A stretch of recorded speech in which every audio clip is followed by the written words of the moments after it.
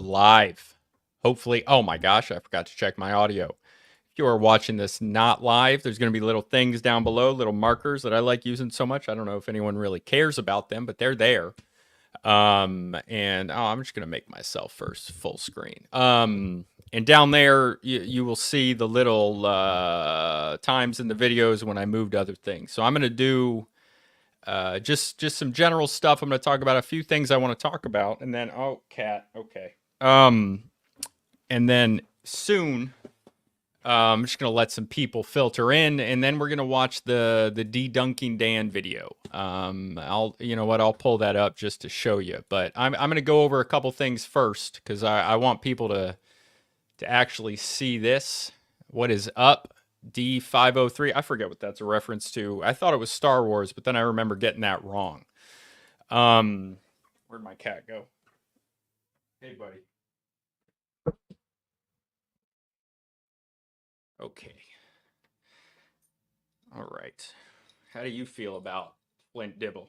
You think he's lying? You think Flint Dibble's lying? You like Dan? You like Dan, huh? Cutie. So we're just gonna give it a few minutes. And then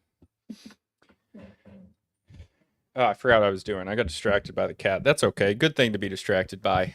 I love my cat. I want to get a dog too. Gonna get a little Bichon Frise or a Havanese and name him Attila. I'm just gonna put a little banner in the bottom. Give me about 20 minutes until Dedunking Dan on Flint Dibble.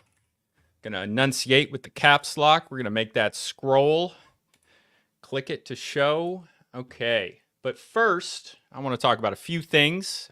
Just some stuff in general that I like that I don't know if other people like. I haven't watched it yet, but Ethan says that was a great video from Dan, though he will be slippery with his reply video, I know. And I should say, I haven't actually watched the video by Flint. And the reason for that is because I can't watch it on live. Well, I guess I could, but I would be worried about watching the entire video live. I actually, in the past, I had never used any of Dan's clips. Any of Flint's clips from his own channel. And the reason for that is because I was worried about him striking my channel. But apparently Dan says that he has done it in the past, and Dan told me that in a DM that he hasn't been struck by Flint Dibble for using his clips. But as far as watching the whole video, that can get a little iffy as far as fair use goes. So I don't want to do that. In general, it's fine to do because I stop and I talk about it, and it is fair use. But fair use is not super.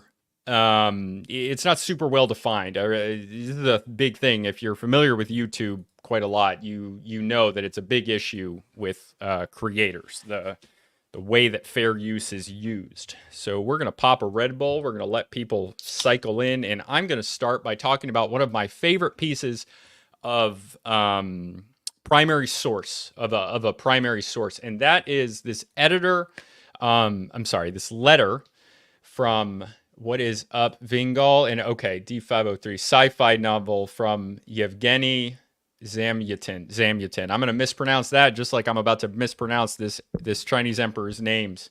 Qiang. I'm forgetting how the Q is pronounced. Qianlong. Letter to George III. And so this was a letter from and what's up, Shermanator? That is an old reference. Love that.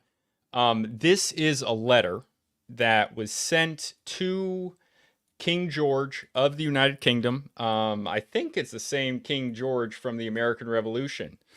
So yeah, King George III, right? Right? Yeah, American Pie. So this letter was sent in 1793. And what had happened is, if you've seen my Twitter thread on this, I did a Twitter thread, and I'm going to be doing, thank you, Ironheart, same George. Okay, George II was right before that, I think. So McCartney was an emissary. He was a British envoy.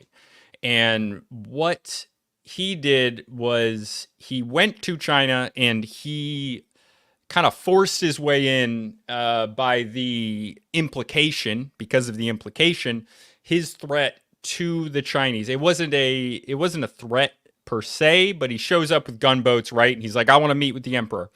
And this is something that in China at the time, they no longer have an emperor. But when they had an emperor, um, very, very against Chinese custom, because the Chinese Empire was very, and their culture still is in a lot of ways based in this type of thing, but they were very, very much against commoners coming in and speaking. The idea that an emissary would be able to come in and demand an audience with the king is not good for the Chinese. They don't see that as normal. They would have an emissary and is all this pomp and circumstance. Like, this is the Middle Kingdom, and they're called the Middle Kingdom in not only their own language, I think, but also the languages of many of those around them. I shouldn't say specifically because I don't remember, but I believe in Japanese and Korean this is the case. And in a few other languages, they're known as the Middle Kingdom. And that's a reference to them being the middle of the world, right? They're the center of the world. And I've talked about this before. I did about 2 hours where I went over 15 pages of notes on Chinese history, mostly up until 1850, an overview. You guys know that I love Chinese culture. I love Chinese history. And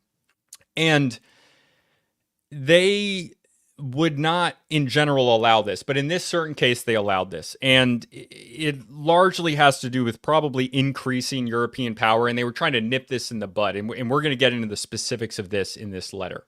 But the McCartney expedition, they went in there, and, you know, this is a representative of the British Empire. This was before their absolute peak, but getting there. They were very, very powerful. And at this point, there are actually European traders with a D, that are in China, but they are under very specific rules. They're in one very specific area in China. That's where they're allowed to go. They're not allowed to go anywhere else. And when these traders go to China, they stay in this city. They live under Chinese dress, haircuts, and they don't leave for the rest of their life. They live there. They live in this place. It's very, very insular. And I did a thread on the Chinese treasure fleets, and I'm actually going to be releasing another standalone video on that pretty soon here. I'm working on it right now. I'm dealing with some issues with my editing software. You guys know that I'm not good at tech, and I am trying my best to get better at tech. I have to be. But that's Descript. That's the podcast editing, which you can make standalone videos on, but I'm also looking to switch over to DaVinci. Doesn't matter.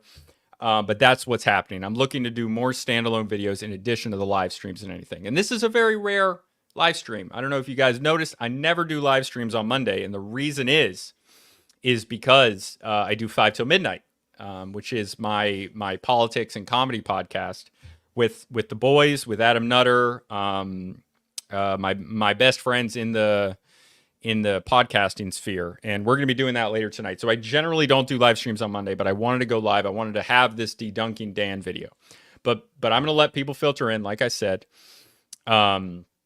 And then we're going to go over that. So first, I just want to talk about this because it's just one of my favorite primary sources. I really think that everybody should look at primary sources as much as possible, because primary sources, they don't lie, right? The selection of primary sources, what somebody wants to show you, can lie. Not lie, but they can mislead through the selection of primary sources. But they tell you so much because it's not this secondary. You're not getting these, politicized textbooks where they just, they show you what they want. They have their own specific takes on these things, the historians and the editors and these big companies that have their own agendas where what they put into textbooks, and then they present that in textbooks as fact. But when you look at primary sources, you can kind of figure out, hey, maybe they're wrong, or maybe they're not entirely right, or maybe what they presented as fact is actually an opinion and not a fact. So here we go. Right. This is the following response given by the Chinese Emperor Qiang Long, I hope I'm pronouncing that right, to King George III of Great Britain, following the British envoy to China in 1793. Okay, and this at this point, the only trade that's allowed is in this one city. And at this point, there had been a trade deficit with China for many, many years. This is the time of mercantilism, which you might remember from high school, history, secondary school, wherever you're from. I know we have an international audience here. And they are very much the British are concerned because Chinese goods had been considered, and this isn't talked about a lot, but this is something that I learned while studying. Um, I have a lot of experience with colonial American. I worked at a colonial American historical society for about a year. Some of my academic work has been in colonial America, specifically mostly New England. And even in New England, in like the 1600s, you can find Chinese goods and Chinese replica goods in New England in rich households because they were seen as prestige goods, right? Like they're paying out of their ass for silk and for the what's it, not earthenware but pottery, like China, literally China, the name of the bowls that we have in English. It's just called China. This is considered the pinnacle of goods. So the Chinese, they want to send their goods, or they sell their goods, and it goes along the Silk Road and it goes along on boats and it's sold, and tea as well. A lot of tea became very popular. And all of these goods are being sold in Great Britain, and it's bankrupting the British because all of their people's money and gold and silver, it's all going to China. That's an exaggeration, but this was both the perception and in a lot of ways the reality. This had been true for a very long time. That and again, it's not talked about a lot, but these goods were seen as extremely valuable in these places for a long time. And then sometime in the 1900s, Chinese goods became associated with being cheap and copies and everything. But that wasn't true for like 2,000 years. Probably not that long that it was very common, but a long time, hundreds of years at the very least, at scale, in a large amount. So this is obviously translated. Well, actually, I don't know. This would have been written in English, I assume. But very much a lot of pomp and circumstance. Yeah. Primary sources are great if they get presented and included in the record rather than hidden and never written up, which many such cases of that.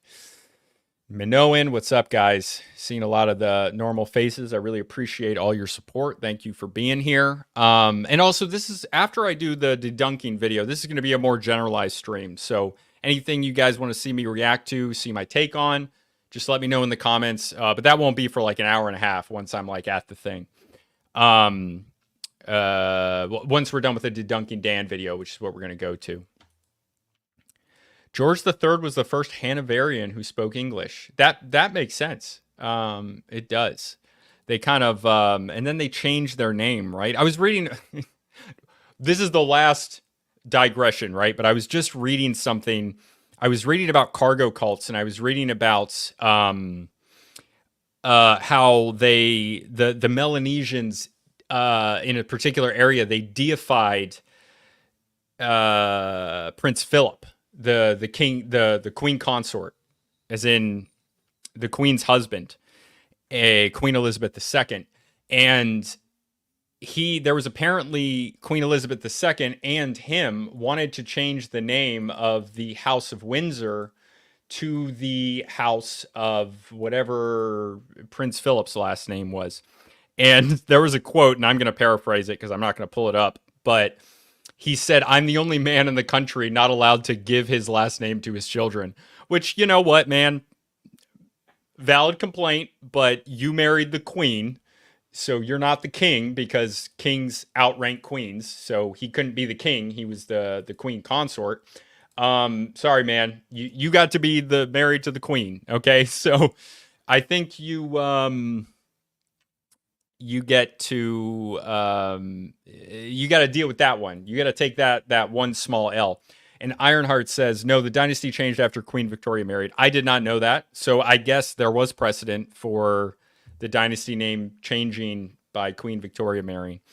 Eventually, I'll probably do some stuff on Elizabeth the First, Queen Elizabeth the First, who is my favorite modern, obviously early modern, but my favorite early modern monarch. She was the patron of one of my favorite historical figures, who is obviously, I love the naval, the maritime stuff. So, Francis Drake. She was the patron of Francis Drake, and she was crafty, man. She was very crafty, very successful for England. Not that I have a lot of love for England historically, but as far as history goes, I do. So let's get into this document. You, O king, live beyond the confines of many seas. Nevertheless, impelled by your humble desire. See here, there's a lot of like veiled insults here, right? Veiled insults as well as like paying actual respect. Yeah, I agree, JC. So, humble desire, it's your humble desire to partake of the benefits of our civilization. They're already like, yeah, we're the best. You want to come here and get a piece of this because we are the best. And they're not wrong, right? Like they're pretty correct in what they're saying there, because that is what happens, and that is the general perception of China from them. You have dispatched a mission respectfully bearing your remote memorial. There's also not only like veiled insults, but there's also respect given, right? This is the emperor recognizes the king as a very powerful man, just not at his level. He's number one, right? He is the emperor of China, is number one, both in belief and honestly in practicality, essentially. Up until this point, though, because this is where it starts to, and this is why this happens, because at this point, it starts to become like, they're pretty powerful. And I think the Chinese are aware of that, which is why they gave him an audience in the first place, even though it was seen as quite disrespectful based on how they viewed it. Your envoy has crossed the seas and paid his respects at my court on the anniversary of my birthday. So they're framing this as a almost tribute mission, right? Pay your respects. As in the British did come and they gave gifts. To show your devotion, you have also sent offerings of your country's produce. So this is key here, right? Because he's saying like they came with gifts for the king, which is very normal, but they're then framing the gifts they gave to the king not as it being like, hey, look how great our civilization is. They're framing it as tribute, right? It's like it is a tribute system that the Chinese had enacted.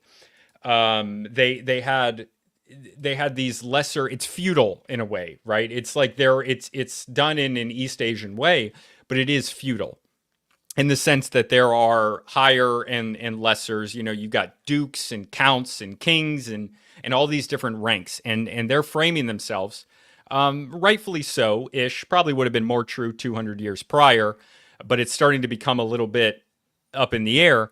But they're saying you have sent offerings to show your devotion. You have also sent offerings of your country's produce, and they're establishing that the British are kind of a member of this tribute state. They're under the Chinese. They're establishing themselves as above. Okay, I have perused your memorial. The earnest terms in which it is couched reveal a respectful humility on your part. So again, I mean, they're complimenting. They're saying like, yes, you're respectful and humble. Again, they're kind of little broing the British a little bit here. They're saying like, you're being humble because you're below us, right? Which is highly praiseworthy. And again, it's the insults and the little broing mixed in with actual respect, which is huge for a Confucian country. This is absolutely huge. In consideration of the fact that your ambassador and his deputy have come a long way with your memorial and tribute, I forgot that they actually said the word tribute, right? They're explicitly saying here that you're a member of this tributary system. I have shown them high favor and have allowed them to be introduced into my presence. And they're basically saying like, yeah, we did you a favor by letting you in. And honestly, based on the precedent here, based on like how they really don't do this, this was not a thing that happened very often. they they are saying like we're doing you a favor here, but really I think there's an implication here that they were allowed in for this very against Chinese custom type of thing because of the power that they were gaining and were recognized to have. So I have shown them high favor and have allowed them to be introduced into my presence. And this is true. It is still a little bit of little broing, but it is true that this is not something that they would generally do. So, no, sorry, give me a second. I'm just going to put on Chinese primary source. I'm just going to put that on the video. Okay. To manifest my indulgence, I have entertained them at a banquet and made them numerous gifts. I have also caused presents to be forwarded. I lost it. I have also caused presents to be forwarded to the naval commander and 600 of his officers and men, although they did not come to Peking. This was the former capital of China. This is where they were at. So that they too may share in my all-embracing kindness. I am the magnanimous emperor of China, and I'm being so nice. And to be honest, if you look into what those gifts were, they were very generous. They were very big gifts. Like they were giving huge amounts of stuff to not only the King George, who they sent stuff back to him, but everybody, all the men and the officers. All the enlisted men as well. And, you know, as a former enlisted man myself, I appreciate that quite a bit. And I'm not saying that facetiously. I really mean that. I do appreciate that. Bingo pointed out something. Sorry, they renamed Peking. Yes, it is Beijing. Sorry, that was a mistake on my part. See, Flint Dibble, when you make a mistake, you can just say, "Oh, I was wrong." That's okay. You can do that, buddy. It's fine. We're not always right about everything when we're pulling it from our memory. It's fine. Yes, and Windsors are imported Germans. They are imported Germans, and the Stuarts who are Scottish. Restore the Stuart monastery monarchy. Okay, here we go. As to your entreaty to send one of your nationals to be accredited to my celestial court, celestial. This is very much mandate of heaven. This is almost God emperor status, right? I think I don't think he was thought to be a god even in China, but he was thought to be, you know, maybe like attached to God. He has godliness in him in a more animistic way. But that is a belief that they hold. And as to your entreaty to send one of your nationals to be accredited to my celestial court and to be in control of your country's trade with China, this request is contrary to all usage of my dynasty and cannot possibly be entertained. So they're saying no here. They're saying no here in a very nice way. And this is a very reasonable no, because to entertain the request of oh, what's up, Craig? Good to see you, brother. I'm glad you're back in here. I like your little trash panda profile picture. I don't know if that's new or not. This request is contrary to all usage of my dynasty and cannot possibly be entertained. Remember, if you just joined us, I was talking earlier about how the European traders who were trading in China at the time were under strict rules, living by Chinese custom. This is all protection of, this is all to protect Chinese culture. This is a very insular society, which will become very clear when I post that video that I'm working on right now on the Chinese treasure fleet from the early 1400s, which is based on a thread that I did a while ago that I'm really interested in. And this is how... Oh, okay. I'm sorry. He talks about it here. It is true that Europeans in the service of the dynasty have been permitted to live at Peking, but they are compelled to adopt Chinese dress. They are strictly confined to their own precincts. So there are areas in the city where these European traders are allowed to live in, but they're under very strict, almost draconian from a European perspective, but very normal from Chinese perspective. confined to their own precincts, and are never permitted to return home. They can't go back. Once you do this, you are not allowed to go back to wherever you came from. So a Dutch trader, he's there forever. You're in that city forever, not just in China. As far as I know, you couldn't leave that. You are presumably familiar with our dynastic regulations, which I assume they were. They must have known this. This has been going on for a long time. A lot of this was like the 1600s is when the Dutch were the most powerful. They would have been still quite powerful in the East. They owned like all of Indonesia, which is today the fourth largest by population country in the world. By land area, it's a lot larger than it looks because it's along the equator, unless you look at it on a globe. You are presumably familiar with our dynastic relations. Your proposed envoy to my court could not be placed in a position similar to that of European officials in Peking who are forbidden to leave China. Okay, maybe not Peking, but China. Nor could he, on the other hand, be allowed liberty of movement and the privilege of corresponding with his own country, so that you would gain nothing by his residence in our midst. So this was to protect Chinese secrets, right? They're not even allowed to talk. I forgot about this part.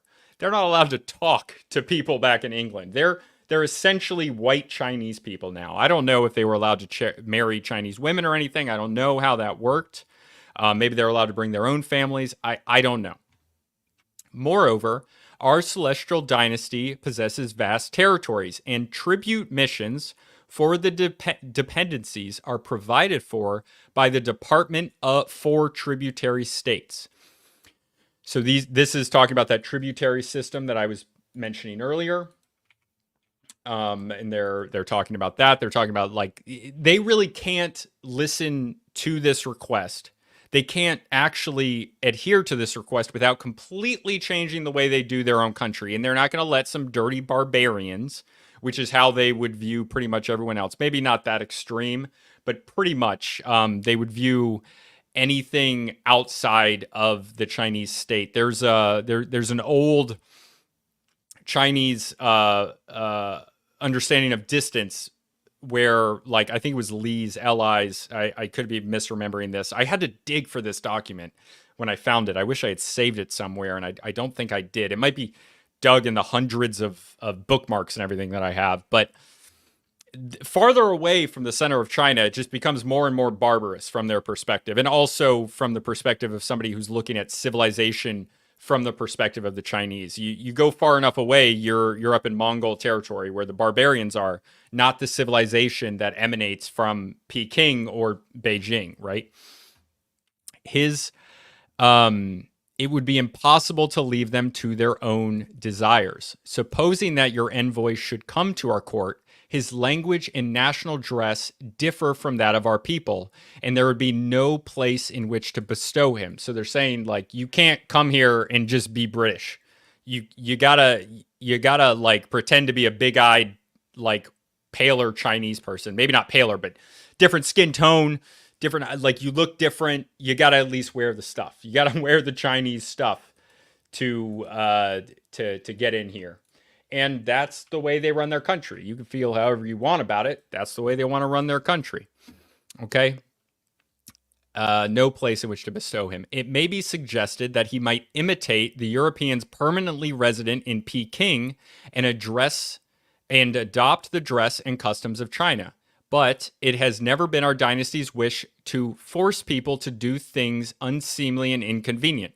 So they're making an offer here, right? They're saying, like, yeah, your envoy can come in and he can have the privileges that we give to other European traders that are allowed to come in, dress Chinese, never leave, live by our rules. But they're also saying here, like, we don't want to force him to do that. Like, we're not.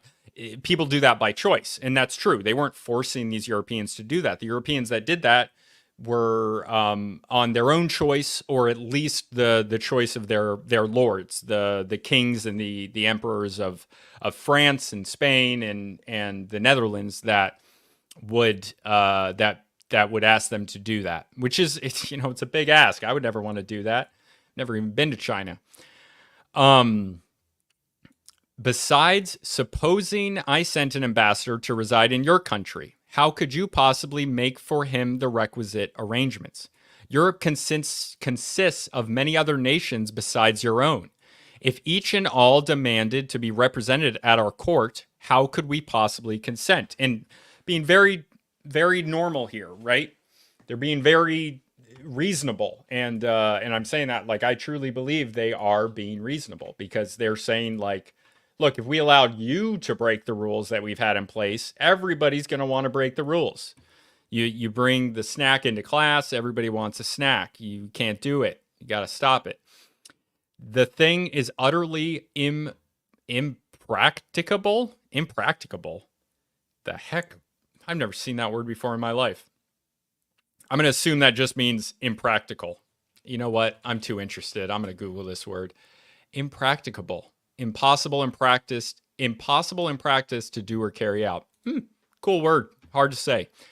How can our dynasty alter its whole procedure and system of etiquette established for more than a century in order to meet your individual views? Again, very reasonable.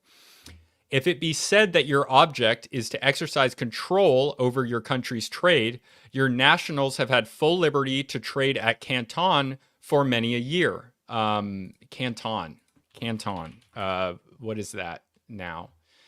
Canton. I feel like they changed the name of. Oh yeah, now Canton is called Guangzhou, which is a. Let me see where we're at here. Guangzhou is down by Hong Kong, right? This is very southern China. This is like China today, but Canton, the language Cantonese, it's mostly spoken in Hong Kong and this area of China. This is one of the major trade cities even today in China. But this is far, far away from up here in Beijing. This is Peking up here. Okay, this is like we're looking up here. This is like the center of the Chinese state historically. It's moved around quite a bit in around this area, Nanjing. But this is very far away. This is like thousands of miles away from Beijing.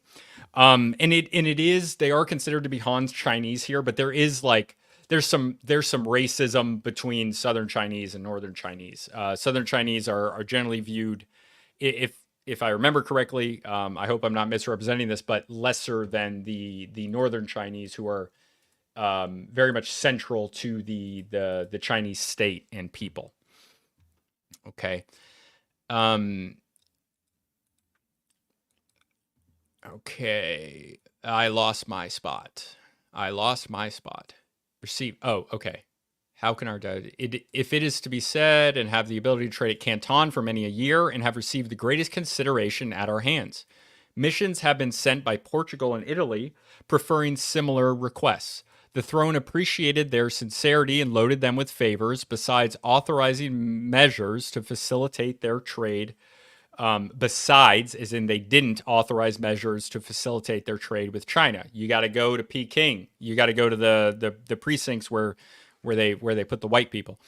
You are no doubt aware that when my Canton merchant Wu Chaoping was in debt to the foreign ships, I made the viceroy advance the monies due out of the provincial treasury and ordered him to punish the culprit severely. Why then should foreign nations advance this utterly unreasonable request to be represented at my court? Peking is nearly 2,000 miles from Canton, and at such a distance, what possible control could any British representative exercise? Again, being very, they don't really have to, but they're being very understanding and just explaining their reasoning, which makes sense. But this is right before stuff pops off, right? This is right before the Opium Wars, where the British are deciding they can just sell drugs in there whenever. If you assert that your reverence for our celestial dynasty fills you with a desire to acquire our civilization, our ceremonies and code of laws differ so completely from your own that even if your envoy were able to acquire the rudiments of our civilization, so they're framing here that they want to get stuff. They want to learn civilization from the Chinese. I know they got their own version over there in that backwater island, England, but we got the real civilization. So how are you going to do that if you just get our stuff? the rudiments of our civilization, you could not possibly transplant our manners and customs to your alien soil. Therefore, however adept the envoy might become, nothing would be gained thereby. So this is a very different understanding, right? So the Chinese are not as concerned with the material goods. They are concerned with them, but it's much less on their hierarchy as the ideas of civilization, of perpetuating their culture, of like their harmony, of this Lao Tzu type of idea, this the Tao, the circular, just making everything kind of stay the same, right? They want peace and harmony, and they don't care as much about material goods as they do these other things. Whereas the Europeans, especially at this point, but even today with consumerism and everything, Europeans are obsessed with material goods. And when I say Europeans, I'm including Canada, Australia, the United States. I'm talking about European diaspora countries like that. Okay. Swaying the wide world, I have but one aim in view, namely to maintain a perfect governance and to fulfill the duties of the state. Strange and costly objects do not interest me. Okay, so he said exactly-ish what I said, but he said it way better in not in prose, but in this flourishing, beautiful language that they have. This is why I love primary source documents as well. So they're saying we don't care about this stuff. We don't care about this stuff. We care about maintaining a perfect governance, and that's about the harmony and everything like that. Okay. If I have commanded that the tribute offerings, they say it again, that you're offering tribute as a lesser little bro to us. You're the little bro. We're the big bro. We're the Chinese. No one's as cool as us. And they are sort of right in that in a lot of ways. O king, are to be accepted. This was solely in consideration for the spirit which prompted you to dispatch them from afar. Our dynasty's majestic virtue has penetrated onto every country under heaven. Under heaven, the mandate of which is given to these people themselves. Like they have the mandate of heaven. That's the implicit idea here, that they are the ones that rule under heaven. Please like the video. I would appreciate that very much. Thank you. Okay, and kings of all nations have offered their costly tribute by land and sea. As your ambassador can see for himself, we possess all things. I set no value on objects strange or ingenious. They say they don't need your trade. They got all the stuff. And there's also an element of, like, they know that these types of objects, these types of new technologies, which for a long time, even in Europe, were viewed as being disruptive to their own nation. New technologies would be seen as a threat to power. And this is what happens, right? Like new technologies and trading allows the merchant class to grow in power above the monarchies, and it allows for things like the French Revolution. So this isn't an empty thing that they're afraid of. The Chinese were the Chinese Empire prior to communism, prior really to the 1800s when the Opium Wars happened. They were very, very good at this. This then is my answer to your request to appoint a representative at my court, a request contrary to our dynastic usage, which would only result in inconvenience to yourself. I have expounded my wishes in detail and have commanded your tribute envoys to leave in peace on their homeward journey. It behooves you, I think that's spelled with two O's, doesn't matter, O king, to respect my sentiments and to display even greater devotion and loyalty in the future. And look, I know King George goes by King George. He didn't go by emperor, right? Even though in a lot of ways he kind of was an emperor at this point, having vast territories far off from the United Kingdom, especially a little bit later. This is kind of before India is all British. But yeah, a king is lower ranked than an emperor, you know, on the hierarchy of honorifics. A king is below an emperor. Valuable presents in excess of the number usually bestowed on such occasions, including silks and curiosa list of which is likewise enclosed. Do you reverently receive them and take note of my tender goodwill towards you, a special mandate. And this is a side. In the same letter, a further mandate to King George III dealt in detail with the British ambassador's proposal and the emperor's reasons for declining them. Okay.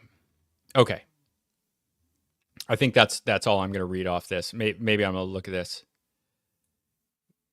You, O king, from afar have yearned after the blessings of our civilization, and your eagerness to come into touch with our converting influence have sent an embassy across the sea bearing a memorial. Isn't this the same thing? Oh, I have already taken note of your respectful spirit of submission, even more overt. They're saying you're submitting. Ironheart says, when Mao was asked about the French Revolution, he said it was too early to tell the consequences. Yes, thank you so much for that comment, Ironheart. It is, the Chinese have such a long time scale. I talk about this quite a lot. You probably heard me mention it before. Europeans and European-derived countries, they have this almost, like, we think about it, our culture thinks about it largely in terms of quarterly profits. Like 3 months at a time. That's how a lot of our culture is based in corporations, and that's how they look at it. People don't think about things on a long time scale, which I think that's very, very obvious in the types of issues that we have in our country today. People aren't looking 100 years down the line on what demographic replacement and all these other things that were much more controversial to talk about 10 years ago, but now have really come into the, I probably wouldn't have even said that 10 years ago, demographic replacement. But now it's so obvious that demographic replacement is a thing. And we got Haitians eating cats out here in Ohio, apparently, that it's a thing to talk about. Okay, this is, they think on a long, long time scale, generations, not individuals. And they're much less individualistic than the West. The West is uniquely individualistic. Okay, so this is good. You know what? Let's do it. Let's go to the Dan G. Dunker. Is what we're going to do. I hope you guys enjoyed that.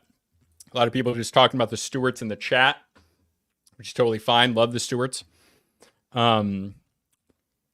Yes, okay. So last thing I'm going to read before I go into the other one.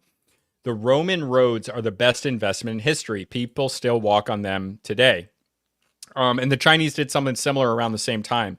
Roads are a technology that functionally allowed for the Incas, for the Romans, for the Chinese to be able to stretch their power much farther out. Just an aside before we get in here, the Incas in the early Incas, and unfortunately the Incan Empire had just solidified itself in its largest form in like the same year or within a few months of when Pizarro came in and wrecked their whole thing.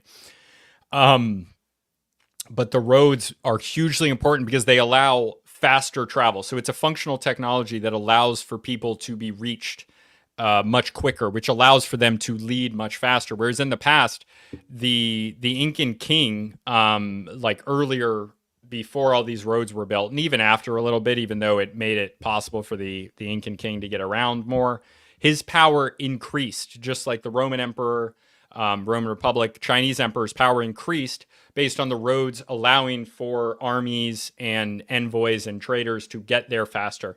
But the Incan leadership, the Incan king couldn't really lead outside of where he physically was. So the Incan capital, like besides the retainers for the Incan king, all the other villagers within 20 miles, they just cleared out. They're like, we're not going to live here where that crazy dude can just walk up and screw with us. What's up, Red Raptor? Okay. And probably the Olmec too. We don't know a lot. Yale and Harvard facilitated the opium trade. I have never heard that. I might have to look into that a little bit more. But here we go. Let's get into what we came here for. Dedunking Dan, friend of the show. And this is his video in response to Flint Dibble's video. And again, I haven't watched the whole thing, but there will be clips from it in this. But what I had seen from Flint, one of the things I saw was him sharing a bunch of just shit-talking Twitter messages from Dedunking Dan. Like, he's just sharing general shit-talking. And I don't know what he wanted to prove with that. Because Flint participated in that shit talking just the same. He was part of it. I made a short thread on it of Flint calling people he was literally calling people pieces of shit.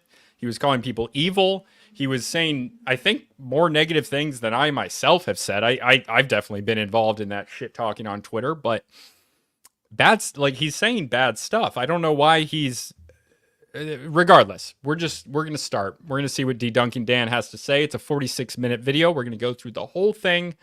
And then after that, whatever people want to see, I'll take requests. For donations, I'll definitely look at what you have to say. If you donate 40 cents, I'll watch the video you want me to watch. But if you don't want to donate and I like what you have to say, and you don't have to donate, I appreciate likes and subscribes. Totally up to you.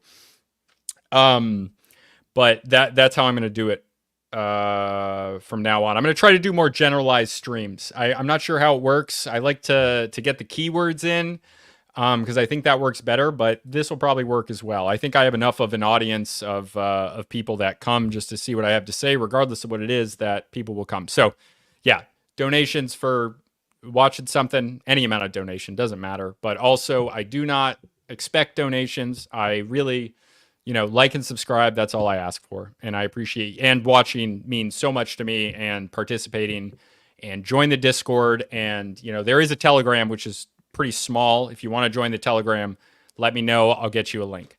It's not like it's hidden or anything. I just don't have the link totally public. But yes, Shermanator, you should trust some archaeologists, right? Like, I don't trust the field of archaeology. We have archaeologists on the show, right? We have on Cam every once in a while. He's an archaeologist. He's great. This isn't everyone. And the issues are with the field, and it infects a lot of archaeologists, but not all of them. Yes, and I agree with this, SW. Flint thinks he's above criticism, out of control ego. That is my opinion as well. It's a little bit much. It's a lot. So let's go. First video, he's talking about Mini Minuteman, I think his channel is called. In April of 2023, I made my first let me know how the audio is. My audio compared to the video. Video criticizing an archaeologist for getting facts wrong when they were debunking Graham Hancock. I sent a link of the video to the man, and he found it worth acknowledging. As a matter of fact, he found me worth talking to. I'll let him explain. When I started this series, I was greatly looking forward to hearing the viewpoints of those who agreed with Graham Hancock, because I didn't really care as much about Graham Hancock as I did about the theories that he was putting forward. But most of his... And this is the guy who might be ideologically opposed to me in a lot of ways, but I view him as generally pretty reasonable. I think this is the guy that did a thing on Gunong Padong, when I did a 2-hour stream on it, which I generally agreed with, but I've since thought maybe there is something to Gunong Padong. The paper on it was really not good. The paper was not good. It was confusing. It was all over the place. It was not formatted well. I don't know if that's if that's a Indonesian to Western style of producing things, but I was not a fan of the paper. But this guy, he did have a meeting with Flint Dibble. Also, Flint Dibble went on Destiny's podcast, which means that now Flint Dibble cannot criticize me based on who I talk to, because I do talk to people whose ideologies I don't support. As you know, while I might talk to some racist people on Twitter, I myself am not racist. This is a cultural anthropology podcast. It would be impossible for me to be racist. It just doesn't make any sense. But regardless, yeah, so this is him. I view this guy as pretty reasonable based on what I've seen. Supporters who ended up watching my video just ended up seeing it as a personal attack, with only one real notable exception. I had a man reach out to me on Instagram named Dan, who uses the username Dedunking, excellent username, by the way, to tell me that he had made a response video about me. And I watched it, and it was great. He's as snide and snarky as I am, but looks like what I'd look like if I could actually grow a full beard and didn't know what an electric razor was. And I talked with him for a while on Instagram, and he was really nice. It was very refreshing to be able to talk to someone who I disagree with, but are still able to actually have a discussion. A year and a half later, a different archaeologist is getting facts wrong for debunking Graham Hancock. I criticize him, and he reacts in a little bit of a different manner. Okay. Let's take a look at this guy, Dan. He goes by the name Dedunking Past here on YouTube. His shtick is that he debunks the debunkers. And since I was the debunker of his personal hero, Graham Hancock, he has decided since that Rogan episode that I am open game for nonstop harassment. So how did we get here? Am I just some white knight for Graham Hancock? Did I go from caring about truth and science to just wanting to grift in order to get a couple extra clicks? Or maybe there's a reason that I treat Flint, Dibble, and Milo Rossi considerably differently when I talk about them. And the short answer is, of course, there's a reason, but I'm going to do a little bit more than that. I'm going to explain. Notice one thing here, okay? I just want you to take note. Why. You see how his beard is trimmed?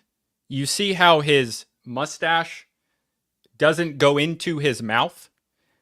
Just remember that. Just remember how Dedunking Dan, even though he's got wild hair and a long beard, notice how it's trimmed. I show you why, and then I'm going to explain to you at the end how this whole debacle has messed with my head and changed the way I do think about things. It certainly hasn't made me consider Graham Hancock's position more valid or anything like that, but it certainly has changed the way I think about a few things, not just archaeology. So strap yourselves in, because we've got us another one of them response videos. Hi, my name's Dan, and welcome to Dedunking.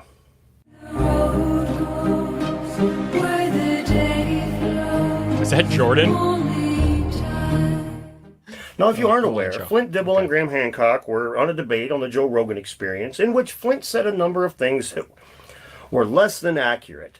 And I caught this because of the way Flint reacted when Graham said, "Hey man, why do you always say these slanderous things about me?" And Flint's like, "No, I don't. Yes, I do." And I recognized that. I knew for a fact that Flint knew he was lying.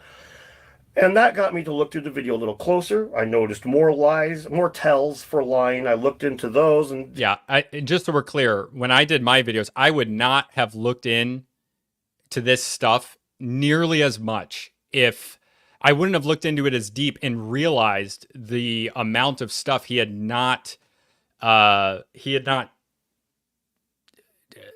wouldn't have looked into this stuff and seen the amount of errors that Flint made. Again, originally, these are just errors that Flint made, which seemed to be in service. You could argue that he was lying. I think I had said that he was lying, but originally I was exaggerating, and that was based on the rhetoric coming from Flint himself. But then once I saw him actually talking about it, I was like, wait a minute, this guy seems to be dishonest. There's probably more to this. And I realized, oh no, there's a lot to this. He's not really telling the truth. And then he doubled down on these things that were not true. And that's when it becomes lying. Discovered numerous times that the science was being misrepresented. It wasn't very complicated. It wasn't very hard to unearth the stuff if you knew what you're looking for. So I just made videos calling him, trying to give him the benefit of the doubt sometimes, because that's how I always roll. Oh, and before I forget, I should say, if you see me on Twitter, you know that I've done this. But I've done 2 videos on Flint Dibble and some other posts, okay? If anybody, archaeologist, non-archaeologist, whoever thinks that I am wrong, if you think I'm wrong, you are DM me. My DMs are open. It'll go to the request, and I click on those every once in a while. It's usually just scammers, but if it goes to the request, I will go live with you, and we can discuss it if you think I'm wrong. I assume I'm wrong about something. I have to have gotten something wrong in there. Okay. I'm not a huge expert on this stuff. I have a lot of knowledge on maritime archaeology, but I am not an absolute expert, and my word is not gospel. Okay. I will do that with anybody. Anytime live, we will work out a time. Please, anybody. I made this offer dozens of times, countless times. Nobody wants to do it. Just do it. Obviously, nobody in the comments probably is going to do that, but I need everybody to know that that is a real offer. It is a real offer. Then there were times that I knew for a fact he's lying, and I wasn't going to be nice about it then. And then I made the video calling out 5 lies all at once. That was finally just like, here, dude, boom, you're lying. Now, he really didn't like that. And then, of course, I was accused of no longer make the same kind of content, like I said a minute ago. But that's not the case at all. I do give my opponent... Yeah, they loved him when he was debunking some of Graham Hancock's stuff. And everybody here knows who's watched me. I don't agree with everything that Graham says. I don't. I just don't. But that doesn't mean that the guy with the PhD is always right. And again, I don't hate archaeology. I don't hate academics. I think they have a lot of problems. I think they have limitations. I don't hate them. I have 3 bachelor's degrees. How could I hate traditional academics? I love traditional academics. The benefit of the doubt, but ask freaking Potholer 54, aka Peter Hadfield, the geologist, how I treat scientists once I'm 100% certain they're lying. Hell, I'll let Dan from 2023, from June of 2023, well over a year ago, I'll let me from then explain it to you. And Potholer is absolutely right here. You shouldn't use fabrications, misrepresentations, or omissions to support your position when you're having a debate. It's intellectually bankrupt. So when I was talking to him, you can imagine my shock when he kept shifting the goalposts and absolutely not admitting that he had done something wrong, completely misrepresenting Hancock in words in the comments section, but he would blow up these comments that were so big that it was quite obvious that he's hiding from addressing the actual point by gish galloping into all these other directions. Normally, I like to make these videos in a set kind of manner where I give my opponent the benefit of the doubt. But after this, I see that it's very important that I make this clear and concise. So here is the top 8 ways that Potholer has misrepresented, fabricated, or omitted things in his response to Graham Hancock's episode 1 of Ancient Apocalypse. Tell me lies, tell me sweet little lies. Tell me lies, tell me lies. Now, this isn't a new thing. I did it to Potholer 54 for a very good reason, because he was lying to the public. And now, anybody lying to the public is frustrating, but a scientist doing it is, that's fundamentally just like, it's treacherous to humanity on a fundamental level, okay? I don't even know how else to put it. It's just treacherous. So when I see a scientist knowingly lie, yeah, I'm not going to be very polite about it, and I haven't been very polite about it. And now there are times that it's possible that the scientist is just being really, really, really, really ignorant. Like when Flint completely misrepresents Graham Hancock's lost technology thing. Dude, this is something I am all the time. I have videos of that I share on Twitter. I have them ready in a folder. Whenever someone brings this up, I pull out the clip, I drop the clip in the comments just to say Graham said this to Flint on the podcast. He explained the 19th century technology he was referring to, which was accuracy and longitude, which, if you're familiar with maritime history, it's something that was a very, very big issue, because on the boats, it twists it destroys any timekeeping device. This wasn't invented until the 19th century from the European perspective. And well, that's on boats though. It might be a little bit more complicated, but regardless, Graham was never talking about metallurgy. In fact, I've heard him talk a bunch of different times about how he doesn't believe that this was an industrial society, and Flint has to choose this thing and misrepresent it in order to win points in an argument. He has to. It's very dishonest from my perspective. I mean, look at this crap. Look, when you say stuff like this, what all of this suggests to me is that the world was mapped and explored by a global seafaring culture with a level of technology that was at least equivalent to ours at the end of the 18th century during the Ice Age. To most people, this quote, a level of technology that was at least equivalent to ours at the end of the 18th century, means more than just making maps. If you're just talking about maps, why even bring up the term technology or levels of Flynn, okay, I've talked about this before, dude. Technology in anthropology means something very different. We're not talking about iPhones. We're not talking about there's political technology, like the structure of the Roman Empire is a technology. Technology is a very, very broad term. It does not imply industrialization or massive cities. It just doesn't. And the example I always go to is the Mayans and the Aztecs. They were definitely advanced technologically. They definitely were advanced. And yet, like, their cities were at the point of I'm not going to go into that. I don't need to digress more. I digress too much. But dude, Flint, yeah, here's a comment from Ethan. You'd think Flint would know that. Flint does know that. He knows that. That's the problem. He knows that. I know that he knows that because it's very basic. He's a real archaeologist, anthropologist. He knows what technology means in anthropology. He knows what it means, and he's misrepresenting this purposefully. Now, this whole thing has honestly made me give more credence to Graham Hancock because of the way in which they chose to debunk him, right? They used bad evidence. I don't know. There's probably someone who could do it better, but like the things that they chose and the fact that they had to misrepresent what he said to debunk what he's saying, because Graham is talking about these possibilities, it shows that they don't have as much as they say they have. So I believe Graham Hancock more than I used to based on all this. The exact opposite of what they had intended.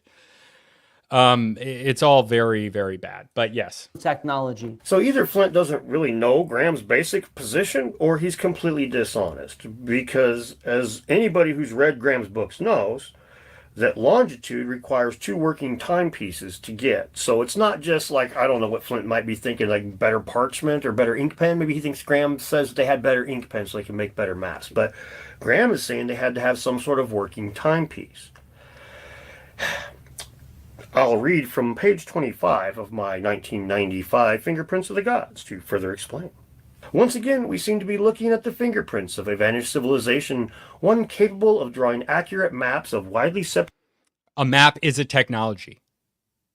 Parts of Somebody brought up Civilization 3 earlier. I also played Civilization 3 and 4 and 5. I might get 6. Earth. What kind of... It's a technology. It's a freaking technology, dude. It is. And if you're saying that's not technology, I don't know what you're talking about. Technology and what kind of science and culture would have been required to do a job like that? Isn't it a little strange that the only parts of Fingerprints of the God that Flint seems to actually know are the parts that he uses as weapons against Graham? He doesn't know the parts that flesh out Graham's hypothesis, for example. It's almost like he didn't read the thing himself. Instead, he just wants to be like, no, Graham, you believe that a lost civilization with ancient high material technology, everybody thinks that way, Graham, so that's what it is. And then he has a windmill to tilt at. He's got his little straw man to continue to attack. And, you know, what's up, Fabian? That, to most people, that would be like grossly unfair. But to Flint, it's fine because as far as he's concerned, he's just dealing with flat earthers, man. And this goes back to a debate I have with a different YouTuber back a long time ago, Dan Richards. He was complaining that that archaeologists treat people who believe in this lost civilization from the Ice Age as if they're flat earthers. And to be honest, the evidence for this kind of lost civilization is equivalent to believing in a flat earth. It really is. Anyone who is familiar with all the evidence we have from the end of the Ice Age, not a single person, not a single scholar thinks that there's any credence to that. Not a single one. Name me one archaeologist whose focus is the late Pleistocene who even thinks that that's a plausible idea. Not one. Now, not only is it so dismissive as to be like a joke, it's like every time Flint's like, hey, buddy, let's go have a beer to Graham, it's like, hey, buddy, let's go have a beer while I wipe the drool off your chin and change your nappy, you little dork. Because he thinks that Graham is dumb as a box of rocks, and he's saying... I haven't looked into Stefan Milo a lot. I might have interacted with him a little bit on Twitter, but I haven't seen anything that he's posted. So right here, he's saying so right here. So you said it, not me, Thomas. Really funny.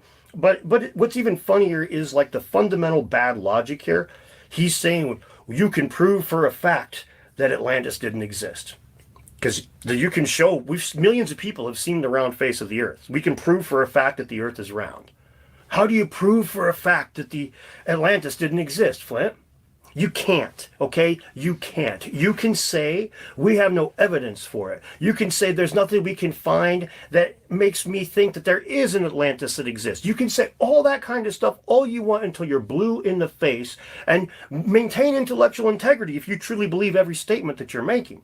But the minute that you make that statement that Atlantis and the flat earth are the same, you are fundamentally just way out there. There's a thought experiment called Russell's teapot. The idea is if somebody believes that a teapot is orbiting Jupiter, it's an extremely unlikely scenario. It's also an extremely unfalsifiable scenario. That is the difference between Atlantis existing. Yeah. Please like my video, please. Also, if you're not already, at some point, open another tab and give Dan a subscribe. He's got some other videos. Maybe if people are interested, we'll watch some more. But yeah, please like the video, subscribe if you're not. I forget what I was gonna say now. Oh yeah, the thing is, a huge part of this, right, is that like in the JRE episode, Graham was asking for research to be done, archaeological research on specific areas. So like these are things that could be falsifiable. You can't falsify like the concept of a lost civilization, but you can falsify certain inklings of possible evidence of it by doing research into them. So there are falsifiable elements to this.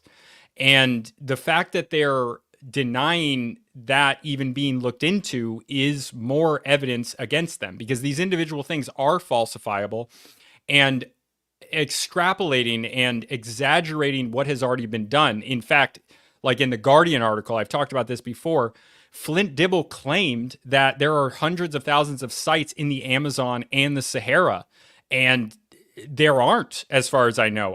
He didn't provide a citation for that, even though his Guardian article was full of citations, and I checked all of them.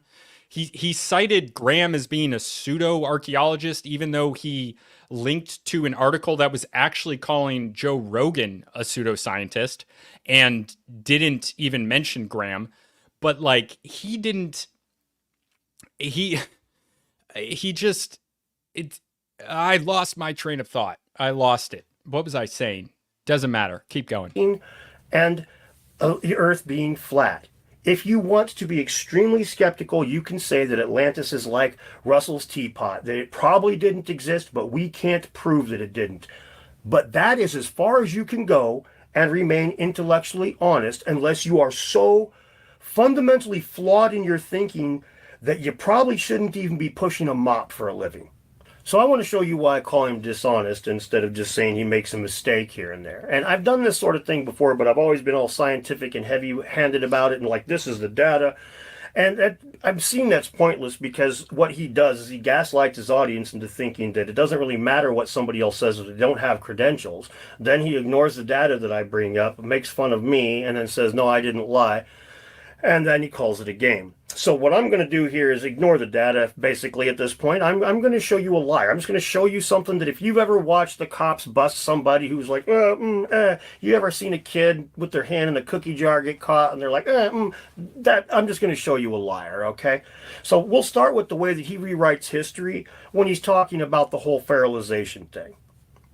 What was it? I refer to fertilization of plants, and I say one thing, and then the next sentence later I say, actually, Joe and Graham, I don't know about this. I'm not even sure if the research has been done. I don't know how long it takes for fertilization to happen. And to only respond to the part before I say I don't know, as if I didn't say that, cut that out of context. It's just kind of like, I now have all these people that think I lie. You're making a job for yourself. This is what it is. By the way, okay. I'm just going to take an aside for a moment. No, I'm not going to do that. Look, if you guys are watching this, you might know about Destiny.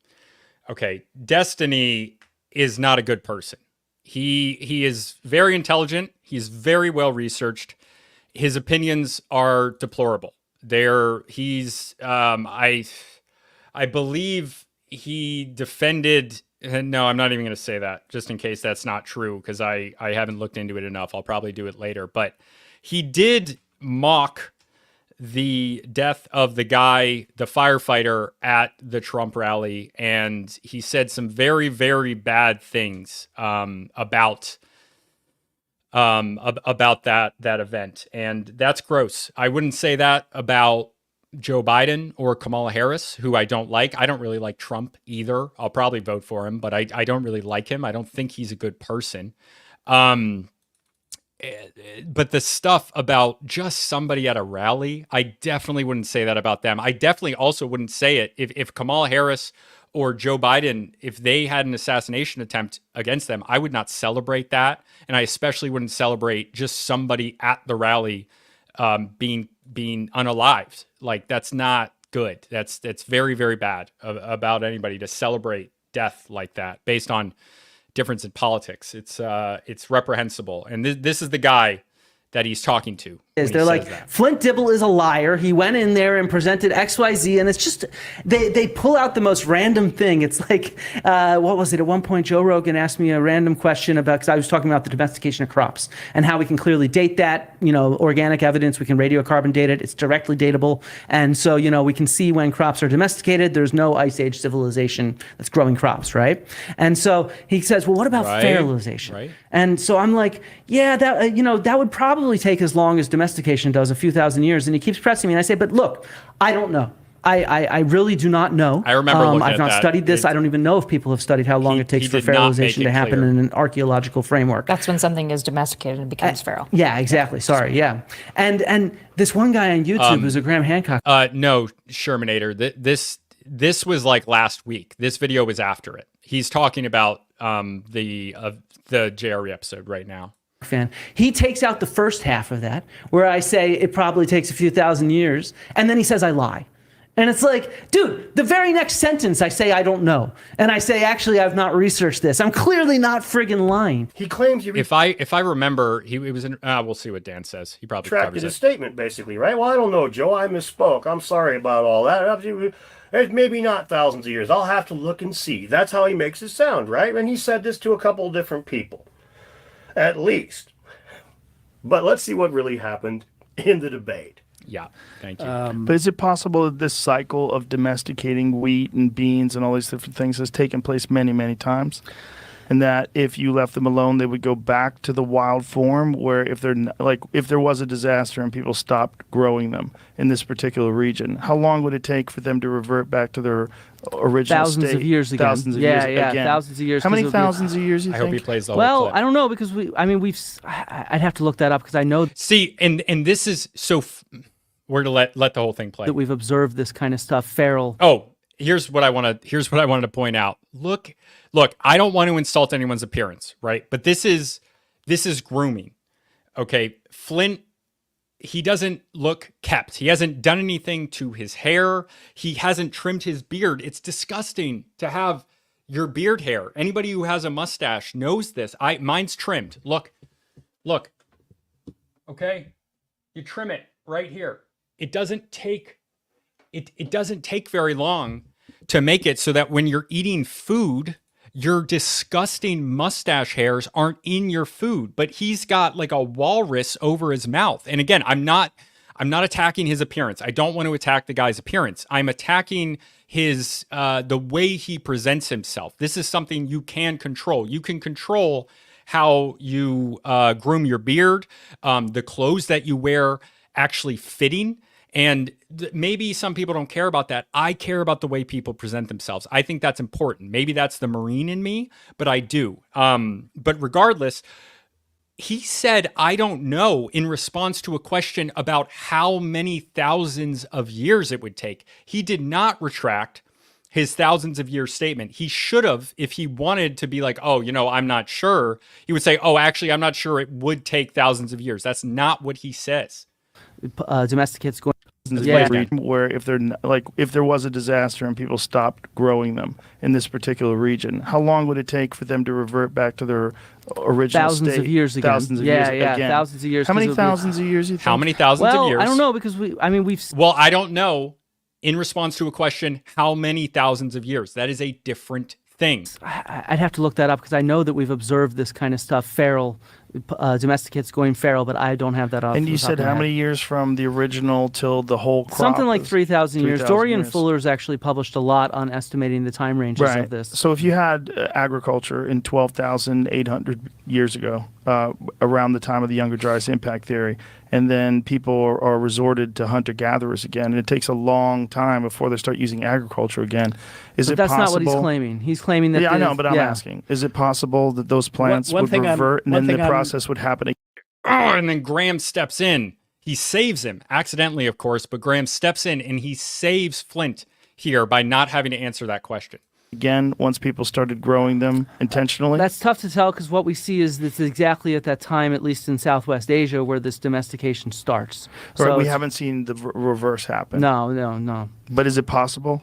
Well, I mean, it would have had to have happened a lot earlier. If But you see what I if mean. people weren't cultivating it anymore, wouldn't the natural selection revert back to the original state? I agree with that. It would revert back. But it would take a long time. It would take a long time. Okay, and then again, he doesn't pull it back. He doesn't actually pull it back. Yeah, dude, you got to shave. You got to shave your neck beard. I actually can't tell. I assume Flint doesn't. I don't know how you can deal with that because I hate it. I trim right up to my collar, not my collar. I trim right up to the jawline. Okay, almost up to the jawline. It's a lot more comfortable. It looks a lot better. I also trim on my face. My barber was Salvadorian.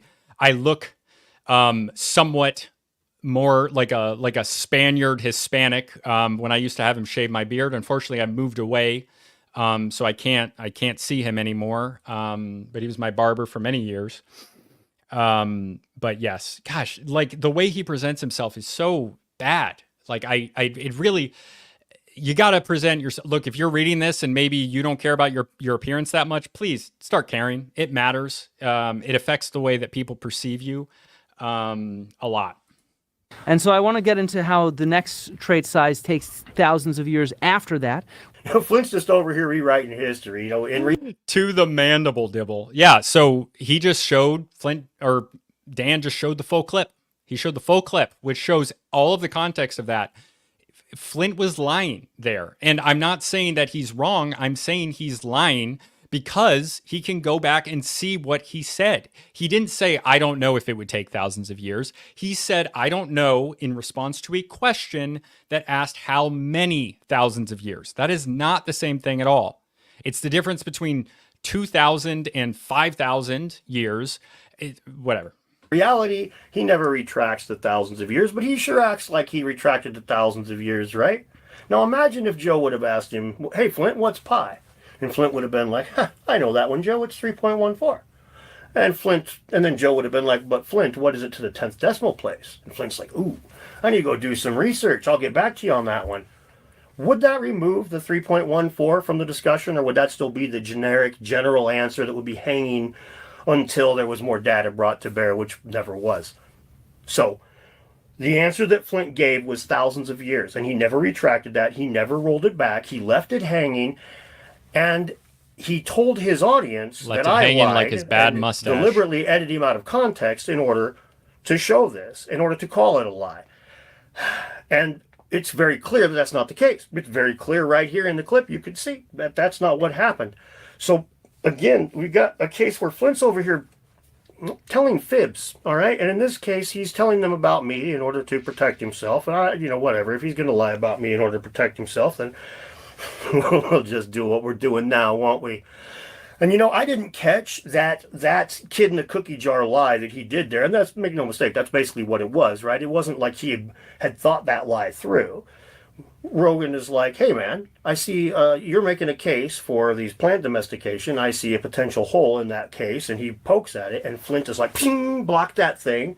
And then he thinks about it for a second. He's like, well, maybe that's not perfect when Joe presses him, but he still doesn't take his hands away from the hole in the armor that he saw. He makes sure that thousands of years stays there, okay? And that's a big deal.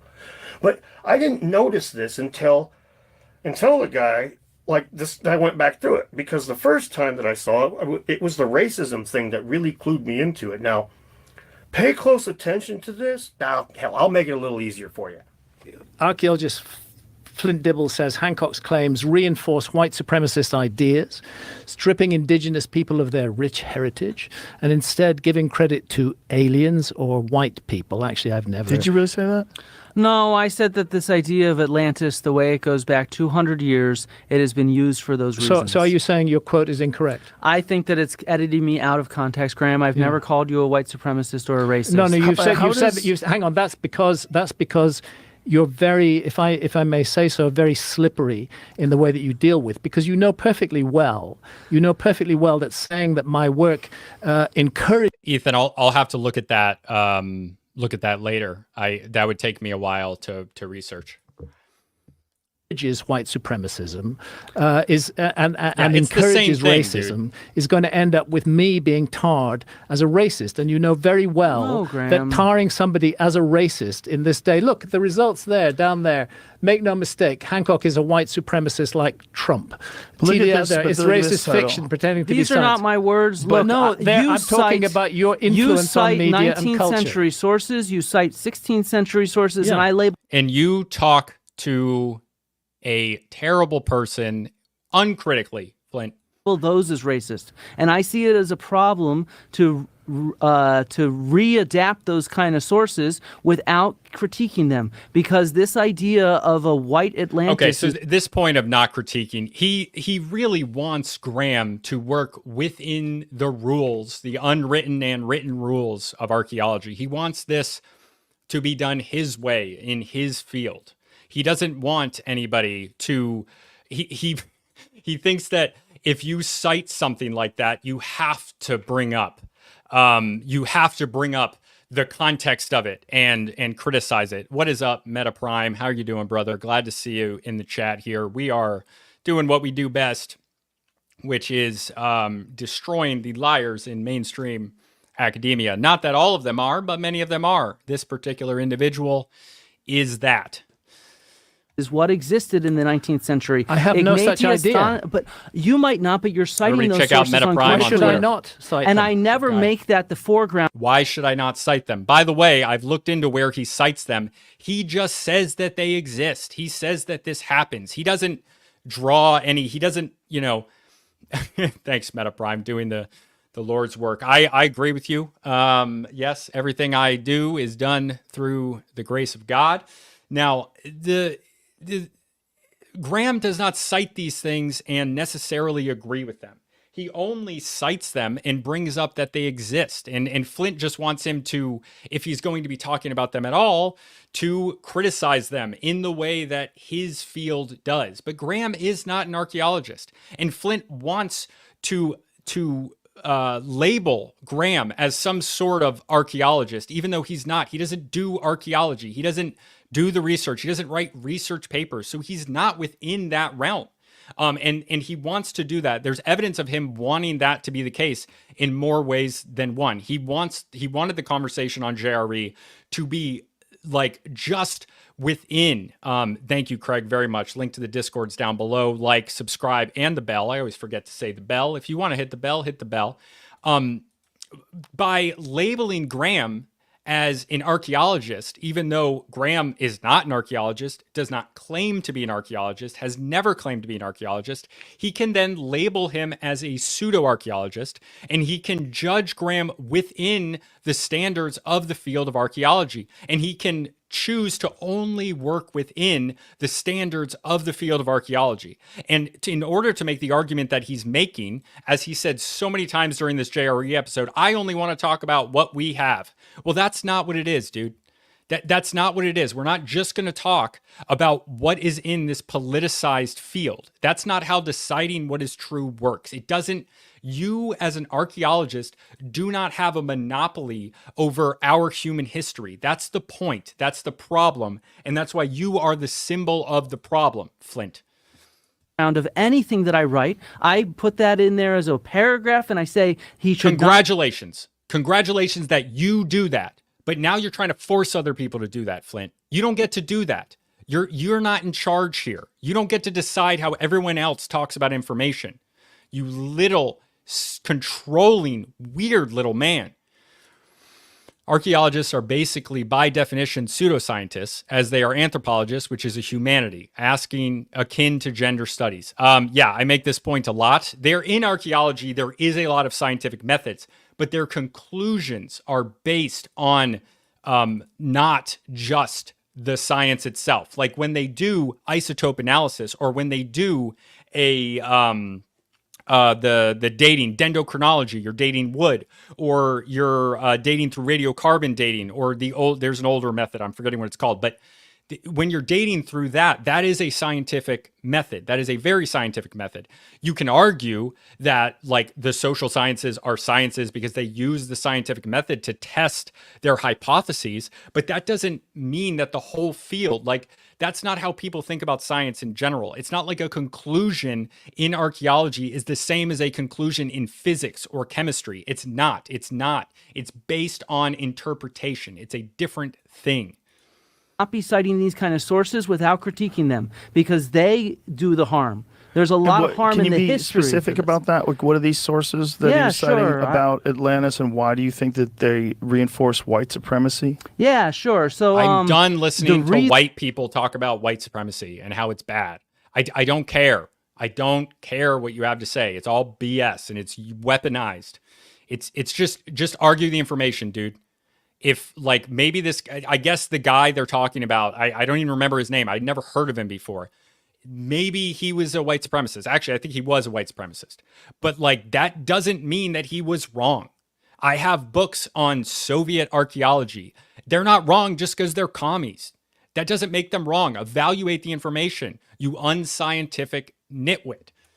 The reason is because for a long time, Atlantis was used as a colonial justification by the Crown of Spain for claiming land in the New World. And so what this idea of Atlantis from the 16th a citation. I've never heard build of up this. into the 19th century with the book on Atlantis by Ignatius Donnelly, it described this as this kind of global that's the guy, Ignatius superpower Donnelly. that was, European and that was responsible for these monuments in indigenous areas. It stripped credit away from local. What is an indigenous area? This gets into how they thank you. AT. All areas are indigenous, dude. They all are. Archaeology and anthropology have tried to change the definition of indigenous to be more in line with like how people think, like or how what their subsistence strategy is. But English are indigenous to England. The Irish are indigenous to Ireland. The French are indigenous to France. Every area is indigenous. It's all indigenous because that doesn't mean much in that case. Cultures of their heritage. Right, but he's not doing that. I never said he did. I said that I was cited very these careful. sources. I But this never is said something that is a very nuanced subject. And when you say that it reinforces white Get mad. supremacy, Again, I said the sources do. right? But go back to the quote, Jamie. But go it's back to the stripped- tweet. it's- But listen, but this quote here reinforce white. I need another Red Bull. I'm sorry. We're give me 20 seconds.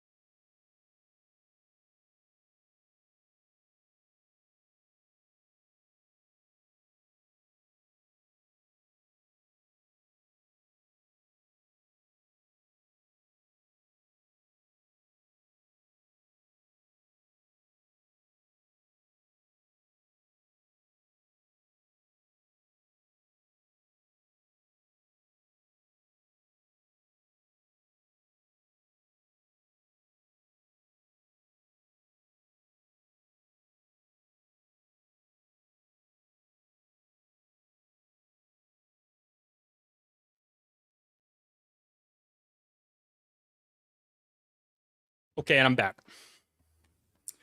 Sorry, I realized I had to feed White the cats, supremacist too. ideas, stripping indigenous people with a rich heritage, and instead giving credit to aliens or white people. None of those things are true. I know But- Graham but- doesn't even talk about aliens, Right, but and what, so did that's you why I'm say that? I said that not in specific relation to Hancock's claims, but in specific relation to this narrative of Atlantis that has gone back hundreds of years. Which is related to Graham Hancock's claim the way that you posted it, okay? Dude, come on. You know that you associated him with racism and white supremacy. He's a freaking hippie. He's a really nice guy. I'm not nice. I don't care. But he is. Graham is. He's married to a South Asian woman. Okay? she Bengali or something. And again, I'm not racist, so I don't care. And I'm not going to listen to being called racist like John Hoops, his freaking buddy, John Hoops, who accused me. Actually, he didn't accuse me of racism. He said talking about IQ is racist because I said that, or I shared evidence of teachers having low SAT scores and IQs, even though teachers are one of the most, people with education degrees, which is mostly teachers, that they have the lowest IQs among college graduates. They're like number 3 lowest of like over 24 degrees, but they're one of the most disproportionately white. So like these people cannot think about, or John Hoops himself cannot think about low IQs without thinking about black people, which is racist. I think John Hoops is a racist. That's my opinion as a white guy. But regardless. Right, but that... Dibble, here's the Guardian. So they're misquoting you, are they? As Dibble states, such claims reinforce white supremacist ideas. They strip in... Craig, he's wearing the hat to hide his hair. He doesn't, like, you could do something with your hair. Just get some conditioner, man. I use women's conditioner and shampoo because I have long hair, and they make very bad shampoo and conditioner for men. I don't care. Get some of that. Fix your hair. Fix your appearance. Groom yourself. It's all about avoiding harsh truths for these people. They have built their entire worldview on the idea that being nice is the highest good. Right. It's not. You don't need to be nice. You don't need to be agreeable. It doesn't get you anywhere. Indigenous people of their rich heritage. I mean, and instead, look, being nice is good, but there's sometimes you can't be nice. There's sometimes it's better for everybody when you're not.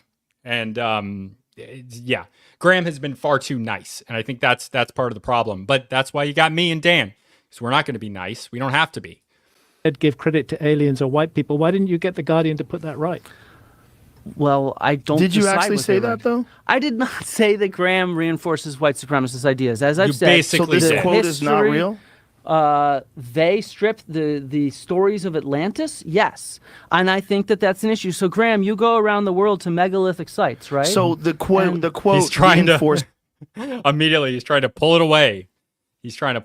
Yeah, Flint has me blocked on my account as well.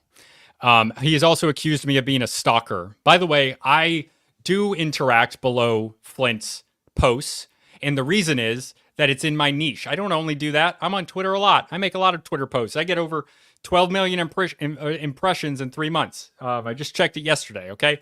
I comment a lot. So some of the times I comment there. It's relevant.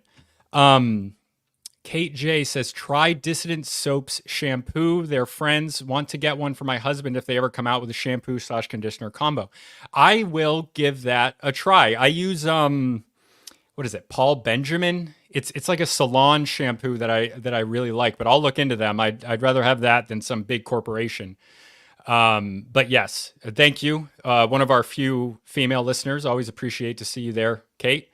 Yeah, I care about my hair and my appearance, so I use women's shampoo. I don't need a 4-in-1, regardless. Let's keep going. White supremacist ideas, that's not yours. No, that's not a quote. It's not in quotation. Right, it was in the other article. That's what I'm getting to. Again, they strip indigenous people of their rich heritage and give credit to aliens. Kenny, you are not a female. Oni-chan, jeez. Or white people. Well, in short, the series promotes ideas of race science that are outdated and long debunked. And this is your own. Right, but that's not his quote. This is your own article, Flint. Here you are. Now, as you can see here, Flint just changes his position to wherever he thinks it's the best. It's waffle, waffle, waffle, change. So yeah, fine, Flint. Just claim that I know nothing about archaeology. I'll leave the data alone in this video, buddy. We'll just show you to being a liar in a manner that even a 5-year-old kid could see through. And this is not the only time that he lies in order to save face. For example, when it comes to my video about him working at Dartmouth University, listen to what he has to say about this. I do not know why Dartmouth College still has a profile for me. They have profiles for plenty of people who are no longer employed by them. That is not me. That is just, they keep that up there. And just like universities keep email addresses and stuff like that. And so, it's just like, I don't know what else to say. You look, I have my own information about who I am out there online. That's the top result on Google, Bing, or whatever search. And he chose to do that. And he knew that was false. And yet But when I looked up where he banging the worked, tower. Dartmouth was the top hit on Google. Still is at the time of me recording this. So, he what he's saying there is false. Now, I don't think that he conjured up that as a known lie. I think that he just said what he thought would make his case best without regards for the facts or the truth. Something that become quite a theme when I talk about this guy. And this is not the only time that you're going to find him doing this sort of thing. Anytime he gets really emotional about it, he is apt to do that, even if he's writing a script. For example, the video he recently did about me, well, you can watch that thing. He's reading a script a good chunk of the time, and look what he still manages to say about me. Now let's be clear, this is kind of all that Dan does these days. He calls scholars, archaeologists, students, and really anyone who disagrees with him a liar, or a worm, or twisty, or some other similar slander. It becomes very obvious. That's not what slander is, dude. That's an insult. Slander, you have to lie. Oh my God. Oh my God. Yeah, I think he's going to go into it, but if he doesn't go into it enough, I'm going to show you some of what Flint Dibble has said himself on Twitter. And whatever, man. Whatever. Yes, there's some archaeologists out there that are just completely untrustworthy. And he really hates archaeologists as a group of people. Most alternate historians have some sort of an issue with archaeologists. Now, I don't mean archaeology as a science, not the field itself. I mean the scientists, archaeologists. Well, this is false in at least a couple of ways. Number one, a huge chunk of the videos that I make are about modern archaeological finds and ancient history stuff, and those are still extremely popular. Now, some of my most popular content, matter of fact. But the other place where this is very dishonest is he knows. I'm not talking about all archaeologists, and he's well aware, even in the clips he shows. I'm talking about very specific types of archaeologists. And here's the thing. The ones that I'm talking about are the debunkers that have no problem stepping out of their wheelhouse in order to do some debunkings while they tell other people they have no credentials there. For example, Flint is a food guy. He deals with animal bones and seeds and shit, right? But he's going to weigh in on architecture like he's some expert. And He maritime literally knows archaeology. nothing about archaeology. Zero. Okay, well, that's obviously not true. Flint, why are you even saying that? And that's obvious to anyone with archaeology knowledge who listens to what he has to say. No, it's Like not. here, he is answering a question in a live stream about whether the Phoenicians might have built the trilithon for the Roman temples at Baalbek. So what are your thoughts on the Phenicians? Like, who were they? Well, I don't think the Phoenicians are a good candidate for that, mostly because the Phoenicians built with stone and wood, and that doesn't look like anything that we know of theirs, and we don't really have a lot of their stuff that looks neat. Most of the stuff that we have of the Phoenicians looks pretty bad. Yes, Dan, the Phoenicians did use stone and wood in their architecture. You're right. So did the Greeks and the Egyptians and the Romans and the Hittites and Neolithic people, Bronze Age people, Iron Age people, and cultures all over the world. You didn't say anything meaningful in that word salad. What? What is his point here? You simply have no knowledge at all of archaeology. This is laughable for multiple reasons. Number one, Flint knows that I am an interested amateur that knows a lot more about archaeology than most people that aren't archaeologists. If you go talk to your average Joe at the bank or your average Joe at the bar, whether he's wearing his construction clothes or he's wearing a suit and tie, odds are he probably knows less about archaeology than your buddy Dan does. And that's not because I'm some great font of wisdom. It's just something I've been interested in for a long time. And I do concern my... Yeah, they just, look, it's so disrespectful and condescending the way that a lot of credentialed people, this is the illegitimate scholar here, we don't care about our credentials. It doesn't matter. It matters what you say and your knowledge, and you can gain plenty of knowledge without actually getting a PhD, especially when like a PhD or even a bachelor's degree or a master's, you don't need that. You can learn plenty.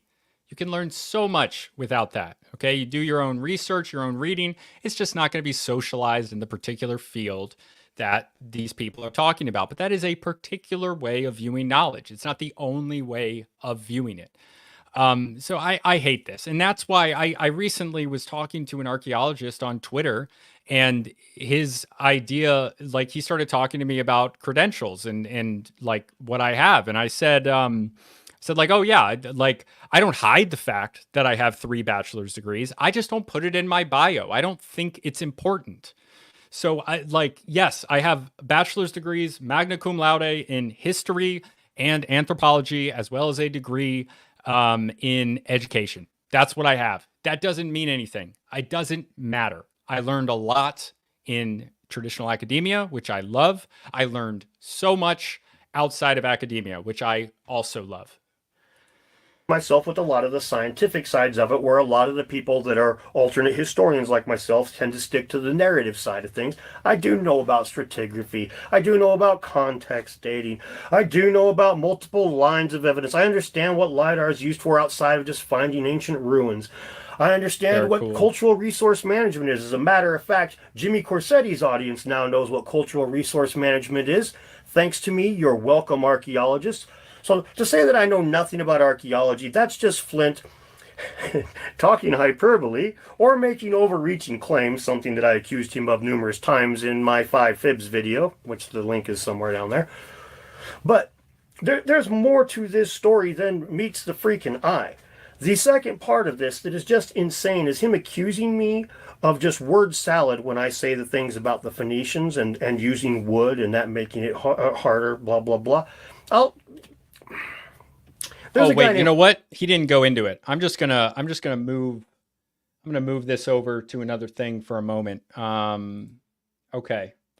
This is Flint Dibble's tweets, right? This is what Flint Dibble has said. He calls everyone quote tweeting this, but stop boosting this POS piece of shit by quote tweeting. He is not a good person. Nobody wants to engage with this nasty group of liars. F off, you're rude, I block. You call me a liar, I block. You are a liar. Jimmy Corsetti. This is the nastiness I deal with. Nobody wants this level of evil. He's a liar. He's like a toddler. Piece of shit, alt-right pseudos with aggressive fans. This is where he threatens Dan's livelihood to falsely accuse him of harassment and things, to get him kicked off YouTube. Yeah, that type of thing. Okay, that's what he's done. He doesn't share any of that stuff, of course. Why would he share any of that when it's evidence against him and that he participates in the same mudslinging that we have? It's Twitter, dude. It's Twitter. Get over it.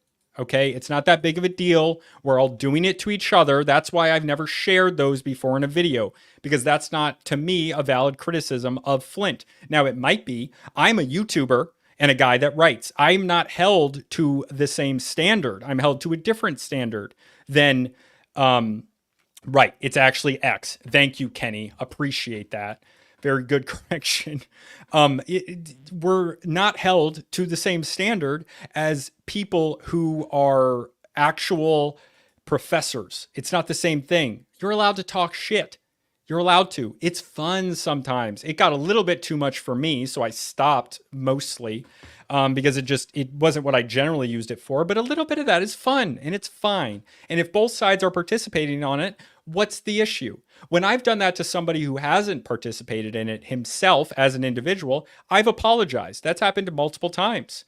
And that's fine. I'm not, but if someone is participating in that, you are setting the rules of engagement of your mudslinging, and you're opening yourself up to be spoken to in that way. And you're just a participant in it. Mark Cartwright. He's a historian. I'll let him say what he has to say about the Phoenicians. The study of Phoenician architecture is beset by 2 problems from the outset. Firstly, having access to abundant cedar forests, it is likely the Phoenicians employed wood for most of their buildings, an unfortunate choice for posterity, as wood is not, of course, as great a survivor as stonework. The second problem for historians is that Phoenician cities have been in constant occupation throughout their history. Now, not to toot my own horn here too much, but I did answer that question in a live stream the same way a historian probably would have, the same way that Mark Cartwright would have. So I think that's kind of a funny little thing there. I don't have any letters next to my name, but Flint does. But Flint, well, he has no expertise in big rocks in the ground, and working with dick bones and their associated seeds does not make one an architecture expert. No, I'm not an architecture expert either, but I've been very interested in that aspect of archaeology for a very long time. Like most alternate historians, I am into big rocks. So, when a guy who does not know anything about big rocks like Flint Dibble points to the letters next to his name that have to do with dick bones and seeds and says, "You need to listen to me about big rocks," it is a softwood. Yeah. What he's doing here is exactly the kind of crap that I'm going to rail against. But instead, he's going to say things like, he literally knows nothing about archaeology. Zero. You sound like and a then child he's when going to you accuse say me of something like harassment. that. And this is I don't even tell Flint he knows nothing about archaeology. I've not even said he knows nothing about maritime archaeology. He knows very little about maritime archaeology, and that's because PhDs are highly specific. You don't get a PhD, I mean, you do in general, you get it in archaeology or whatever field it is, but the research is just down to one single small research topic, right? I think I tried to find it once, but I don't know what his dissertation was on. really but he funny. He's an archaeologist that studies food. I think archaeobotany is what he does. Okay, so that's his area of expertise. Having a PhD in archaeology doesn't immediately mean that you know anything about maritime archaeology. I would be willing to bet that I know more about it than Flint. Now I don't know that for sure, but I'm pretty sure I've taken more classes and learned more about it. I worked at a maritime history as well as maritime archaeology. I've taken much more than one class. I think I've taken 3, but like that's a lot in the grand scheme of things, as well as done my own research. I studied under one of the top maritime archaeologists in the world who found the Kitten shipwreck. I carved a dugout canoe in my backyard out of a 12-foot section. Like, I am very involved in maritime archaeology, and I worked at more classes on maritime history. I worked at a maritime historical society for a year. I have experience in this. Almost definitely more than Flint. He's never shared his own credentials in maritime archaeology. Again, not that it matters. The knowledge, the content is what matters. Just judge it. When he gets excited, his voice gets higher. Yes, Flint's voice does get higher. He is what the red pillars would call a beta male. He is weak in my perspective. I could let this frustrate me a lot if I want, but it's the kind of thing I'm just trying to laugh off here, because while he's accusing me of harassment, he says things to Graham like, his followers, he can't control them, man. They kind of do their own thing, man. It's not up to me what they do. You know perfectly well that saying that my work encourages white supremacism and encourages racism is going to end up with me being tarred as a racist. And you know very well that tarring somebody as a racist in this day, look, the results there, down there, make no mistake, Hancock is a white supremacist like Trump. It's racist fiction pretending to be These are not my words. But no, I'm talking about your... But what's not so funny here is the way that Flint's words hit the rest of the world. Okay? Here's an astrophysicist, and she's going to tell you that she got her information about Graham Hancock from Flint Dibble, including the whole racism package, and then you're going to see her telling another astrophysicist that all this stuff is racist. Flint created this situation where we have two people that are not archaeologists. These people are academics that either teach or do research at high-level universities. And both of them are presumably telling people this whenever it comes up. And this came from Flint. Pay attention. Archaeologist Flint Dibble points out how Graham is doing nothing new when it comes to disrupting the paradigm or whatever. He's just repackaging the work of Ignatius Donnelly, who also believed in Atlantis and white supremacy. Donnelly also promoted the theory of Atlanteans teaching indigenous cultures about architecture and civilizing them before a great flood came to wipe out the Atlanteans, who he also claimed were the origins of the Aryan race. Big yikes to that. Recently on this channel, we did a deep dive into a new Netflix series called Ancient Apocalypse, which is all about how Atlantis is real because no societies of color could have developed substantial architecture. I don't even think there's a mention, of white people in that. Or astronomy. If you look back to the roots of this crazy Atlantis conspiracy theory, you see that it started in white supremacist, specifically Nazi circles. No, it didn't. And no, it didn't. This.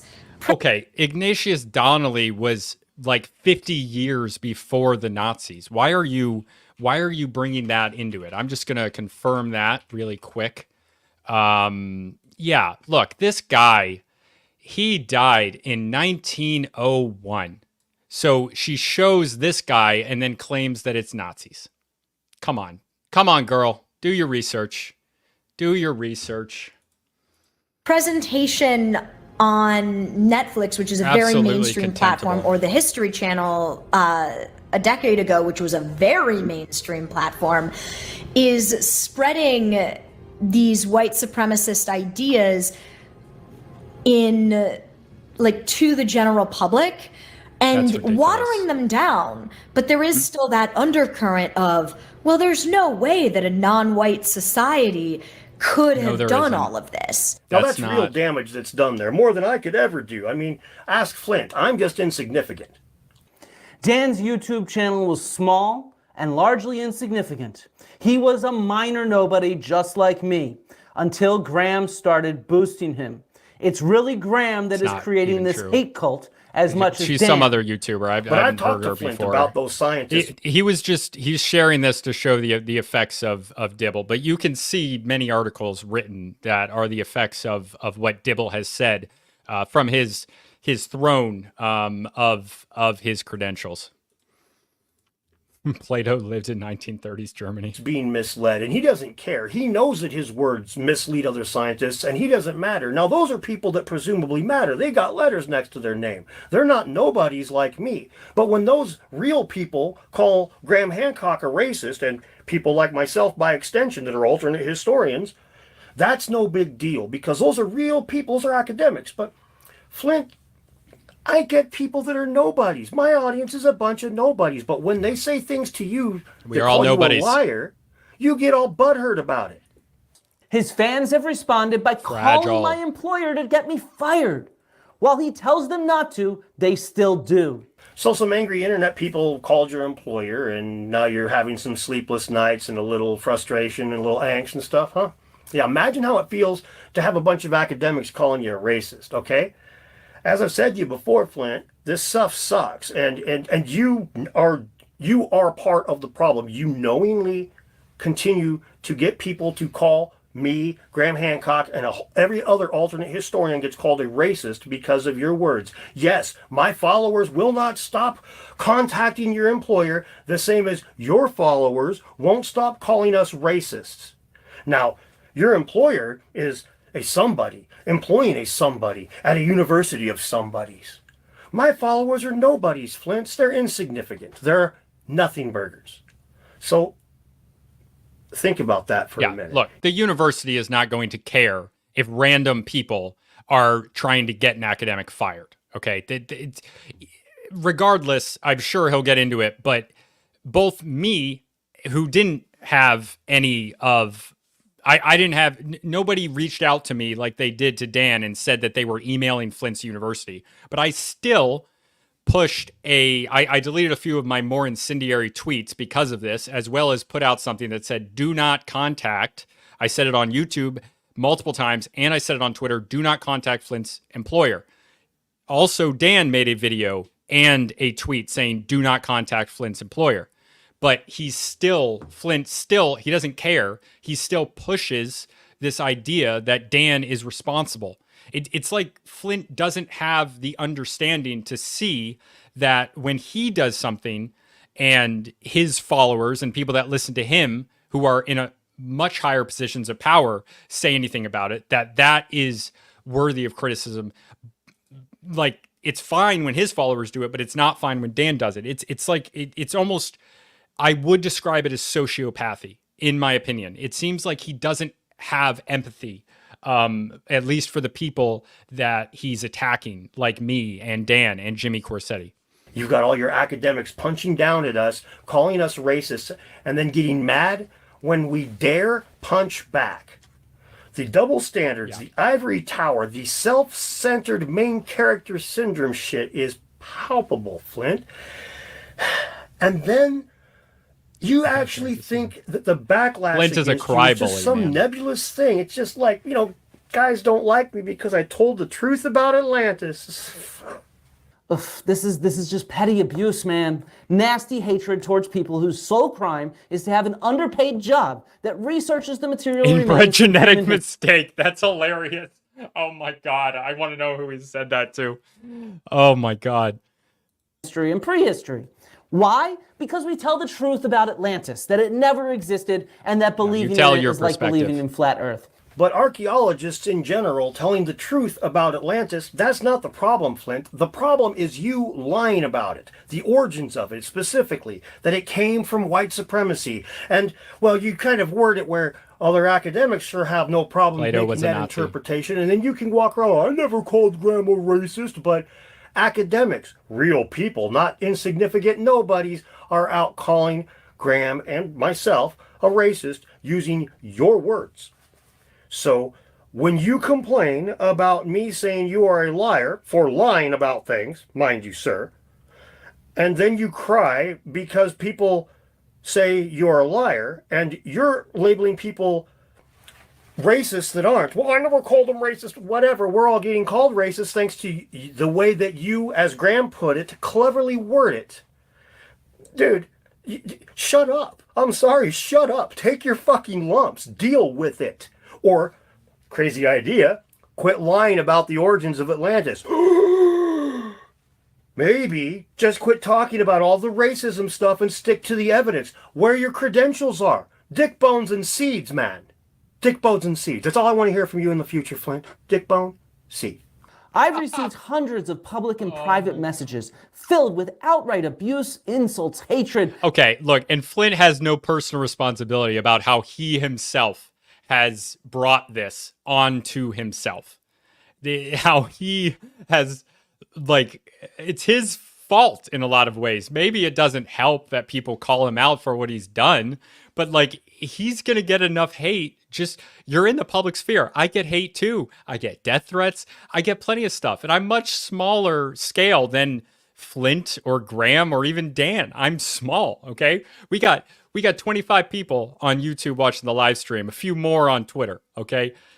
But I still get it. Everyone's going to get it. You're in the public sphere. You get it. There's plenty of crappy people on the internet saying crappy stuff, okay? You can't blame Dan for that. Look inward, brother. Directed about everything about me, directly due to Graham's promotion of Dan's videos. And frankly, I'm tired of it. This is just petty harassment. Not directly. I am an underpaid scholar and teacher, not some... I'm underpaid. Brother, you're on Patreon, you're monetized on Twitter, you're not underpaid. In fact, if you're making $40,000 a year, you are overpaid because you lie. Big shot celebrity. How many emails do you think that Graham gets a week calling him a white supremacist and stuff like that? When he goes to film, sometimes he's blocked. When people are said, hey man, why don't you go look directly up Graham Hancock online? Flint. Sometimes people are like, yeah, it said white supremacy. I didn't want to click on that. But Flint, nobody's doing that to Flint. They call his university, but again, there's nobody listens to that. So Flint has to deal with some people sending him nasty emails, but he still gets to go teach. Nobody's stopping him. There's nobody going to stop him from filming his next YouTube video or anything like that. But Graham has to worry about these things. There's nobody going to email Flint and call him a racist for something that I am. You're racist, Flint. Somebody else said about him. Now they'll call him a liar for the lies that he told. And now Flint's going to try to put that back on me, but I am sorry, sir. All I did was hold open the bag. You're the one that put everything inside of it. I also get treated like this. Flint's underpaid, I'm underpaid, and I also get treated like shit. I got called a racist and all kinds of stuff. But you know what? Doesn't really matter to him because I'm just a stupid YouTuber. So I guess good luck with being a YouTube authority on a topic that you have zero experience and knowledge in. Oh my God, he's But in so the mad. future, stop this targeted harassment and leave It's me not out of targeted it. harassment. Cool. Well, I guess I'll do that, Flint. But here's the deal. If you want me to quit saying your name, you need to retract your racism crap, and you need to start focusing at guys like Robert Safir, who actually deserve the kind of statements that you make about Aryan first ideologies and stuff. But you're not going to do that, because here's the thing, man. Yeah, look, I don't have a problem with Robert as an individual, but it is fair to call him that type of thing, like that he's a white supremacist. I'm cool with all ideologies. I got commies and in fact, I got everybody on my Twitter. I don't care. I draw the line at calling for action against other people. That's what I do, because I'm not going to, it's just, that's cultural relativity at its root. Okay. You got to understand the differences in people. But yes, Robert Safir is, I might be wrong here. I haven't seen too much of him. I think I actually subscribed to him on Twitter. I haven't done a lot with him, but when I saw what he was posting about Anthropology, I subscribed. But I need to look at him more. But I don't care, dude. I don't care. Like, you talk to Destiny. Okay, that's just as bad. I'm not gonna. Regardless, yeah, that type of thing. Ultimately, this is all about like your guys' little clique and your little power. And Robert Safir is marginalized even in the Atlantis-Bro community. We don't like racists either, but you guys aren't going after him. I don't like because he's racism, that tiny little target whatever. compared to Hancock, which sucks. But that's not even the only thing that's going on here. It's like, you accuse all of us with these broad brushes, but if I say anything about archaeologists, you're like, oh, you're broad brushing us, but you're calling us racists, man. It's this ivory tower main character self-centered bullshit. You're allowed to call my interpretation of the Phoenician stuff word salad, even though you have no credentials in that area and were wrong. Wrong as fucking sin. But there will be a cold day in hell, guys. Mark my words. Flint will not address that. Even if he watches this video, which he almost certainly will, he will not address that. He will never admit that. And maybe it's because I'm too small, but in that video, I downloaded it and Control F the transcript. He didn't talk about my evidence. He didn't want to. He didn't want to bring up anything that I had brought up against him. Maybe it's because I'm too small. I mean, that's reasonable, but at the same time, I brought some pretty clear evidence against him, and he hasn't addressed it. And even though I keep making the offer, no one else has. And that offer is still available. Do it live. You think Flint Dibble was right? Come at me. Let's have a live discussion, not a debate. I just want to discuss the evidence. If I'm wrong about something, I want it to be okay that I'm wrong. I've admitted it before, and I'll do it again if I'm wrong. And I'm sure there's something in there that I got wrong. For the love of God, just talk about the content. Was wrong, because that... You can't admit one of us was wrong when you're an ivory tower asshole, and these are all worms. These are all nobodies. Hey, just go do your stupid YouTube crap, and I'll go do the real archaeology while I talk about something I don't know about, and then you can prove me wrong in 15 seconds on Google because you actually did know what you were talking about. All right. I've rambled about this side of it enough. I'm a little bit frustrated, in case you can't tell, but I'm not too mad. It's actually pretty funny. It is funny. It's just kind of sad that so many people are actually listening to this stupidity on his part. But from here, I want to segue into something that's kind of a little bit more personal. Okay, the first way that this really fundamentally kicked me in the teeth was Dr. Ice Core, as I'll call him, the way he just completely waffled on everything. I'd spent an hour talking to the man after my first metallurgy video addressing Flint's bullshit on the metallurgy issue was already up, and Dr. Icecore had seen it. I made certain of that. So Dr. Icecore watches my video. He knows what I'm about. And like a month later, me and him have a chat, and it's an hour long. And in that chat, I ask some very specific, very important questions because for some crazy reason, I didn't want him to turn around 2 days later and say, hey, that Dan guy lied about what you said. You're right, So Alan. I was very, very, very... We're getting some great comments painstakingly detailed in the questions that I asked him. And I made sure that he saw my video that was about metallurgy before, and that he knew that this video was going to be used to criticize another scientist. This was important to me to make sure out the gate that he knew these things. Now, he was also very clear to me about how anthropogenic lead and natural lead are differentiated from each other in the ice cores, and I portrayed this information in my video, so I'm not going to get into it here. The link's in the description.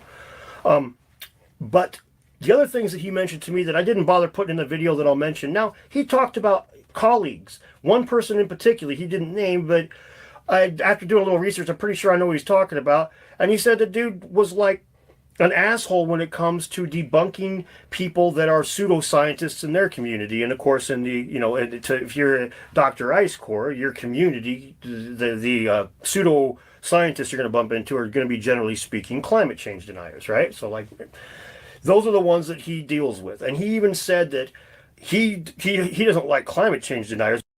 I am a climate change denier, at least the regular narrative. But he's of ancient apocalypse. Ah, crap! What did I do?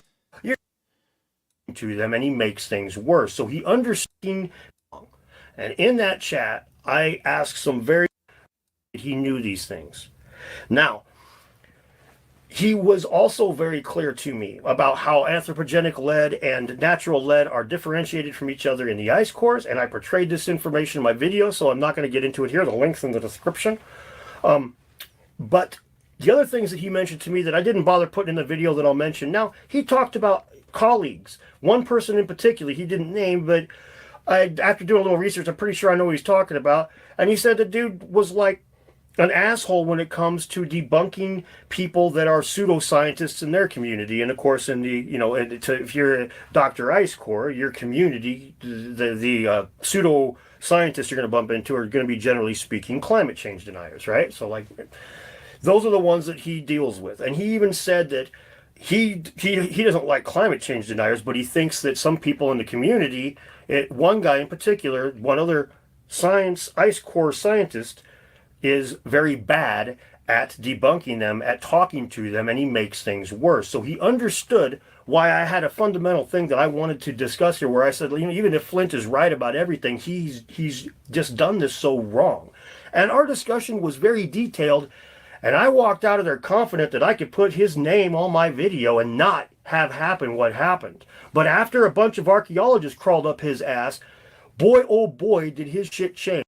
And this is what happens, right? Like, most of the time, and this is my perspective, archaeologists, academics in general, these are very weak people. They are weak-willed people. They are people who require, they're in fields that are inherently, I'm trying to say this right. They're in a field that cares about credentials and about status within a social hierarchy.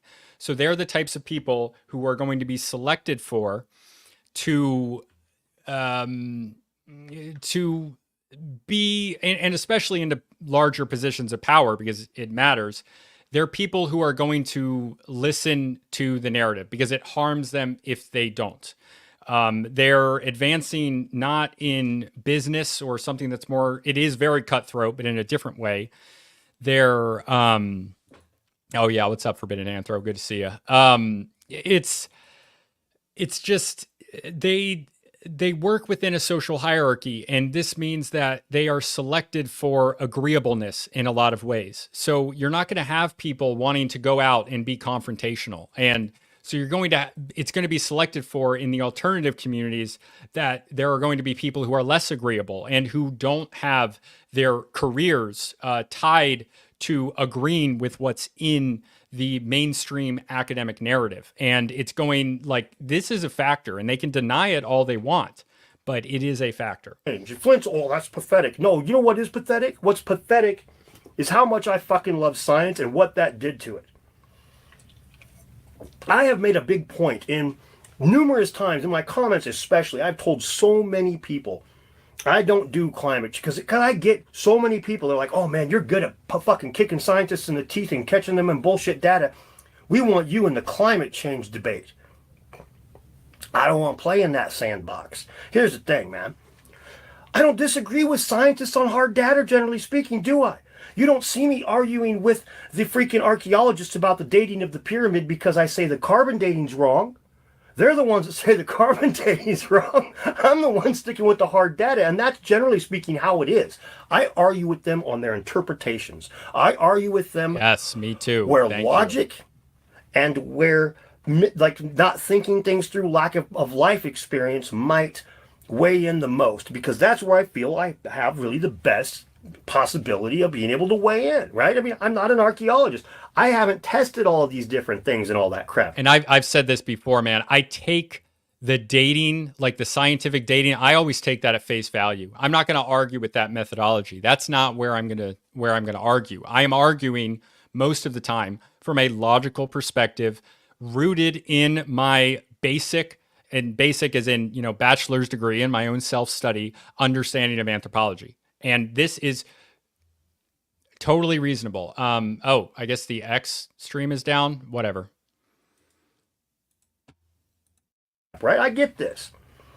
But climate science isn't something entirely different. I have never wanted to mess with that, because if I go attacking archaeologists, for example, and I'm like, I get every freaking person on the entire planet believes in Atlantis, that is going to do fuck all to the world. But if I were on the flip side to get every person on the planet to believe that global warming's fake, well, assuming that all those climate scientists are telling us the truth, that'd be a pretty fucking bad thing then, wouldn't it? So I don't go down that road. I have consistently not, out of a sense of responsibility, man. But this proved to me, on a personal level, I have experienced it. There's only a few of these climate scientists on the planet that are qualified to do what Dr. Icecore is qualified to do. Okay? Only a handful of these guys. And the one of them that I've dealt with flipped on a fucking dime as soon as he was pressed. So I have no question in my mind that he would not bring up data that was going to overturn any sort of major paradigm and get... So, in other words, you have made me a little bit more skeptical of the whole climate change thing. Flint, Dibble, and crew, and Dr. Icecore. That's the first thing. And that really fucking honestly, it pisses me off, because I love science and I hate even hearing myself say those words. I'm a little more skeptical about anthropogenic climate change than I was yesterday. And that's a fucked place for me to be honest with you. I shouldn't be there. That's on y'all. Yeah. But there's a few other places where this really kicked me in the teeth too.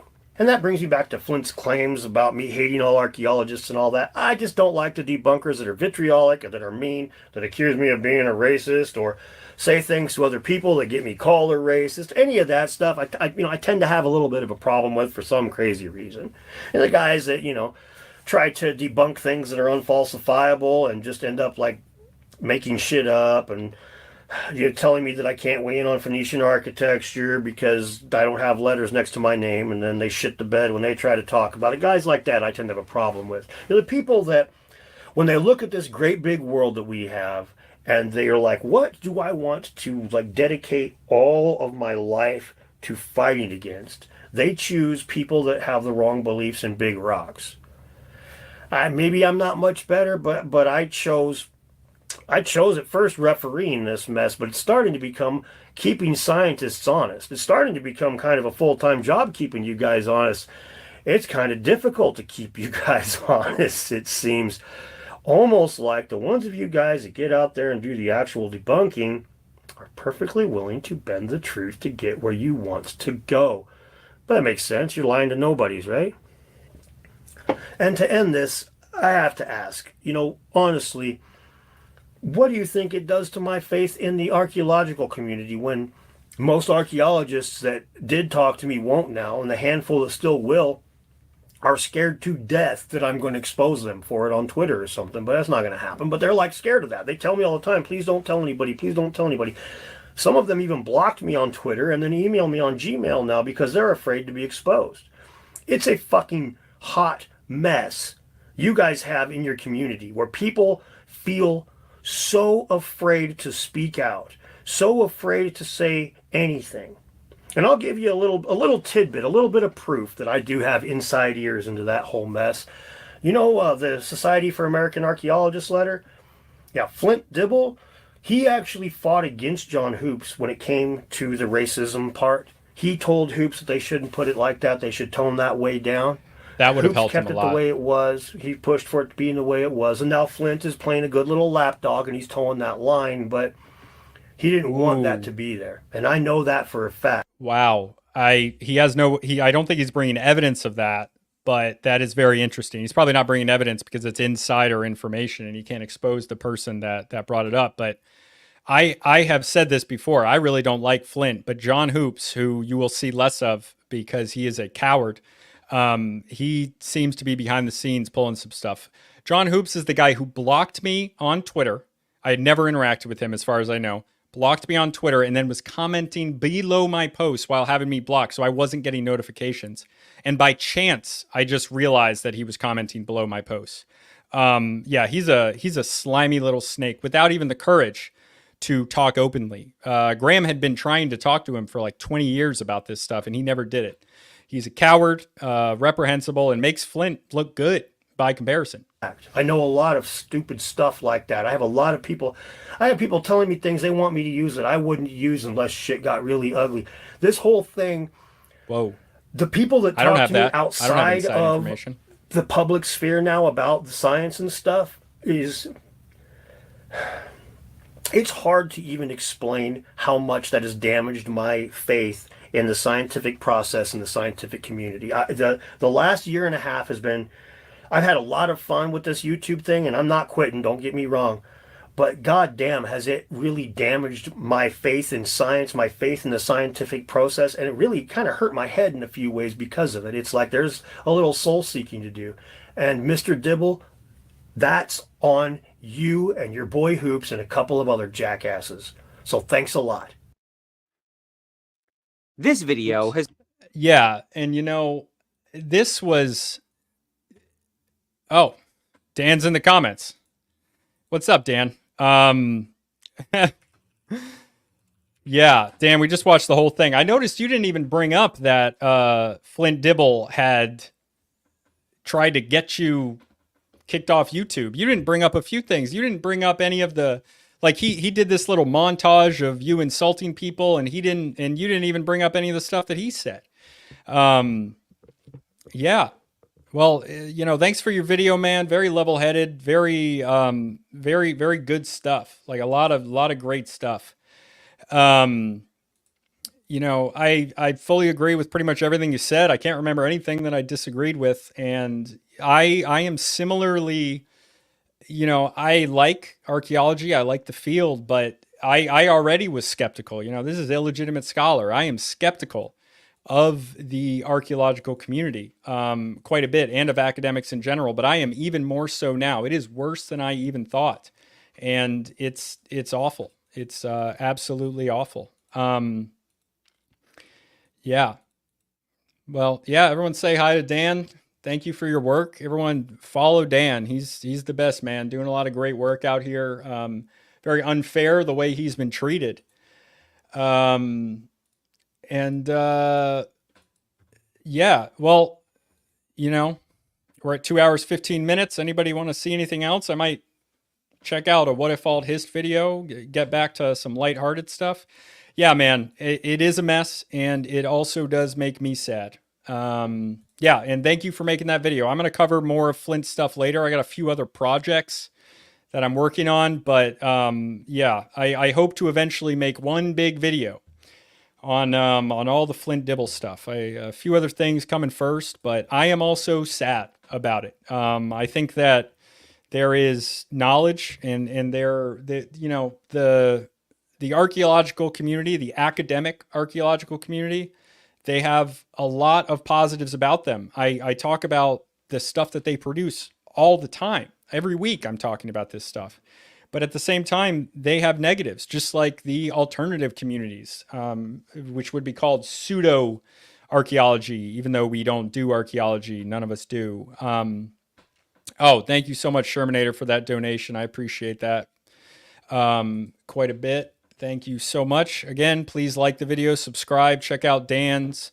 And yeah, thank you for covering it. And I'm happy to lend my tiny little YouTube channel to you to to spread this message, because you are being unfairly treated, as I feel I have, but to a lesser degree based on the size of it. I think, gosh, and another thing, Dan was more than fair, man. He didn't bring up Flint talking to Destiny. He didn't bring up any of the negatives about Destiny. He wants to criticize us based on who we associate with, but he doesn't want to criticize.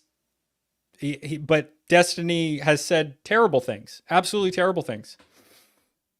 Yeah, few bad apples, like most communities. I think the field itself, I always make this distinction, the field itself is a massive problem.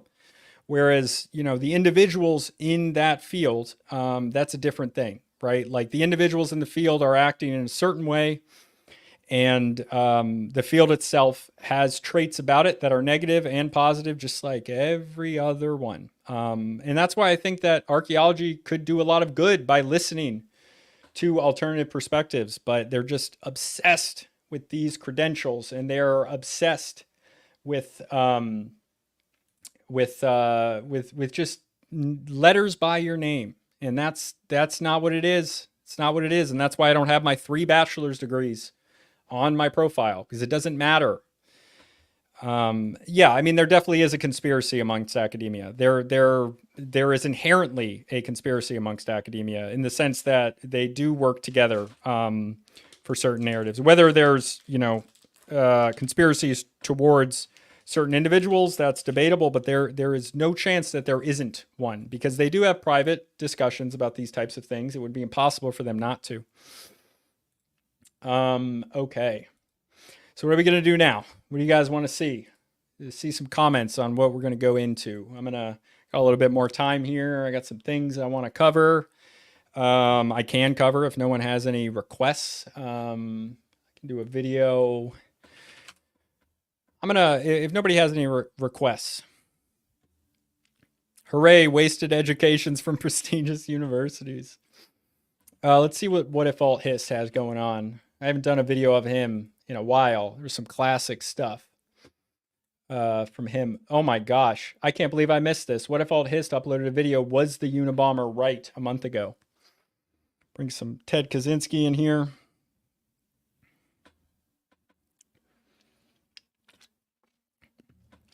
Let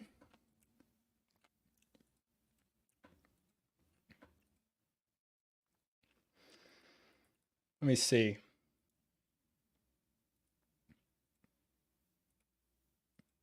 Just going to share this. Top 10 potential future wars. The coming incel revolution. That was something that I looked at. The anthropology of Karens. Explaining ancient forbidden teachers. What the WTF is wrong with the economy. Are we a new Weimar? Wine is done late here. Good night and thanks a lot. Thanks for coming, Damon. Really appreciate it. Yeah, thanks, Dedunking. Thanks for coming. I appreciate you dropping in. And yeah, it should be an obsession. I don't know if you were talking. Yeah. The more I doom scroll, the more I'm convinced Uncle Ted was right. Uncle Ted wrote a lot of good stuff. Probably shouldn't have ended those people's lives. I don't agree with that, obviously. But he did. He was right about a lot. He was right about the way that he what's the word? What is the word? Stop coping. Your life sucks. Well, that's very blackpilling. What are we doing here? What do you guys want to see? Let's find one that has a... Yeah, I guess we'll do this one. When I was a child, I heard about this madman called the Unabomber, named Ted Kazinsky. He was this crazy guy who launched a bunch of bombs, and he wanted us to return to being Stone Age tribes, supposedly. He was also a genius who had a math degree from Harvard and built up... And was MK Ultra'd, right? ...a brilliant plan to destroy modern civilization. From all of this, he sounds like a classic comic book villain, but in real life. The sort of thing Marvel would make up. This also all occurred like 10 years earlier and was something adults still had in the back of their minds, but not something which they brought up that much. Something very important happened in the next 10 years after I grew into an adult. Yeah, the world I do around us prefer All changed. History Hub. I like to say that the only way I could explain the America we live in today to my childhood self is that we turned into a sci-fi dystopia. In this context, the attitudes towards the Unabomber changed very markedly. Among disaffected young male circles, he's become known as Uncle Ted. As the society we live in has deteriorated before our own very eyes, people have gone back through the Unabomber's work and thought a lot of it seems quite prescient. This video is meant to be a sort of day in court for the Unabomber. As someone who never lived through the event, I hope to be objective about this historic figure. He died of suicide last year in federal prison in North Carolina, so... Wait, he died of... Did he Canadian healthcare himself? Oh, I guess this is some form of belated obituary. We will look through the Unabomber's life to see whether or not he was right or wrong. I love his intro song. Good little rock riff. Down, down, down, down, down, down, down, down, down. Hi everybody, I'm Rudyard the Whatifalthist guy, and... Oh, he looks better than he normally does. He should shave that little bit around his neck, but I think he's like 22 or 23 years old. I've always said, man, I like this guy. He's one of my inspirations for starting YouTube. A lot of his takes are really ridiculous. I think, and I've criticized him quite a bit here, but it's out of love, man. It's all love. He's not, but you know, he's a young kid. I think that he'll be quite smart in the future, and he'll have some good things to say. He's just, you know, unexperienced. Yeah, I don't remember if that's exactly correct, but I think he's around 23. But he looks good in this, man. He looks better than he has in the past. His mustache is not into his mouth, which is great. Not the best fitting clothes, I would say, but you know, he looks good. I'm happy for him. Yeah, he's lost some weight, just needs to shave and he'll look half professional. Yeah. I'm excited to see what he's like into the future. What I am concerned about is that his early, like he was big on YouTube when he was like 18, 19. And I think that can have a negative effect on somebody of like, you know, overemphasizing their own, you know, self-importance on anybody, not just Rudyard, but on anybody. So we'll see. But I like the guy. I will criticize him in this video, likely. I mean, it depends on if I have something to criticize him on. And, but, you know, I do like the guy. I want to make that very clear. The Unabomber wrote very extensively about the dangers of industrial civilization. And one of those dangers is data brokers who collect and distribute your private information. So there's no reason to not... Part 1. Kazinsky as a man. There's this whole intellectual school of death of an author, which basically says you shouldn't judge authors for their own personal lives, but rather their body of work. I think this is a tool which was invented to counteract the Marxist tendency to trawl through the personal lives of authors they dislike, to create ad hominems to discredit ideas they don't want to actually have to deal with at face value. I don't really like this mental model, though. If you read the history of philosophy, for example, it's really clear that the essence of a philosopher is imbibed into his philosophy. Another intellectual variant of this is the founder effect, which my friend Samo Berja discovered, or that the... Look, you can criticize someone's ideas without criticizing their, like, you can criticize someone's personal life as a factor in their own ideas to understand where they maybe came from, like with Freud having a bunch of personal issues, but it doesn't necessarily discredit all of their ideas. The ideas should still be, you know, they should be evaluated for the ideas. This is very common to discredit ideas. I mean, it's what they tried to do to Graham.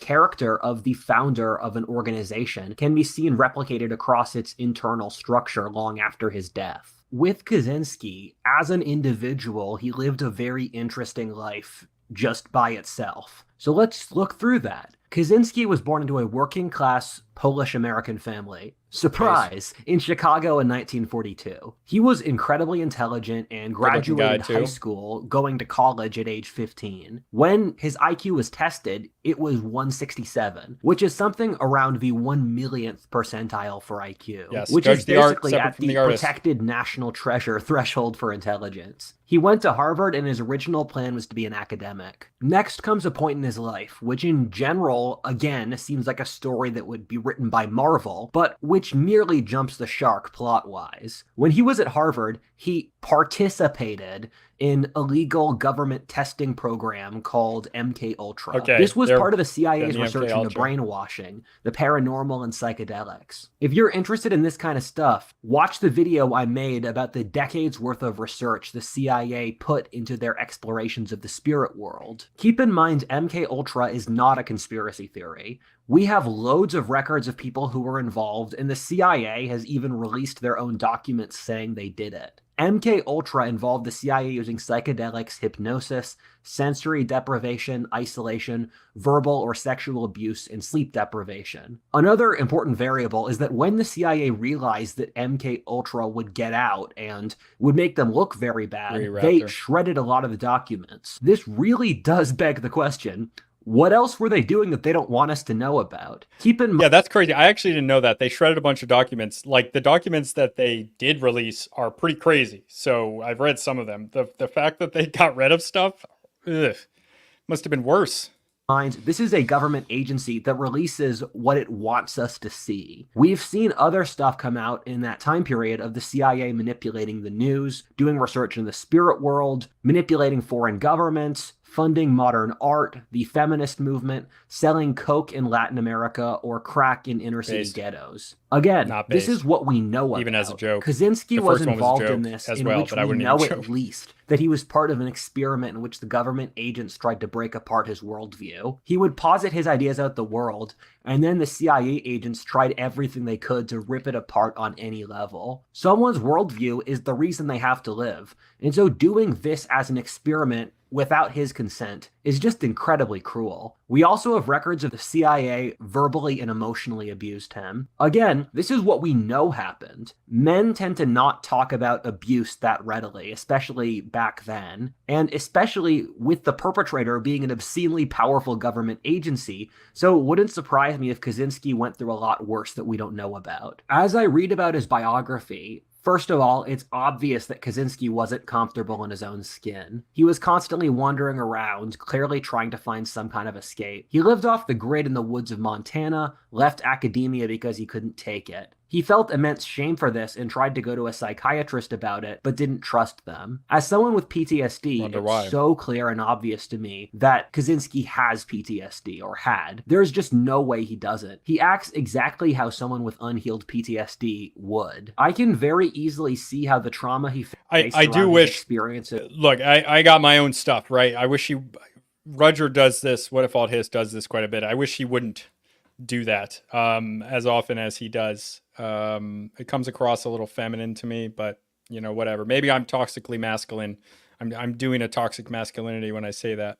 With the CIA would inform his views on modern civilization, in that this faceless bureaucracy did something objectively evil and then faced zero consequences. He saw firsthand the bureaucratic state of the banality of evil, having no qualms about manipulating human nature to make people more docile or brainwash them. I can immediately hear people saying that his trauma made him biased, but what I would say is let's look at his ideas out of their own merit rather than looking for an ad hominem takedown. After his murders, Kazinsky was diagnosed with schizophrenia. I don't want to overextend my arm. So I should bring up as a cultural anthropology thing for this. The schizophrenia is, you know, it's a psychiatric diagnosis which does tell you something about how an individual is thinking, right? Like there's something there, but that is our own cultural understanding of a psychiatric evaluation. And psychiatry is a socially constructed idea. It's a way of looking at things. So yes, there are probably real indicators in the brain, but when you call something anything, the Tao that can be named is not the eternal Tao.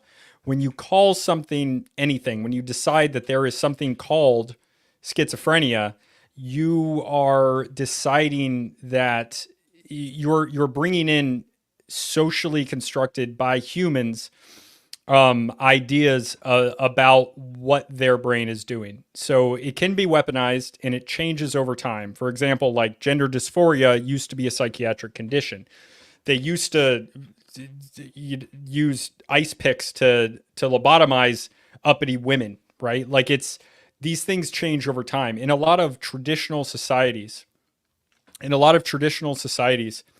like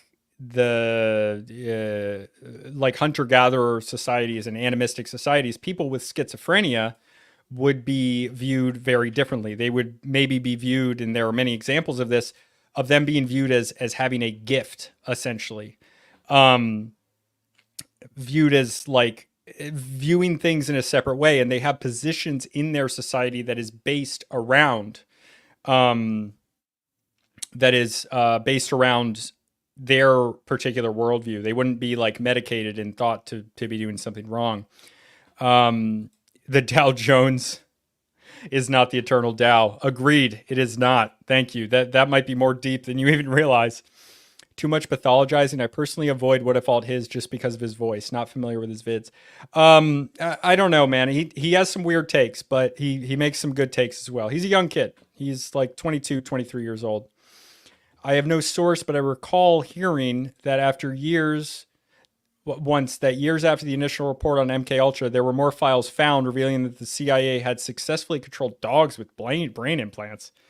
I've never heard of that. Might have to look into that later. That's strange. Share psychologist credentials, in that my only pretensions to this field are having read a few dozen books on it, but I don't get any sense that he was a schizophrenic. I know what paranoid schizophrenia looks like, and it's not that. Through reading his manifesto, if he was actually schizophrenic, you would see jarring logical and writing style gaps in his work, which just aren't there. Schizophrenics don't have a coherent sense of the world. I agree with that, Rex. The world he does need more lived experience. Discrete, atomized, or cold to them. Kazinsky, even... Okay, sorry. I'm going to get another Red Bull. This time I don't have to feed the cat, so I'll be back quicker.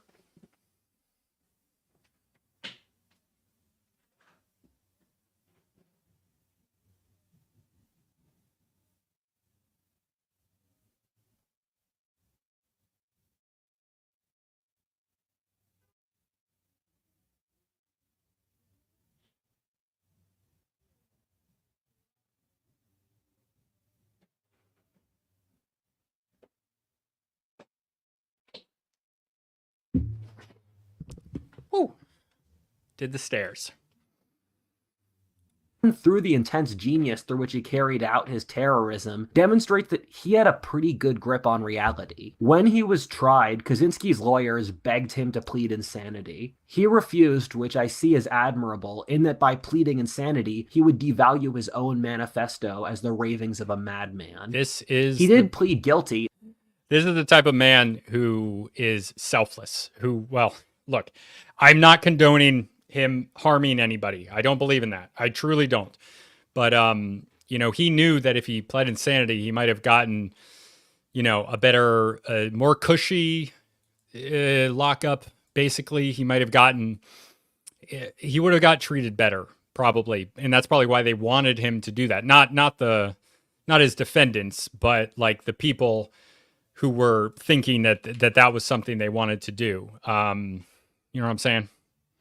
Thus receiving 8 consecutive life sentences. I guess he's got a lot of jail time for his future Hindu afterlives.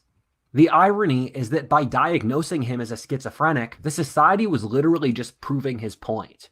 One of the great ironies I see personally is when a system or person literally validates what you just said with their actions after you told them what they're doing, but they lack the self-awareness to realize they're doing it. I see it a lot with political radicals, in which I'll tell them that they've lost the ability to think rationally and have devolved into ad hominems. Then in response to that, they remain irrational and throw ad hominems at me. The Unabomber said that modern civilization is an all-encompassing bureaucratic machine which exists to consume the human soul. Look at how that machine responded to his life. It said he was insane to invalidate his ideas.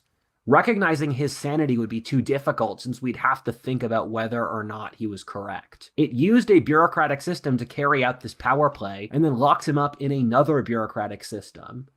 It's comparable to how in the Soviet Union they would send political dissenters to mental asylums, since if you weren't acclimated to the society, you were by definition not mentally adjusted. Modern society does this very well, telling dissenters they have anger issues or are repressed. Just look at the authoritarian personality as an example, which was a psychological manual that became incredibly popular. The authoritarian personality was an assessment of the causes of Nazism after World War II. It was created by a very small subset of progressive Jewish academics. The conclusion they came to is that authoritarianism and social conservatism are the same thing. That's not true. That they stem from tyrannical parenting. That's ridiculous. What?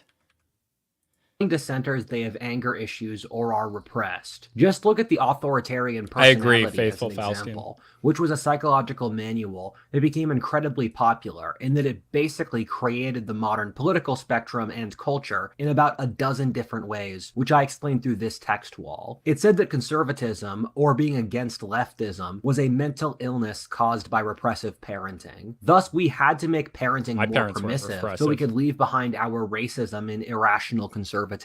With all this going on, Kate says that Pete Quinones, who has many opinions I don't agree with and many others that I do, and I mean I've been on Pete's show and I've told him and his fans that personally I'm not a racist, and I think he is openly a racist. When I call somebody a racist, I'm saying that they are self-identified or like very obvious about being racist. It's not like meant to be slander. It's just, you know, racism is very common across the world. It's common everywhere but the West, basically. It's assumed. It's a manifestation of like pretty normal and innate human and animalistic instincts. That doesn't mean I agree with it. I don't like it, but I have a negative opinion of it in the same way that I have negative opinions of many of other ideas, and many of those are accepted by society. And I'm aware that plenty of the people watching this have racist ideas. I don't personally. Individuals are individuals, and things about them like skin color or anything else that might, you know, give you an idea of a group, but it doesn't, to me, in the way that I view things, it doesn't really say a lot about, when I say racism, I mean judging somebody like you are this way because your skin is this way, and that's not true to me. But yeah, let's continue. The Unabomber check out that from PQ. That's good. He had tried to become a math professor, and many of the teachers or co-workers he worked with have publicly stated that he was one of the most intelligent people they had ever met. His area of study is again math, which I could see very easily from the logical structure through which he wrote his manifesto. He developed some new, incredibly advanced mathematical theories that one of his colleagues wrote only about a dozen people around the country are capable of even comprehending it. Kazinsky developed a theory that our society is based off doing surrogates for real things. It's an idea I see reflected in Baudrillard's simulacrum, or that everything in our society is a fourth level. This is a good video. Whatifalthist is getting better, man. Junk food is an abstraction of real food. Social media of real community. Walmart of a general store. We do things like play video games since the actual things that video games simulate, like hunting or waging war, which our ancestors actually did, are too destabilizing to the... See, that's interesting because, like, in a lot of ways, a lot of games, like football, and when I say football, I mean, like, the root of both football, American football, and soccer, like gridiron football, Australian rules football, Canadian football, American football, versus, like, soccer, like British football, European football, in the Hispanic. We love Hispanics here. That's not even a lie. That's real. Those come from the same game, and as well as lacrosse, which I played when I was younger because I am a uppity white boy from New England. It's very common to play that in New England. It's a Haudenosaunee Iroquois game, and that it's called by them the medicine game because it was just like football. It's based in war. It's based in like a simulation of war. But yeah, let's continue. I love that he's using League of Legends as an example for this. Yes, we play League of Legends because we yearn for war, to conquer our enemies and hear the lamentations of their women. Complex interconnected machine that is industrial civilization. This is very obvious in academia, in which academics are the most over-socialized demographic out there. If you know academics, you know that they, as a demographic, with some exceptions, are cowardly, envious, anxious, process-driven, and stuck in their heads. They are exemplifications of the over-socialization, which was the main crux of the Unabomber. And this is why I like what the Unabomber said so much in his manifesto. It was an over-socialization, and that's something that I very much agree with and that I've seen in practice and that we just saw in the video if you were here when we watched Flint Dibble. Bomber's critique of modernity. Dan on Flint I Dibble, can empathize with Ted that while he was thinking about the great issues bedeviling modernity, he saw their exact reflections inside academia. Yet academia lacked the self-awareness or wisdom to see his ideas at their own face value. Academia today is a bureaucratic machine which doesn't reward genius anymore and just spits out engineered products which benefit their class interests. True. The Unabomber then moved back to his family in Illinois first and then became a homesteader, living off the grid in rural Montana. He lived off the land without electricity when foraging and farming for his own survival. Absolutely based. Over time, he realized that this was basically an impossible life today. Partly, it was the environmental degradation he saw caused by large companies, and also the government just doesn't like people living outside of their sphere of control. This made him decide to turn violent. This is what made the Unabomber This is where you lose me, brother. He delivered and sent bombs which killed 3 people and injured 23. He aimed at the leaders of technological industries in that he blamed the Industrial Revolution for the over-socialization which he worried about would destroy the human race. We will explain why he made this calculation in the next chapter. He did a brilliant job at doing this, demonstrating his intelligence isn't purely academic. He did such a good job that the FBI couldn't find him for the longest time, turning his crimes into a sensational national story. The name Unabomber stems from the FBI case, University and Airline Bomber, given Kazinsky targeted airlines and universities which specialized in technology. His goal was to make these fields terrifying for people to work in, thus slowing down technological development. Yeah, I mean, it would work, but it's still messed up. He told a major newspaper that he would stop killing if they published his manifesto. His brother was able to study the writing tics and style that the Unabomber used. His brother gave the government a lead on him, turning him in. The feds were finally able to capture him in his isolated Montana cabin. Don't give up your family no matter what. Part 2, over-socialization. Kazinsky's thesis with what's wrong with modernity is actually pretty simple. The thesis is that modernity is such a complex interconnected system that it forces humans to operate like cogs in a machine, repressing the things that make us human in order that the machine runs more smoothly. It's easiest to start explaining this by giving one example I've found which does fit into this logical scheme, that being family structure. For most of history, as I've explained, he did a good video on that. I really like that. We might watch that after this. In most societies over history, your family determines your work, your spouse, the education system, social network, insurance, among anything else. People lived in large clan compounds in which extended families supported each other. Even in non-clan individualist societies, like Christian Western Europe, the family was still an incredibly integral aspect of daily life. If you look at family today, and this isn't just true in the Western world, you can see that it's a shell of its former self. Half of marriages end in divorce.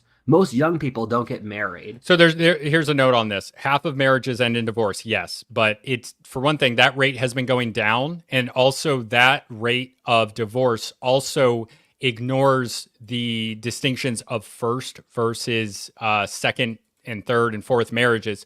So the rate of divorces within first marriages is much lower than the rate of divorces in general. Because once you've got divorced once, it's much more common for you to get divorced again, if that makes sense. I think I explained that.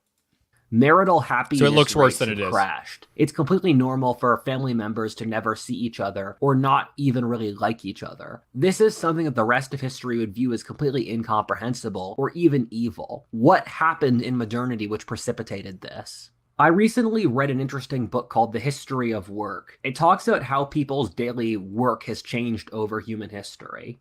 One of the fascinating things it talks about is that the family was super important in a pre-industrial society, given the family was the dominant economic unit. There's basically no parallel in the pre-industrial world, except for slavery, of clocking in at a giant company and then working 10 hours a day, 5 days a week. Almost everyone were independent renting farmers or self-employed. Besides them, you had craftsmen, merchants, or the nobility. All of these were family businesses. Keep in mind that pre-industrial Europe was incredibly moderate by the standards of this stuff. What this meant is that the family was critically important to this society. You had to get along with your family since your dad was your boss. Then when your parents were old, you had to take care of them. The husband and wife was an economic unit in which the husband secured resources and the wife took care of the children or passive tasks. You have more kids since they're free labor for your small business. This all made perfect sense and seemed completely intuitive and obvious to everyone involved. The idea of entrenched social classes or castes made sense given your family supplied your work, education, social network, and spouse. Thus, this is a good video. This is way better than his older ones. I am impressed. People ended up associating with their own class, which crystallized. You can also see why the state was incredibly weak in these societies, in which in most pre-industrial societies, 70% of the state's budget went into the military, missed that democracy. While the government made up something between 1 to 5% of the nation's total economy, while in most Western countries today, it's between 1/2 to 2/3. The family performed all the functions that the state does today. Likewise, you can see why religion is incredibly important, since without the ability to have rules for interpersonal relationships, the entire society falls apart, since it's all based upon social relationships. Let's look at what industrialization did to this. Firstly, if everyone lives in a big city or a suburb, the sorts of communities that developed in pre-industrial villages naturally can no longer exist. The scale just gets too big. I think you can't overestimate the importance of this. When you move from a community where everyone knows everyone, with their quirks, strengths, or weaknesses, to anonymity, our brains process that completely differently. Society changes from an accumulation of relationships you have with everyone involved to a series of bureaucracies which provide you services. When you're operating at the scale of modernity, with the atomization that goes with urbanization, this means that bureaucracies fill the void which community and family used to. Rather than working on the family farm, dad works at a big company. We're at the point where 75% of adult women work, which is statistically more than any demographic wanted. Thus, the wife also works independently. Then child rearing is what happens when the parents are free. The child rearing itself, however, is mostly outsourced to schools and daycares, depending on social class. What you might notice is that for most of the waking hours, the family members don't associate with each other. In the pre-industrial society, a wife would respect her husband since she was dependent upon him for survival, and she saw him daily, or the things that he did to support her and the family. When you work with someone, it creates a bonding and shared experience. Now, she and her husband are apart for most of the day, then they return together for a relatively short nighttime, which is often used to accomplish various boring tasks. The same thing is true with school, in which the kids spend most of their waking day and effort at school. In this case, the survival of the people involved in the important relationships occur in external, bureaucratic, impersonal organizations. The husband and wife are really dependent on pleasing their boss, not each other. Since the kids don't have to work with their parents, neither party has to understand the other. It's a very modern complaint, one that I can attest to, that your family doesn't understand you. I think a very modern feeling is not being understood. Like you wear lots of different masks for different situations. You wear a mask for your boss, for your wife, for your children. You compartmentalize your life, but none of it's really you. In the pre-industrial world, you just lived, worked, and did everything with your local community. Okay, I'm not sure about that. You would still be acting differently, and maybe I'm missing what he's saying here, but you would still be acting differently in code switching, for lack of a better term, for different relationships. You're not going to talk to people in your same caste, other peasants, serfs, the same way that you would speak to a lord. But you would have a lot more experience with the people around you. I think that's fair to say. The only comparable group were servants or slaves. Everyone in your local community knew you, and there was more of a concept of the flaws implicit in human nature. Keep in mind, our society's conception of human nature isn't accurate. From looking at both ancient wisdom and modern studies, humans tend to under-prioritize material wealth or comfort for happiness and over-prioritize interpersonal relationships, community, and religion. This is why historic societies lived in poverty, as do people in the third world do today, but they can be happy. Thus, the weakening of all this stuff isn't a side effect, it's the main course. You're creating this silent gnawing pain inside the modern world, something which is so personal you'll never get people to talk about it, but which is secretly killing society slowly. There are two depressing things at the Industrial Revolution which have negative social effects, those being scale and standardization. For a symbol of how these operate, let's use the example of an old-style factory. You know, the kind that Henry Ford made, in which every person had a job of attaching a little bit to a car. There was a French author of the time who wrote, "Imagine the life of someone whose entire life is to put the screw on that bolt." In the pre-industrial world, you had a concept of the pride of craftsmanship, and you literally knew the person you were making the cart or the axe for. Certain eras of history.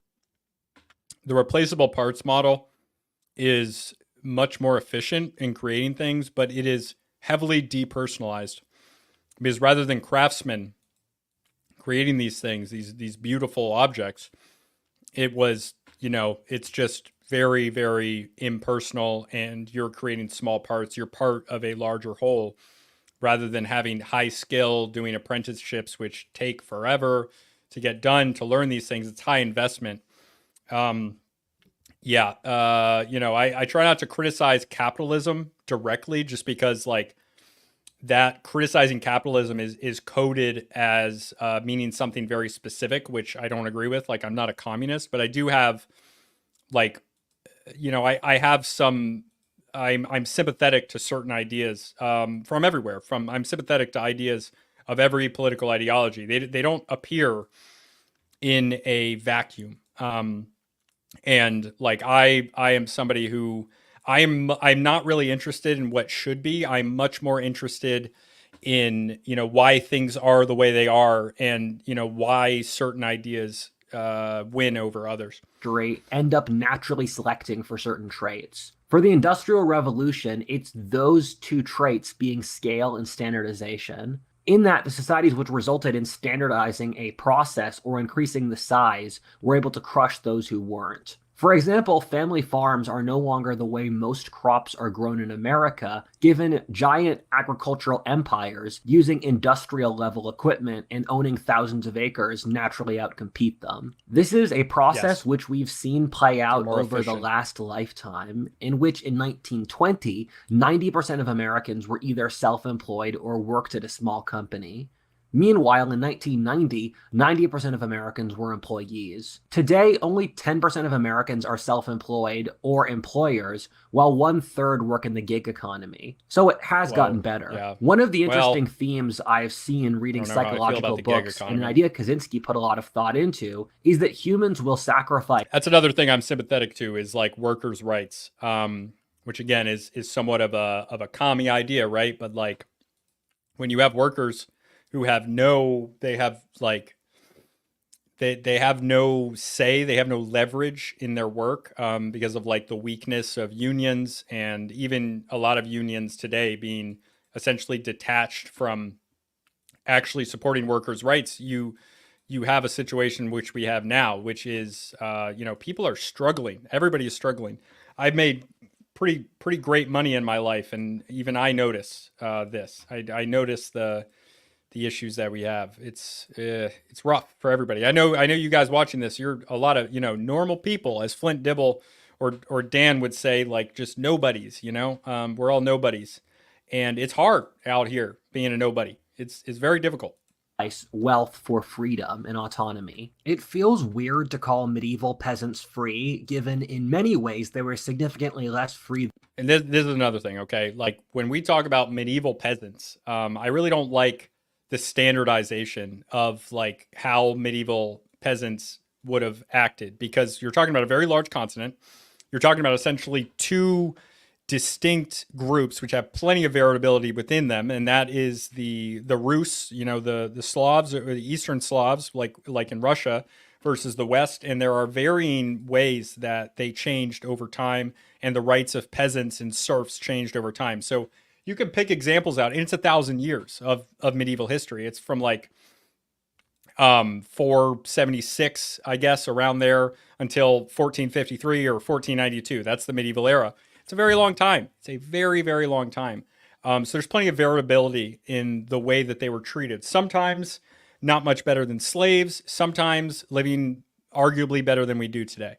Than we are today. And I do really want to stress that this pre-industrial social order is not utopian. And it feels silly to call the pre-industrial world utopian, but in a lot of these societies, your entire life was dictated by your family shame or by very stringent moral codes. And with all of this being said, though, in critical ways, pre-industrial societies were more free than we are today. There wasn't a concept of having a boss who would watch over you all. And this is very common, right? Like people think about being free, like, oh, you can vote, so you're free, but voting doesn't matter.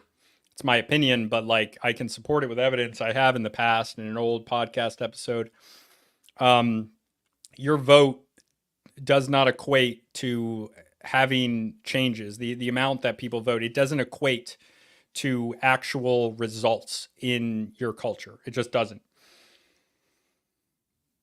All day as you worked, a regulatory system, rules of conduct, and all that stuff. Once you study pre-industrial anthropology, you find that people just lived their lives. There wasn't a sharp separation between work, family, religion, community, government, or the nation. Just no because you have a concept king of working a 9 to 5. doesn't mean that in you're the not pre-industrial free. world, there was no concept of being employed. A lord or master craftsman would have servants or apprentices. Given they lived with their boss, there was more of a concept for responsibility for their lives as people, not just employees. The thing is that they existed to perform tasks. The servants or apprentices lived with the lord and did what needed to be done, and then just went back to living their lives. Work in the pre-industrial world was largely seasonal, with a few months of heavy work and then months of doing nothing. Whether or not people worked more hours than today in the pre-industrial world is complicated and varies massively based off time period and region, as I explain in this text wall. Furthermore, for the apprentices and servants, that wasn't expected to just be your life. Those were things you did when you were young, which you then grew out of. An apprentice to a craftsman would later become a master craftsman, often even inheriting the business. There was a huge social crisis in early 19th century England when you had this whole social class of people who ended up working in factories for their whole lives as employees. This was seen as unnatural. There was an attitude that an employee wasn't a real man and thus had no real right to get married. A lot of the discourse around Luddites and Marxism during early industrialization was due to the social turmoil the Industrial Revolution did to the traditional self-employed social structure. The modern school system was... And we talked about this like 2 hours ago on this stream. I don't know how many people are still around, but the new technology is extraordinarily disruptive to the social order. There's a lot of bad stuff that comes out of that. And that's what we saw, and how the Industrial Revolution and its consequences are a disaster for the human race. And I'm going to keep saying that as many times as is relevant during this video. It's explicitly designed to break people's will, to make them easier industrial employees. We have loads of historic records of how difficult it was to get pre-industrial farmers to acclimate to modern work. They would show up for work hours late whenever they wanted, take days off randomly, would refuse the work their bosses gave them, would talk back to their boss, and everything like that. We literally have records of the founders of the American school system around the turn of the 20th century, literally saying their goal was explicitly to do this. For more info, watch my video on this topic. Keep in mind, we don't remember anything we learn in school past, let's say, age 12, and none of it is used for adult life. The reason we still have school is that the skill they're selecting for is ability to sit still, to work long hours, compliance, and the ability to memorize or regurgitate information, make mechanical calculations, wake up early, and skills like that. Pre-industrial people would view school as incredibly strange and even tyrannical. You have strangers raise your kids. You tell them what to do without the parent knowing. It's also mandatory that you go to school. A very interesting book I read, and in fact one of the most interesting anthropological books I've ever read, is The History of Manners by Norbert Elias. And it's about how manners have changed over Western history from the Middle Ages onwards. And it shows a lot of really interesting underlying points. An example of it is that people in the Middle Ages would cut up animal carcasses in front of their friends before eating them. Or knights would write poetry about how much they loved the act of killing.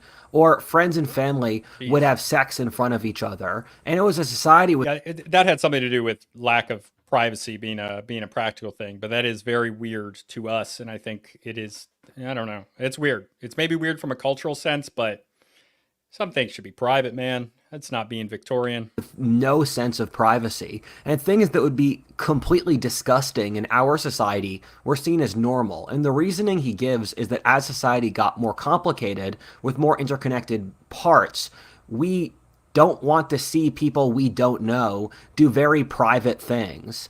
And that makes sense being the other side of Kazinsky's thesis of over-socialization. It feels very strange to me that I'm talking up the pre-industrial world this much, given there are very, very obvious negatives to the pre-industrial world. Firstly, on a daily basis, I try to be grateful for the material comforts which our era... Look, everything is relativity though, right? Like, if you grow up, right now, the average American is living much better than the average person in China.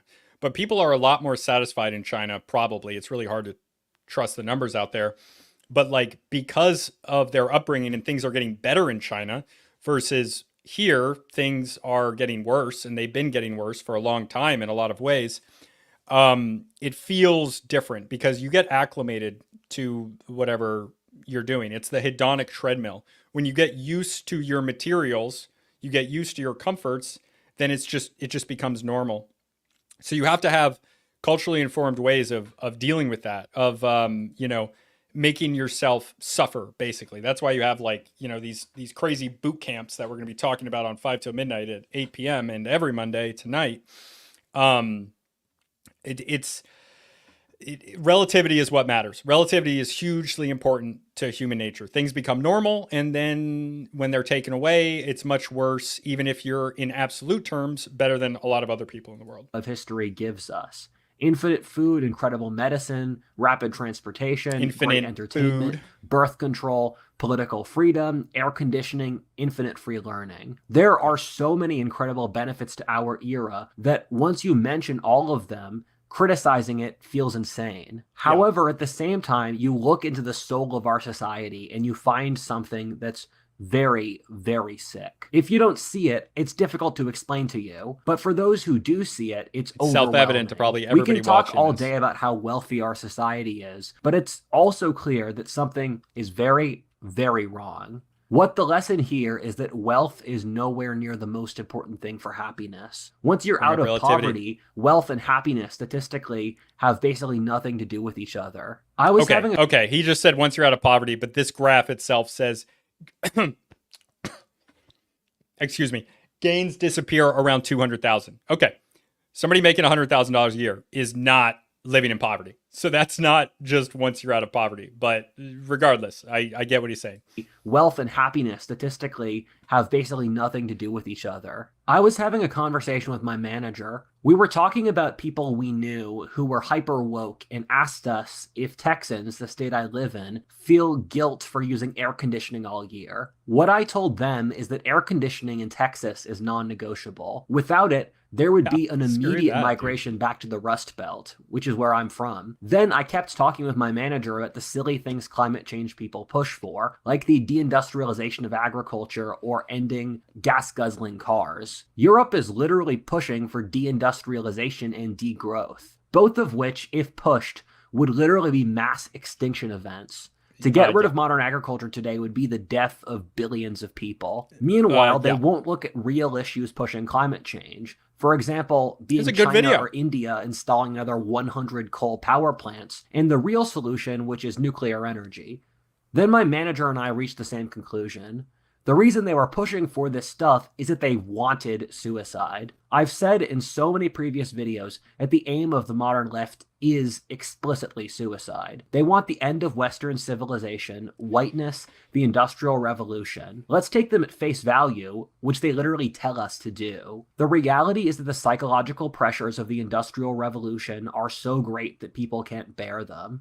Thus, the societies which have had industrialization the longest, like Northwest Europe or the Northeastern US, are the areas attempting to commit suicide the most. Keep in mind, we're the exact same crazy monkeys as who were living in tribal communities of 100 people hunting mammoths 100,000 years ago. Yeah, Could we 300,000 really years expect ago them to is make the current jump we anatomical did modern humans. with the Industrial Revolution without some issues? I think what's going on is the nihilism, dehumanization, atomization of modernity is a lot more damaging than anyone realizes. I think as a society, we're in denial since it hurts so badly. I frequently ask people I know, let's say you're dying in a ditch now. What do you have to live for? I had a moment when I was suicidal as a teenager. Oh and gosh, I had that dude, you cannot bring that kind of stuff in. I mean, you can. It's your choice. I just wish you wouldn't. For me, it was honor and my own pride as a man. Something that my parents and culture had imprinted on me at a young age. I realized that was something I could live for, where if everything else in my life went wrong, I would still have that. Let me explain it this way. Our ruling class, or the bicoastal college-educated globalist managerial elite, constantly shit on the Victorians as being repressed and a cold society. In general, when someone or some group isn't psychologically stable, you can look to their projections to figure out what their own insecurities are. I know a lot about the Victorians. Repressed or cold is not the right word for them. If you look at Romanticism, the letters they would write to each other, or even their view of history, it's very emotional, very dramatic, and they were very expressive. Yes, for sex, this is a very prude society, but keep in mind there is a lot of hypocrisy going on where there was a tremendous amount of prostitution and porn as well. Meanwhile, for our ruling class, they are very repressed. Repression is separation from our natural human urges. Ooh, for example, being polyamorous and seeing your... This might be my favorite Whatifalthist video. He is doing a great job. I was saying this like a year or two ago that I thought that he was going to like graduate from some of the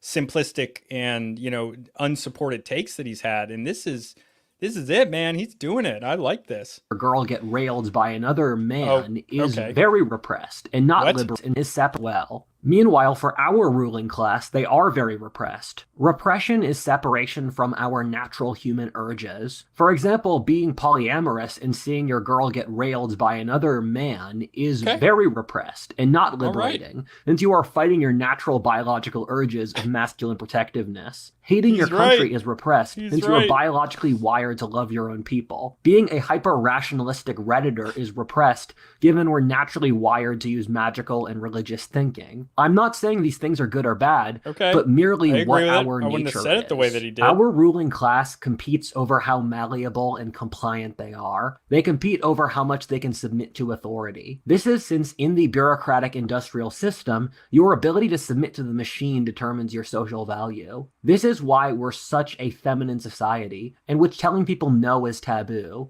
in which we accept absurdities like that men are women, that the nation shouldn't exist, or that we should print infinite money. The ruling class are in a competitive virtue signaling contest to demonstrate how servile to the machine they are. Kazinsky wrote one of the best criticisms of the left that I have ever read. His criticism of leftism is so brilliant that it's easily become one of the top 10 most paradigm-building things I've ever seen. He said that the left is a resentful reaction to the over-socialization of modernity, that the left is a power fantasy of having total power over absolutely everything in society, that the reason they don't have a plan for what the dictatorship of the proletariat would look like is that the end point is to get a dictatorship itself. I'm going to talk about this more in the video on the anthropology of the left, which I will link very soon. However, Kazinsky repeatedly keeps on crapping on the left in the most insightful ways I have ever seen.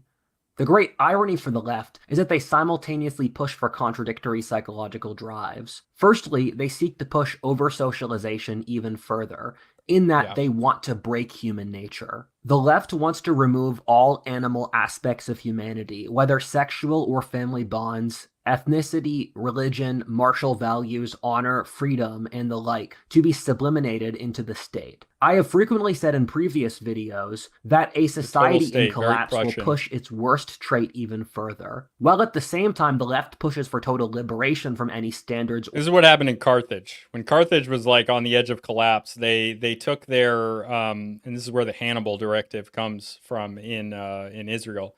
They not that I think Israel is on the verge of collapse. It might be, but it feels like it's eating itself. When Carthage was really close to losing, to Rome, they had been symbolically sacrificing their own children. Sometimes that would be other people's children, but when they were really close to the edge, when they were close to actually being, destroyed by Rome, which did end up happening, Carthago delenda est. They started sacrificing the children of the nobility in a very, very literal sense. And that is terrifying and awful and something that no people should ever do.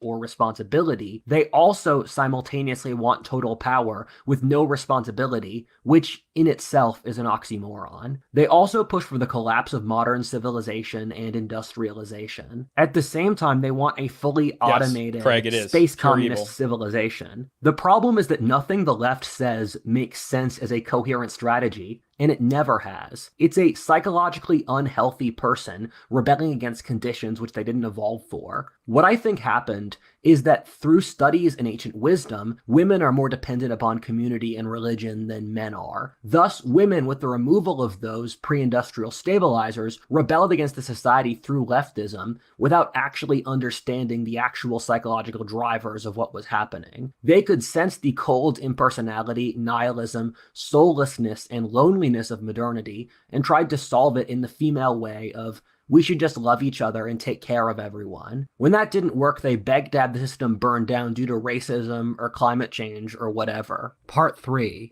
Yes, and... Okay, we've gotten this far. I think a lot of people, including myself, could find themselves agreeing with Kazinsky up to this point. I think his explanations for the flaws of industrial civilization are brilliant and original. I frankly find few other authors who have covered this in any kind of way, although it's clear that the Unabomber was drawing influence from Jacques Ellul and Lewis Mumford. However, the thing that I myself, and I would say most sane people, object to is what Kazinsky recommended after, and in fact, what he actually did. He says towards the end of his manifesto, which is pretty short and it's free online, so I'd recommend you folks read it after, is that industrial civilization will go in two separate directions on its current trajectory. He said that the 21st century would be the decision point for this, and that choices would be made which would change said trajectory in that time frame. The first would be that the psychological pressures of modernity would be great enough that it would collapse naturally. He said this would be promulgated by mental health issues, collapsing birth rates,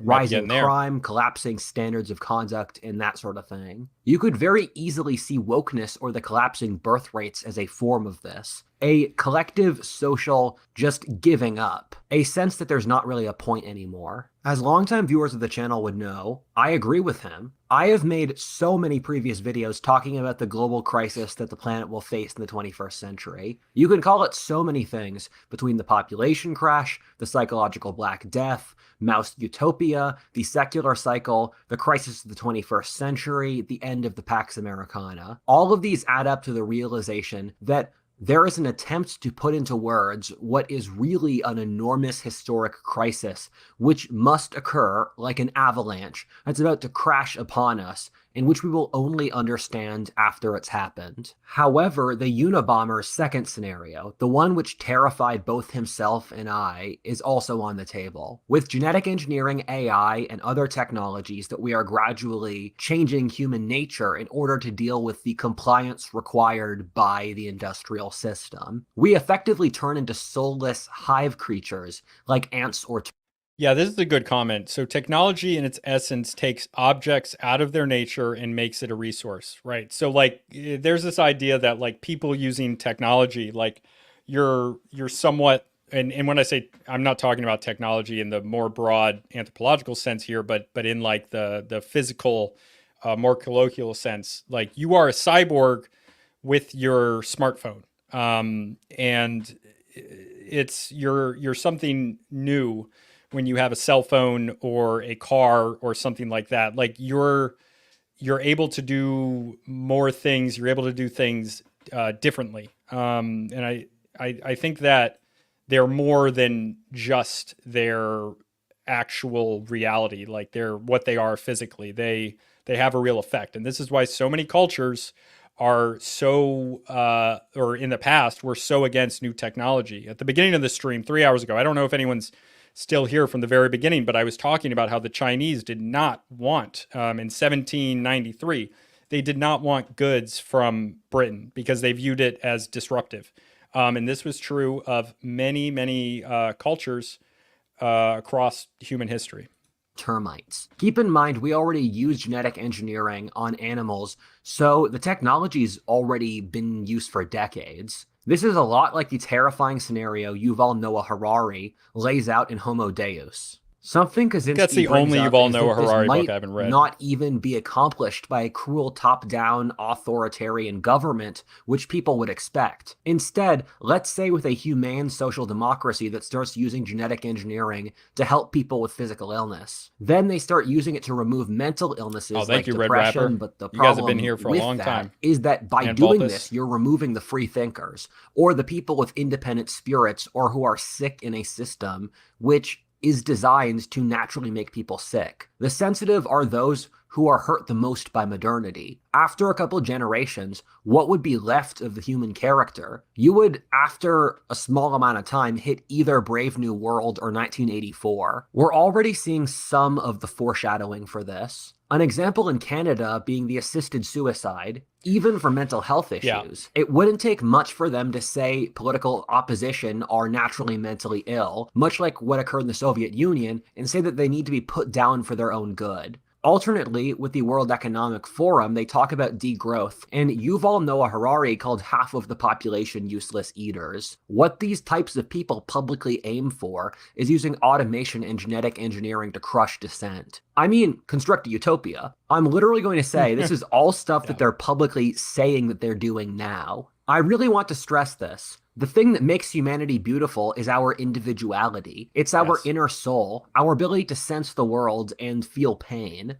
When you remove that, we've lost the game of human history. Say goodbye to literally everything you care about. It's the equivalent to Mordor winning in Lord of the Rings. The world these kinds of people would make would turn humans into cogs or machines, not even animals. The human spirit buckles under tyranny, which is why evil must lose inevitably. With all this being said, what happens when you change the human character so it no longer buckles like that? It's in no way a coincidence that all the great artistic pieces of the industrial world, whether Star Wars, Lord of the Rings, Fight Club, American Beauty, Princess Mononoke, The Matrix, and so many more, are the fight against a giant depersonalizing force so that the human soul can survive. That's one of my favorites. I hope you folks can understand why I don't think the Unabomber was crazy. The calculation he's making from his perspective is completely rational. I frankly would have done something similar if I was him, but different in one important way. I would have known in normal circumstances no one would read this.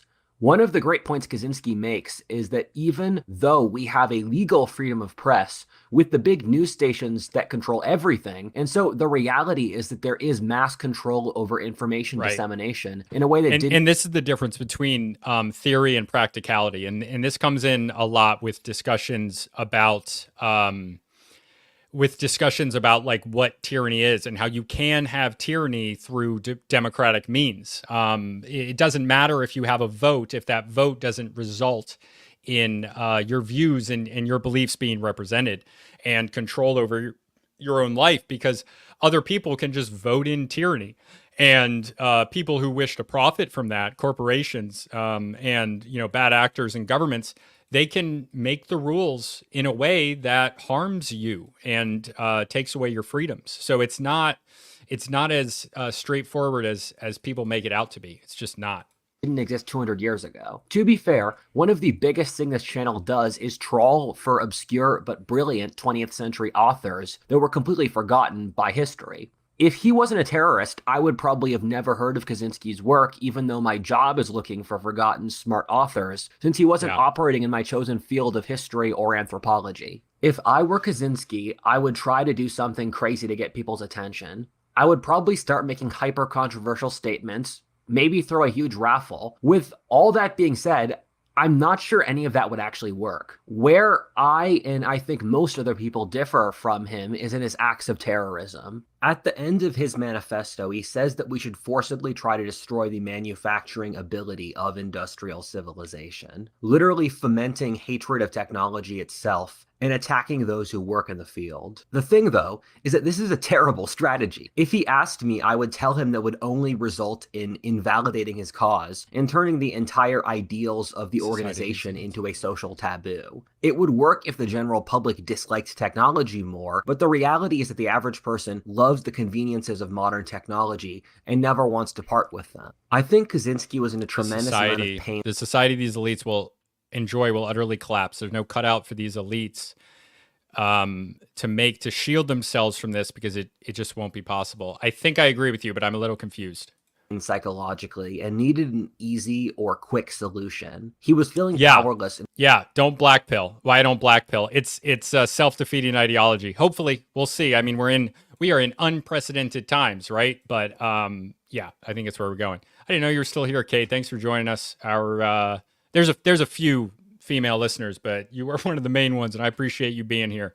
And so tried to do the most direct route. I also get the sense he was a man who reached a point where he didn't really care much whether he lived or died. I don't approve of his terrorist activities, but I will point out that he won. He's gotten to the point where his ideas are very widely circulated. Hell, we're currently talking about them on this channel, and most of you know who he is. If the struggle of the 21st century is as close as he believed it would be, he might actually have indirectly changed the tide of the conflict. I don't think Kazinsky, if he saw the results of what his actions would be, would have been disappointed with the result. It's comparable to how I've said before that Al-Qaeda won 9/11. There's a book called The Grace of Kings, which is one of my favorite fiction books ever, about a fantasy version of Chinese history. The title of the book relates to a faction betraying a treaty with another faction in order to unify the country. The meaning of the Grace of Kings is that in the grand scheme of things, the character did the right thing by breaking the treaty, which then allowed the unification of the continent. When all's said and done, are the 3 lives Kazinsky killed worth changing history for? Only time will tell, but this line of thinking eventually ends up with Hitler and Stalin when pushed to its natural conclusion.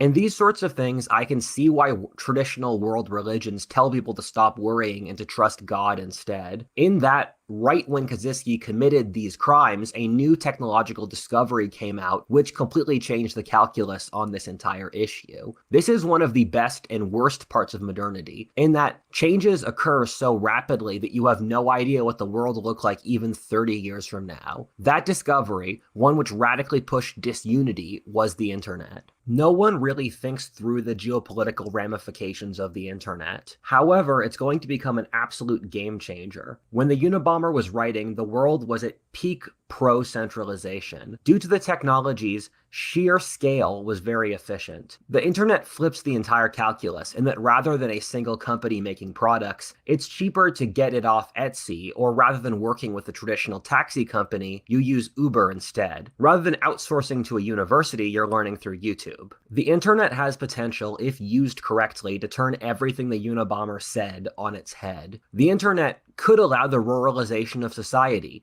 the breakdown of top-down government authoritarianism, organic social operation and self-employment. The rise in the gig economy, as well as digital replacements for legacy institutions, is literally parallel societies. He was in here a minute ago, Meta Prime. That's what he does. Check him out. proving all of this. The internet also has the potential to go into other directions in which the government can use it to monitor the entire population for their whole lives. I'm going to do something I normally don't and shill crypto. Okay, and that's where we end there. Anybody have anything they want to watch? If not, I'm going to go to another Whatifalthist video. Actually, I'm going to use the bathroom first. Leave me some comments with what you want to see. I'm going to keep going, maybe 1 or 2 more videos. Then I got to get ready for 5 till midnight.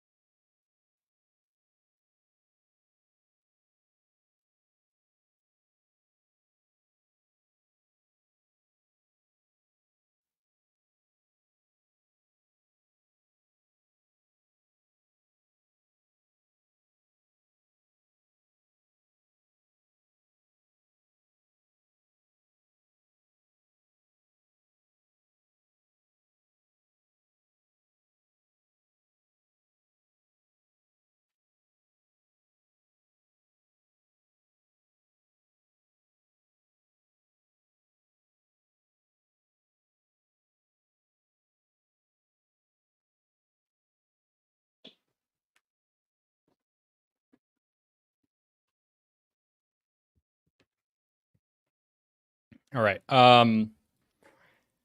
Big W saying troll, right? Absolutely. Welcome back, Thomas. What are the ones? What's the one I wanted to watch here? Will the school system fail? Yeah, we'll make that the last today one. Across the political spectrum. That I'm originally from Pennsylvania, and I was driving a friend who was visiting my area to the Battle of Gettysburg, which was one of the biggest battles in the Civil War, which is a couple hours from where I grew up. Gettysburg.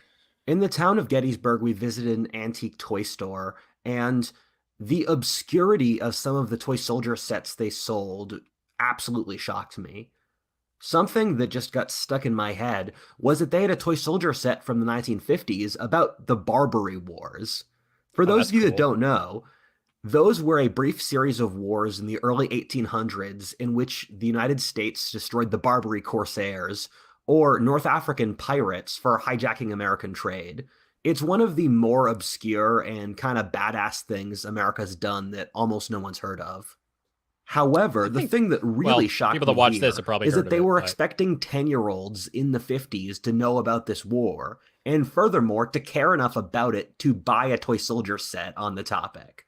The thing is that I run a history YouTube channel with what I think is a very smart audience that watches it today, and I expected most of the people listening to this video to not have heard of that war.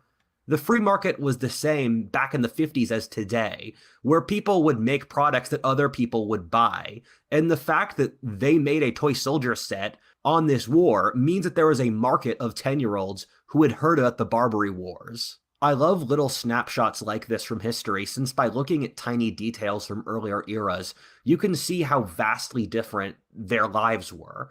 An example of this sort of principle is how Chinese women in the 19th century would beg to have their daughters' feet broken to make them more attractive. Seeing this toy soldier set nearly a year and a half ago set up a mental chain of logic that's been battling around my head ever since. How has our society gotten so culturally illiterate? Speaking of illiterate, to get to the second point, there was a study that came out about a year ago that 2/3 of 4th grade Americans, or for foreigners, people around age 10, are functionally illiterate. As a caveat, the definition of functionally illiterate matters a good amount here, where I don't think it's the same thing in America as the Congo, where these kids would probably be fine. And I also think a decent amount of this was COVID, which messed up education. Yeah, Craig's been here since almost the beginning. Dumbing down, I think that was the name of the podcast episode I did like a year and a half ago. On this topic, which is a good episode, I think. I'd probably hate it if I went back to it now because I made a lot of changes, but that is what's going on. means it's difficult to motivate elementary school students to study hard when they're staring at a screen with all the distractions of home around them. Furthermore, I've heard that this is true anecdotally. I've heard college professors say that the new batch of kids is just stupider than the previous ones. I'll visit colleges and see the new classes are more anxious, less and this is probably due to technology, right? Like, and I do believe that that's happening. It's used as like a crutch in a lot of ways. Knowledgeable, less skilled, literate, and more than the generation before. These changes are happening so fast that it's difficult to study them, and ironically, they probably won't be studied seriously ever, given the people who do study this sort of thing, namely universities, will look very bad for studying them. However, this appears to me to be a really obvious issue that we need to tackle and think seriously about as a society. This is a video to try to figure out what's gone wrong with the American educational system. It's just going to focus here upon primary or grade schools, and I'm going to deal with colleges and universities in a future video. I was originally going to write about both, but this video is already too long as is. The fundamental question of this video is, why is the American educational system so expensive, biased, ineffective, and disliked by the population? Let's see if he gets all of it right. The answers cover a surprising range of history, anthropology, philosophy, game theory, and biology. Let's tackle a topic that I know we've all dealt with personally.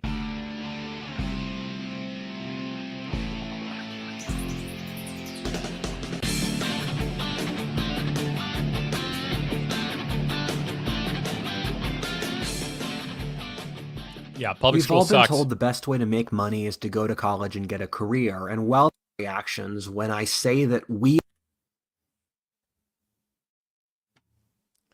are dumber.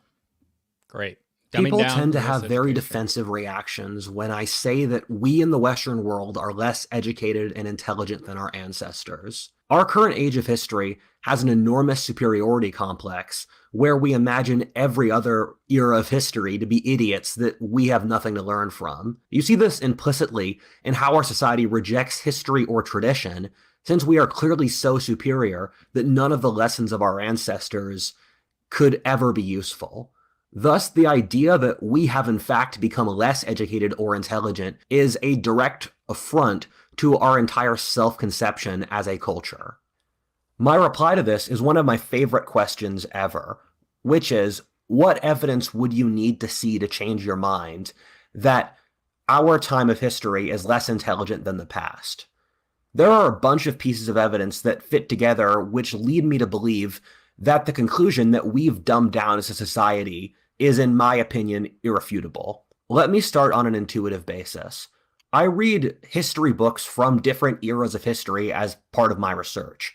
I think every era of history has certain biases, and it's important to be aware of our era's biases by reading older books. Through this, you can read different perspectives. I like that a lot. And on a purely intuitive basis, I would say that the best history writing was sometime around World War II. This was when a very disproportionate amount of the authors that I respect the most, whether Amory de Riencourt, William McNeill, Carroll Quigley, J.F.C. Fuller, Ralph Linton, Will Durant, I think I know any of these Churchill people. were writing. Okay, I know that one. That era is one where it can combine the sweeping generalizations of the Victorian period, where they do stuff like talk about Oriental despotism and degeneracy, or the Roman Empire rising and falling due to its collapse in manly vigor, combined with the autistic data focus and obsession with minutia that characterizes the post-World War II philosophy of history. For a single generation around World War II, you were able to combine both, and I think you got what could be the best history writing in the history of the world from it. However, there are a couple things that strike me about this. The first is I don't think a lot of people will be physically capable of reading older history books. Take Will Durant. He's one of my favorite authors, and he wrote an 11-volume history of human civilization, which I would highly recommend. I consider myself a decently smart guy, but I struggle to read Will Durant. My friends in high school had a game when I was reading Will Durant of find the end of the paragraph. He wrote these 1,000-page history books in incredibly complicated language about topics such as medieval philosophy, art, or lengthy sections on the art and character of the Age of Rousseau. The thing is that Will Durant's books were bestsellers. He was famous in his time and lived quite well off purely his book sales. They were widely read and discussed, and an entire generation of American leadership grew up on Will Durant. I hang out with history people all the time, and I don't know any in my generation who tackle Will Durant since he's so difficult to read. Will Durant would never get published today since he's too difficult. This doesn't even get to someone like Edward Gibbon, who wrote around the time of the American Revolution during the 18th century. His 3,000-page The Decline and Fall of the Roman Empire is excruciating to read. It's a very well-written book, and my job is to read stuff like this, and I was only able to get 500 pages in. However, those books were bestsellers, and if you read old biographies and novels from previous eras, lots of people read Gibbon. I have a book named Bulfinch's Mythology, which was a 19th century anthology of mythology, which was written so that nouveau riche Americans would know the references to classical mythology that they would commonly see in art, plays, or casual conversation. There are loads of asides in the book where he says, "I'm sure we've all heard the story of Cadmus or Narcissus in casual conversation." It's so apparent in the book that these sorts of classical references were things people talked about on a daily basis. Reading Elizabeth Gaskell's book, North and South, which was written during the time of the American Civil War, but set in Britain, they talk about how a nouveau riche person had to cram knowledge of the classics and history to be seen as socially acceptable. Comedies from the pre-1960s era casually make references to Edward the Confessor or obscure figures from history, and especially the Old West. The fact that that kind of social standard existed at all demonstrates a very, very different society from today. Outside of the show, when I'm just in normal life, I try to not talk about history in casual conversation because I know people either don't know it, and I don't want them to feel bad for not knowing it, or I know they don't care. Screw them. And our society also judges people me. who like things like history, and especially so classical literature or mythology. You're called a nerd or pretentious for being into that stuff. And I think the fact that our society does this signifies that it has a lower intellectual level than previous societies, because a society of idiots would judge those who are not idiots. And it's pretty clear from all this evidence I'm showing you guys that these sort of topics like history or classical culture were things that were normal in previous eras. I remember my grandpa grew up in the Irish ghetto, and he made a very strong effort to study culture and history so that he could fit in with the broader society more. As I've said before, anything you would choose to look at reflects this decline. The language in presidential speeches at the time of World War I was at a college-level reading level. Now it's at an elementary school level, a jump in nearly a decade of intellectual... That's what happens when you have to appeal to the absolute masses. Most people shouldn't vote. Voting's dumb. I don't believe in it. I do it, but I don't really believe in its efficiency. Development. Again, these were people who were doing what they could to get elected. If their language is too fancy and it annoyed the general public and they didn't get voted into power... This is a good point, Red Rapper. The incomprehensibly large amount of media, and this is very different media. There used to just be 3 channels, right? Everybody watched the Andy Griffith Show. Now we just have little niche shows for everybody, which is great. Love that. It is great in certain ways, but it also makes our society, while more connected, very, very different from each other. And there's something negative about that. They would have changed it. And because of that, it means the general person had to be at least capable of understanding what was being said. You can say only the elites read these books, but you can also look at other, more casual forms of communication.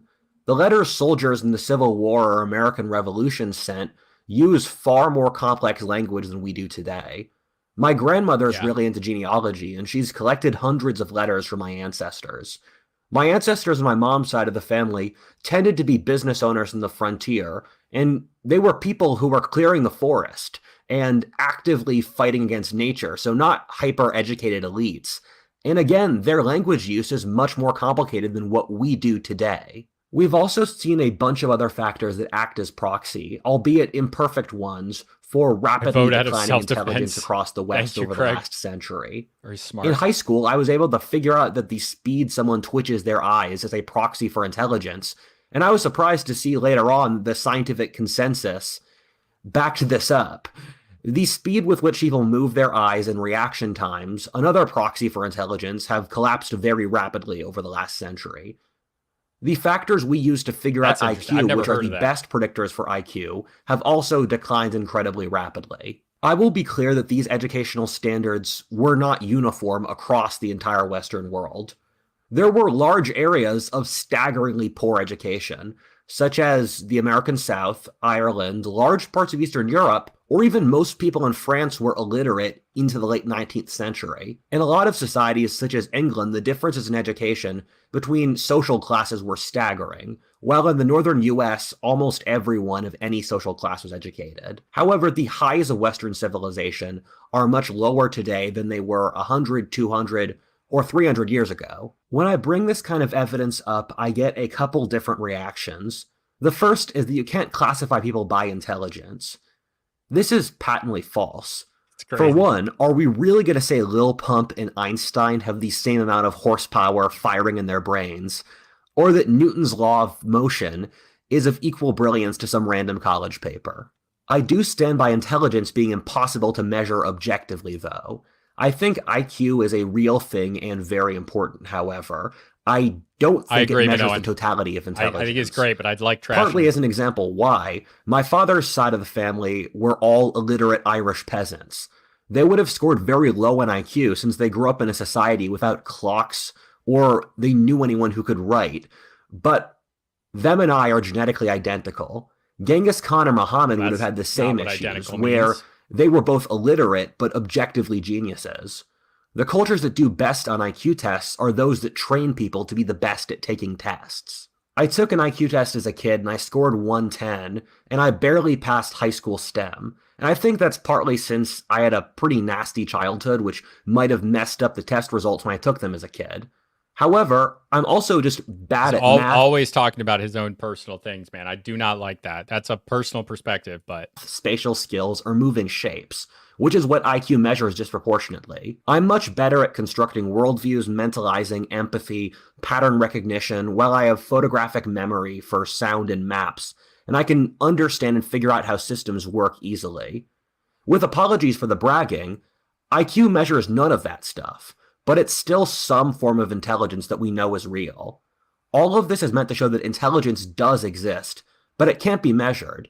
It's in the same manner that there is very clearly good or bad art, people, or food, but it's impossible to measure if, say, Michelangelo's David is better than the Mona Lisa, or if Gandhi was a better person than St. Francis of Assisi. Another response I often get is that we've simply moved what kind of intelligence we care about in society. I often hear that since my speciality is in the humanities, that I am biased towards that topic, while we ignore how knowledge in the sciences has grown precipitously. There is an element of truth to this, that over the last 70 or so years, our education system has massively downplayed the humanities, which used to be completely synonymous with education itself, to put more effort into STEM.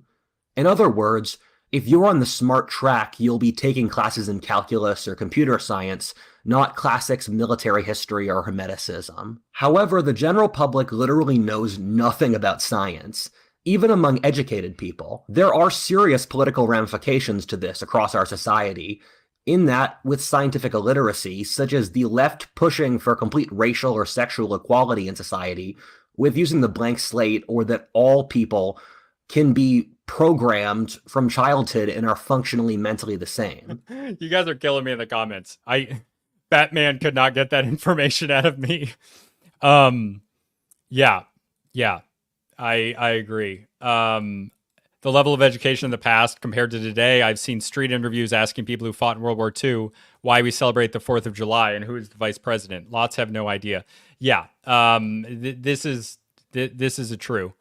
Who fought in World War II. They do select the dumbest people they can find for shock value, though. But the fact that this is anybody is crazy. Those people should be deported.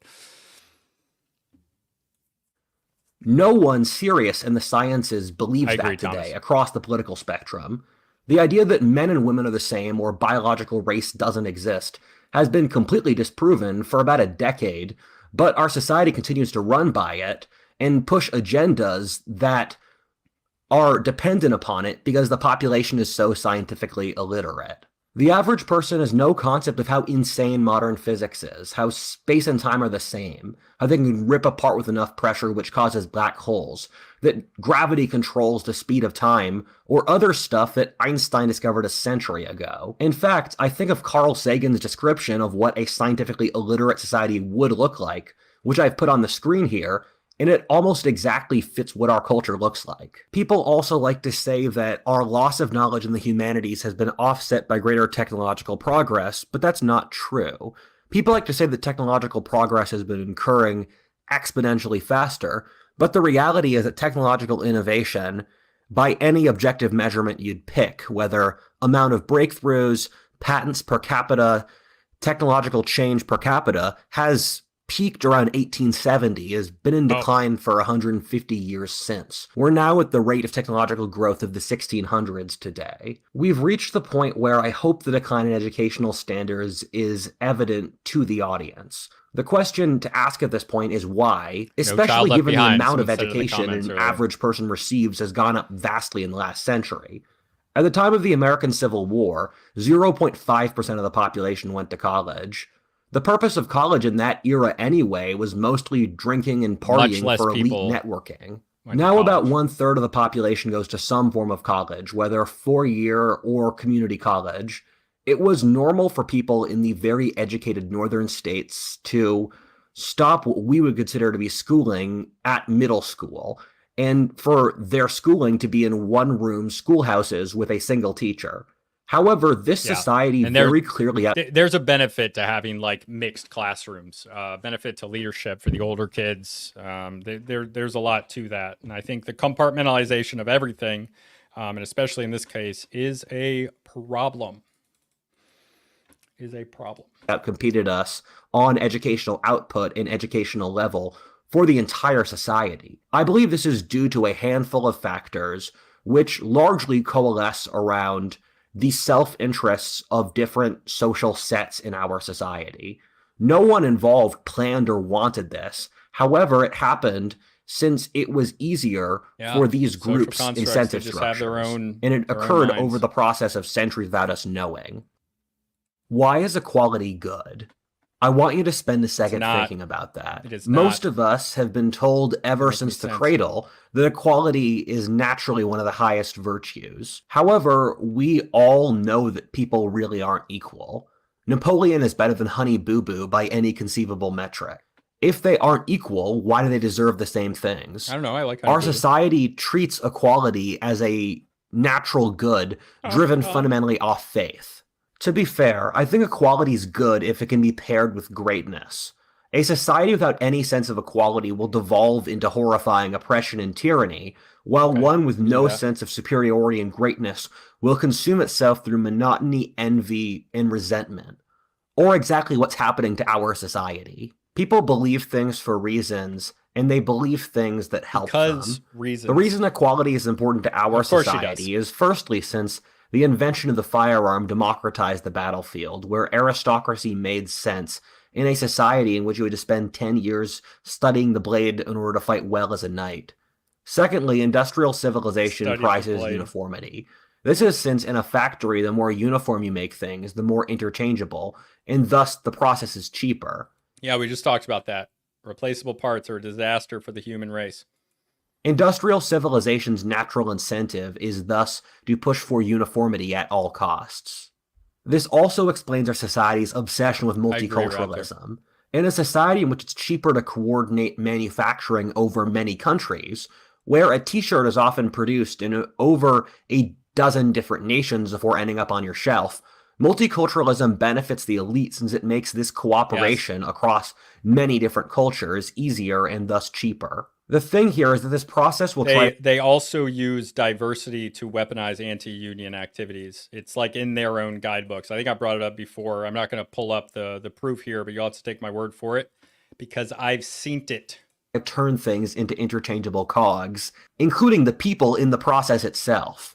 You need to be able to get people to show up for their shifts at the factory where they do their one task on repeat, have them show up at the exact same time when the machine has to run, and then send them home at the exact same time while they do their appointed thing. The problem here is that humans didn't evolve for this. We evolved to hunt and forage.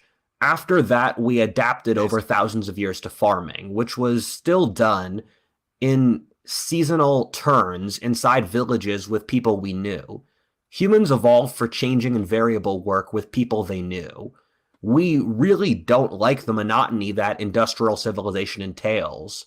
The entire genius artistic output of the last 150 years has been a rebellion against industrial civilization for a reason. The modern education system was founded in the early 19th century in Prussia and then secondarily Scotland. Prussia was a country in Central Europe stuck on a flat plain, surrounded on all sides by brutal invaders. The warfare of that time involved tremendous discipline, in which armies would stand in straight lines and fire against each other. Their school system was explicitly designed to churn out men who would happily do what, from the perspective of human nature, was a bizarre thing. There's another, and I know he knows about it, but I hope he brings it up. Scotland was one of the first places where the Industrial Revolution took place, and in the same manner that the educational system was designed in Prussia to produce docile soldiers, it was redesigned to make good factory workers. The modern educational system was very explicitly designed to turn people into good factory workers. In fact, it spread in exactly the same time, in the same places as the Industrial Revolution. And this is the thing, if a technology is good, and when I say technology, I'm going back to the anthropological definition, which includes this type of like political technology or organizational technology of how the Prussian school system worked. If it does something well, it's going to be exported to other places. And if it does something really well and it's exported to other places and that place does not adopt that technology, it could be detrimental to them expanding themselves because they can be conquered economically, culturally, or through warfare. The people who don't adopt it. This is something the founders of the American public school system were very clear about. The people who founded the American public school system and those who updated in the early 20th century openly said they were doing this to make more efficient workers. Share the quotes. The thing is that for public schools, the expectation was that the kids leaving this would be working in factories. The elite who managed the factories would go to private schools and attend colleges, which before World War II were basically elite networking institutions. The modern public school system was changed around World War I in America in a very profound way, as part of a series of profound cultural changes called the Managerial Revolution. This is the process that created our modern ruling class, in which the West went from a society run by hereditary nobility or business moguls to one run by college-educated managers or bureaucrats. There were a series of concerns at the time which crystallized into creating the scheme of what modern education is today. In America, this period was a reaction to, first of all, mass immigration, to which nativism became a powerful sentiment to assimilate the immigrants, and also the integration of the vastly different regional cultures inside America. There was, of course, the Industrial Revolution and World Wars, both of which created incentives to make people docile. There was the Managerial Revolution, in which you had to train a bureaucratic ruling class, as well as the massive increases in quality of life due to science. All of these factors added together to create an incentive towards an educational system that prized conformity, docility, systematizing, measuring, and math or science against the humanities. In America, this was largely done by New England Yankees, who imprinted their values upon the public school system. This is why stuff like sports, waking up early, lots of homework, and more ended up in the public school system, since those were things that the Yankees viewed as positives in of themselves, while the rest of the country frowned upon them. You can blame the people at the time, but they were doing what made sense given the incentives that their circumstances gave them. If you know your students will spend their whole lives doing boring factory jobs, the best thing... It's more complicated than that, because the ideas that were pushed, like, yes, it does make sense, you're right, but they were also pushed by the people who would benefit from that, the factory owners. They started the schools, They provided money to the schools. I outlined it all in that old podcast episode of Illegitimate Scholar. But yes, he's also right that it does make sense, unfortunately, with the system that was created by those same people of factories. Thing you can do is repair them Doesn't for mean that it's a life. good system. If your country doesn't do that, it's doomed against a country which does industrialize. That's funny, because that is what I was saying. He's right. If you know that the way war is fought is by standardizing large amounts of men to charge machine guns, you need to train them to do that in school so the Nazis don't win. Since the endpoint of industrialization is standardization, what occurred here is that everyone was trained to this new baseline of factory workers, including the elite. Something that's pretty shocking about modern America is no one claims to be the ruling class. This isn't something I see in any other era of history. In all other times, those in charge take pride in it.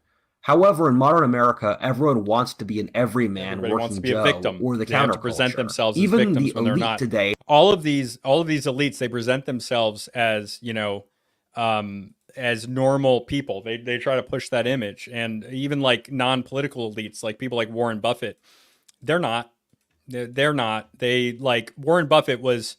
You can be like upper middle class, and then you can get in. Like people always talk about Warren Buffett still living in his childhood home, but it's a very nice childhood home that he has renovated and everything. I go to the grocery store to humanize myself type people. Absolutely. That's the type of thing we're dealing with. There's this, because it's prestigious to be a victim in modern American society. So that idea is pushed, and people try to play up how normal they were, even though they all went to private schools. Even people like AOC, Biden is just a kid from Scranton. Yeah, right. They're all elite in their own way. I know that you're kidding, by the way. It pretends to be the rebels, and that the leftist elite larps that they are fighting the establishment.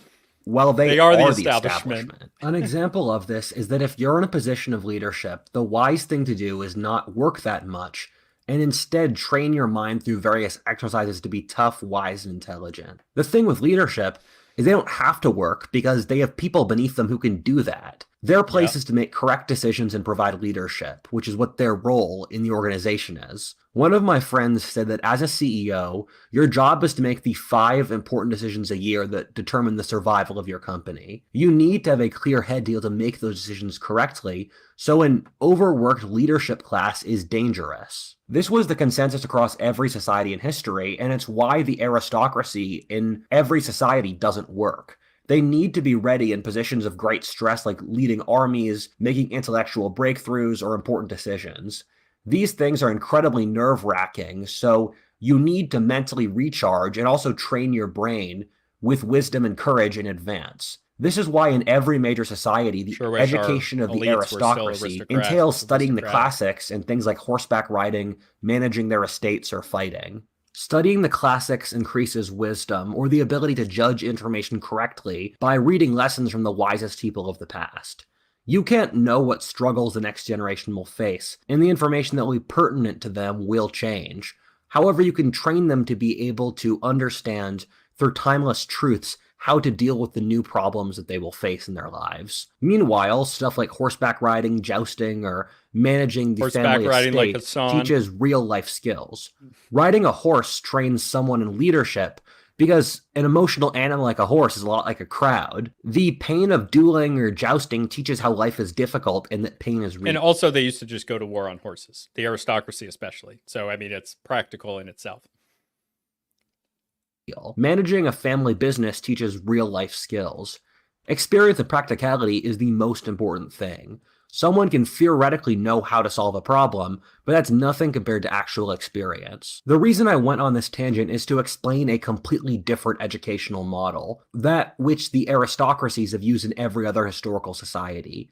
We may look askance at it, but it provides much better results than what we have today. The British Empire was built off following this system, as were the Romans and even the American Empire. This is how the Founding Fathers, or FDR, were educated. In our society, we train the elite to act like workers. Something I see that's very common with CEOs or other leaders is that they will work all the time, filling their life with busy work since they don't know how to do anything else. However, they can delegate that work. What their company really needs them to do is big picture thinking, charisma, and innovative solutions, and that's why they're the leaders. However, the school and social system has trained them to work like factory workers, and so they do it because it's what they know. Maybe. Our system means that no one will take responsibility for the management of society, which has meant that our society is very poorly governed and is collapsing now. Our elite doesn't know any history, wisdom, has any sense of toughness or realness. Thus, they make spectacularly stupid decisions, which we see all the time. Something to consider is that we are the only era in history which structures education uniformly across the population. What this they means don't is that really, children... right? Like, private education is very different, and all these people went to private school. They have a different education than normal people, than regular everyday Joes. Everyday Joes. Attaining the most expensive private prep schools are taught the same subjects in roughly similar format to people attending low-level public schools. It's a lot more different than they have classes with standardized times where they take tests on subjects like but math, the structure is the same, English, or chemistry. This is something that we take for granted as being obvious, but it's not historically normal. We do this in our society since our self-interest is to turn people into being as much of interchangeable cogs as possible. However, in every other culture, your education was dependent upon your geographic region, your social class, and what occupation you'd have, as well as your sex. I explained how the aristocrats were educated, but if you were a fisherman, you were taught to do that. If you were a craftsman, to do that and more. Our system works better for our current society, but I'm not certain if it is a self-evidently better system. You might say our model has higher social mobility, but that's statistically not true. There were many periods of the pre-industrial world that had higher social mobility than today. We actually have pretty low social mobility, the lowest so of any era. And this is the difference between practicality and theory. In theory, we have high social mobility, but in practice, that just is not the case. It's just not true that we have high social mobility based on the amount of people that are actually able to move between classes is lower. I've seen the statistics on it. Don't have them offhand, but I'm just saying he's right. And he's citing them himself. In American history now. Also, this solves the problem of how schools today don't teach any skills that are actually useful for the workplace today. A short answer is that a system based on standardization will push down the high achievers in order to raise the average. In the pre-public school system, certain areas had much higher educational attainment than today, such as Scotland or the American North, and others had much lower, such as the American South or Ireland. However, what has happened is that we've pulled down the top level to pull up the bottom level, although often not by much, with the example of the Black American community. Something that I honestly feel resentful about is that I've become a successful YouTuber, and I get a lot of praise now for what I do. However, no one ever told me I was smart, had any promise for the future, or encouragement in school before I turned, say, age 18 or 17. When this YouTube channel took off, I couldn't believe all the praise I was getting, since I just assumed I was a normal person with no potential, since that's what everyone around me told me. I was reading 75 books a year by the end of middle school, and I could draw any country in any year of history at the same time, but until the end of high school, none of the educational system reflected any of my possible strengths. I did poorly at math and science, and I was bad with precise stuff like punctuation. I hated... He's kind of just bragging about himself here. I wish he wouldn't do stuff like this, but this is a very cool achievement. I guess I'm glad he shared this.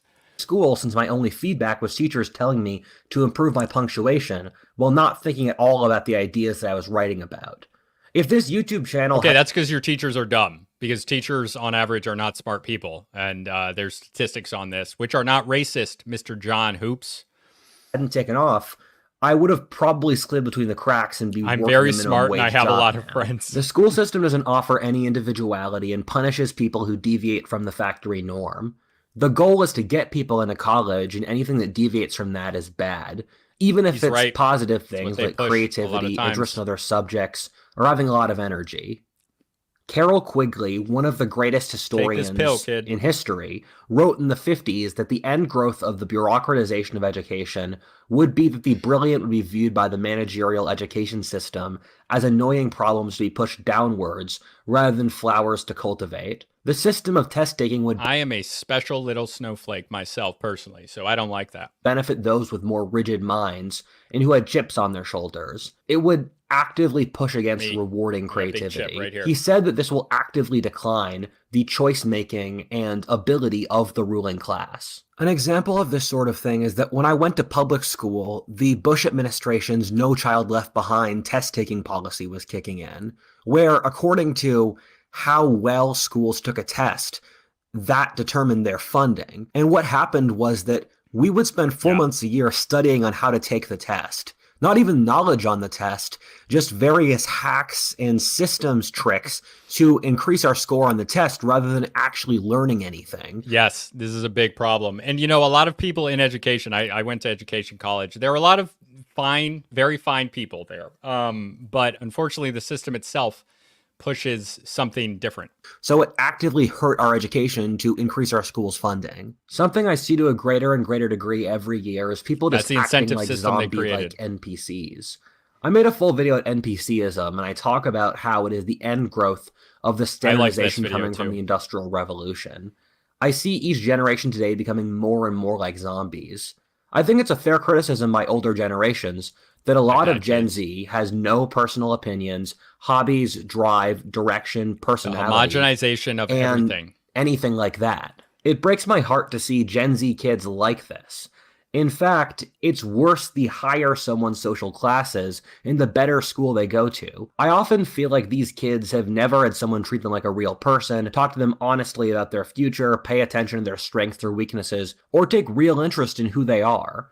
This is the endpoint of a system that doesn't treat people as people, and so it creates zombies. The sad thing is that the system of industrial standardization doesn't really have a use anymore, because that's not how the economy works. Very few people work in giant standardized factories where you have to coordinate large amounts of people. And due to the advances due to the digital revolution, coordinating is becoming incredibly easy. And so we've seen the rise of the gig economy, which is more equivalent to what pre-industrial societies were, where you worked seasonally or when you felt like it. And so all of this training and all this sacrifice for the industrial system is no longer useful, and it's not teaching a skill that the population really needs anymore. Furthermore, the kinds of jobs that our school system trains people to be good at are the ones most likely to get wiped out by AI and automating. Human in traditional education systems, you taught things that were useful for people. You either taught them basic literacy or their occupation. If you need to read and write to be a carpenter, those are actually useful skills. You can't not forget those skills. The way pre-modern universities worked is that they weren't about sorting people for social class or providing a standard product. Rather, they were really about learning. There were no tests, people just showed up for as many years as they wanted to learn. If you learned something, that was up to you and your own decision and drive. Again, we may judge this system, but it produced an incredible amount of geniuses in technological progress, whether Aquinas, Isaac Newton, the Enlightenment, Charles Darwin, and more. As an example of the kind of process that's going on here, in America, the drinking age is 21 and teen drinking is frowned upon. What this does is it makes drinking cool, and so when young people go off to college, they start binge drinking. Liver disease this creates a toxic drinking culture where the authorities don't want them drinking at all. But what ends up happening is the void is filled. This is one thing about my audience. My audience is generally older than me. I am 29 years old, about to be 30, and my audience trends towards 40. I think it's pretty... my biggest demographic is 25 to 34, but within that, there's more 35 to 44, 35 to 45, that area. Then there is the other one. Then there is 18 to 24. There's more of that, which makes sense. By a very unhealthy version of drinking. Meanwhile, in Europe, where teen drinking is approved of, binge drinking is nowhere near as big a problem. People grew up drinking around their parents and adults, so it fits into people's lives as a normal thing. 87 for Craig, 84 for Minoan. We all Thank know you for people, joining me, guys. especially with children. Thank you for caring about what I have to say, even though you're older and more experienced than I am, and I appreciate you enjoying my takes here. children, where if you make something forbidden, it will make it more attractive. What we've done is forced kids to operate against their own biological nature and make them take tests on subjects none of them really care about. This is all against their own consent, and it makes them hate real learning. It makes them resent structure, education, and more, since it was forced down their throats. The thing is that learning in school has nothing to do with real learning. Real learning is when you're super passionate at a subject and you go to the library with excitement to check out 5 new books on it. Then you call your friends out something you read and you all grab drinks together to talk about some new theory.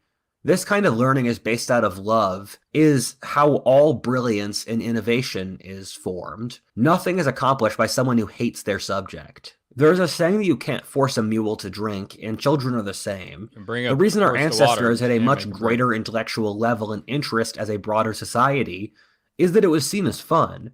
Talking at the ancient Greeks, the Napoleonic War, philosophy was what you and the boys did for fun.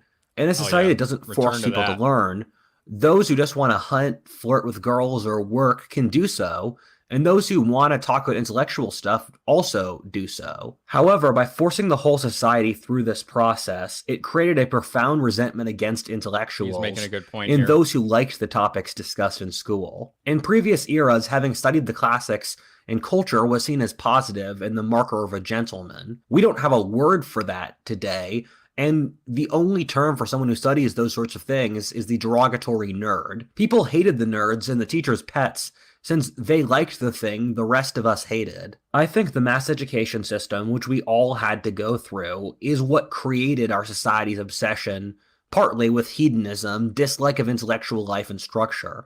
Remember how happy everyone was when we had a day without school, or when the teacher was sick so the substitute came in. The reason the school system builds up such collective resentment is that it's a bureaucratic structure that doesn't treat you as a person. Every other era of history was intensely personal. You knew everyone in your village and worked for your parents or your neighbor. There were very serious flaws to this system, but everything was tailored to you as a person. You were taught in the way that was best for you as an individual, and if you did well, your family did better, not some impersonal bureaucracy. What I've found is that if you treat people with dignity, give them hope, listen to their problems, and treat them like actual people, is that they will die for you.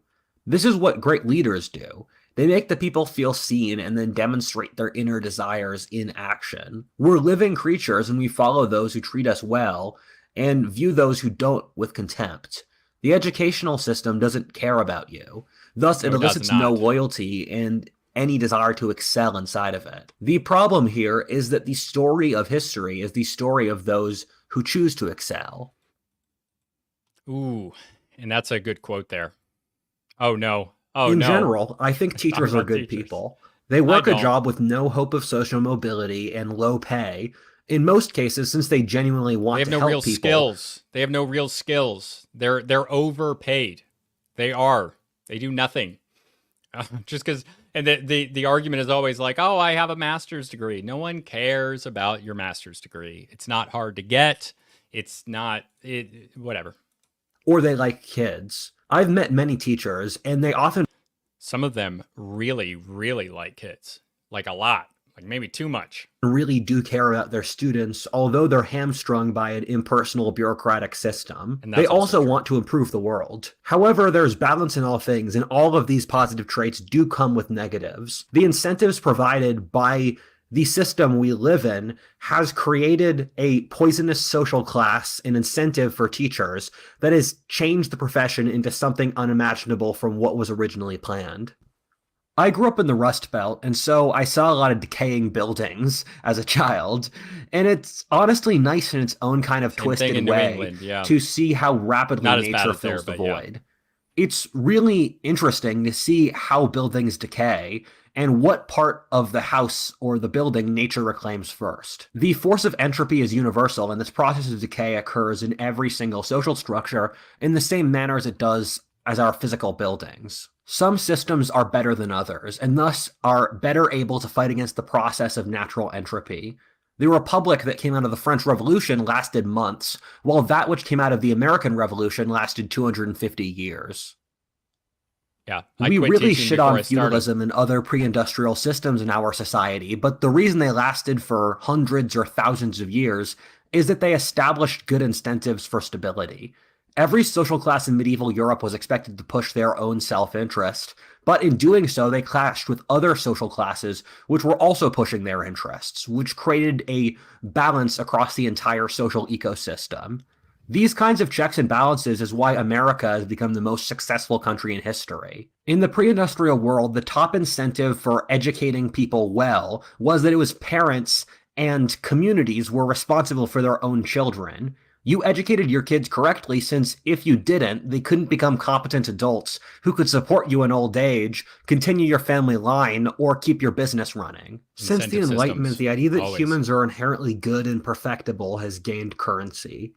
This means that we've removed the concept that you need to have structures or checks and balances against the negatives of human nature. Thus, we constructed no incentives for teachers to not turn their power against the entire society so they could get more authority. It's very apparent that teachers as a social class have betrayed their duty to the rest of the society. Modern American schools are incredibly left-wing and push a worldview that is in direct opposition to the tax-paying public's norms, where our society hired teachers as a replacement for community and family education, and then the teachers, rather than teaching useful skills or the values of the broader society, just taught the students what was useful for them as an occupation and what they wanted. And in fact, they teach their students to hate the society and destroy the society that supports them and pays for the schools. Do that. You legitimately hear horror stories, which you can look up yourself, but many of these seem too crazy to be real.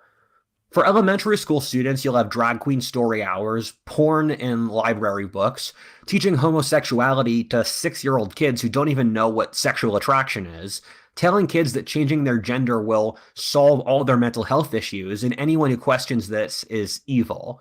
Teaching that America and their societies are evil, which there's nothing they can do about, and they're forever stuck in cultural sin for their race. They've literally started segregating students by race to varying degrees. I don't know who needs to hear this, but you are not evil because you're white. In different schools. Or you might not be white, and you're also not evil because of whatever race you are. I know that there's some non-whites listening. Love to have you just as much as the whites. Appreciate it. Across the country. From personal experience in my high school, they gradually changed the entire curriculum to be around left-wing social issues. The Latin curriculum changed to about race, sex, and oppression in the Roman Empire. I mean, the thing is, there were all of 4 black people in the Roman Empire, so that's ridiculous. We stopped teaching Shakespeare, Beowulf, and Dickens at all, replacing them with racial authors from the last 10 years. Gross. Literally every single subject is built around race, sex, or a leftist social issue. They removed talking about the Industrial or French revolutions from our history curriculum to talk about the Atlantic. Did they? That's kind of crazy. That's really bad. That's worse than I thought. I don't know whose curriculum that is. Slave trade for more time. We would have assemblies literally every week where the only topics discussed were things related to leftist social issues. I literally had a bet 2 years in a row. For the first year, I said for every assembly about race, I got a quarter, and for literally any other topic, my friend got a quarter. I made money that year. Really high stakes. The next year, I changed my bet to be about gender identity, and I made money that year too. The year after I left high school, the school started having Social Justice Week. It was a mandatory week which was spent entirely based around topics of social justice. Wow, man, they would literally have assemblies to work people into frenzies off left-wing social issues, which is exactly like Hate Week from 1984. The school spent thousands of dollars to fly in a speaker from New Mexico to say that violence was acceptable to achieve social justice. This is really bad. Schools have given up any opportunity to actually teach and instead have become places of ideological indoctrination. This level of stuff is only what you would see in totalitarian countries. This has plummeted educational standards for obvious reasons. Many schools in blue states have just stopped having tests in general since people of color score worse on them. This is complete madness. That's true. Why did teachers betray their societies? I think it's since there's no reason not to, and they directly benefit from it. Our society, since we view people as machines and undervalue the importance of upbringing and culture, gave teachers the equivalent of a social atom bomb without any oversight, without even realizing it. We let them raise our children. Well, look, there's oversight, but it's actually pushing those types of things. It's not like against them.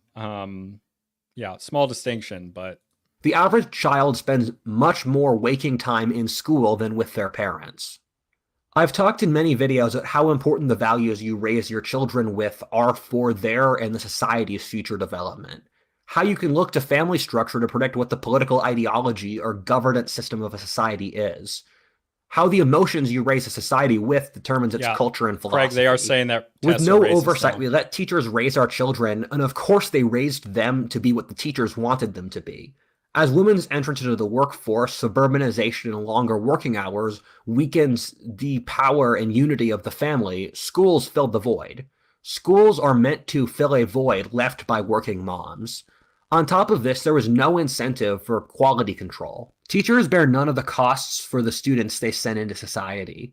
They're just stuck with a new wave of kids to pass on in the next year. And that's very different from, having the same teacher over years and years in the past. That's a good point. Without too much stress or trouble. For an example of a completely different, yet modern dynamic, in the Soviet Union, they would keep teachers with the same students for 5 years, and teachers were expected to take personal interest in the kids, including meeting their parents and visiting them at home. In modern America, that would be a giant violation of individualism and privacy. It's an example of what a completely different society's model of education is. Let's look at the kind of people teachers tend to be. They are overwhelmingly women, with 3/4 of teachers being female. Yes. They tend to be higher in trait agreeability, or how much pleasure you derive from giving to other people, being in emotional harmony, and how much you find conflict stressful. Women are on average higher in agreeability than men. Highly agreeable people tend to be teachers since they're attracted to jobs in which they can... there's a high level of conformity in teachers. They are very susceptible to socialization. They're inherently conformist.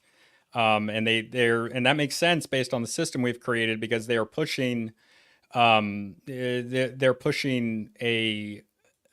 this status quo, like by definition, whether or not you agree that teachers are not as a group are not good or are good or not. I mean, that is what they are. That's what they do.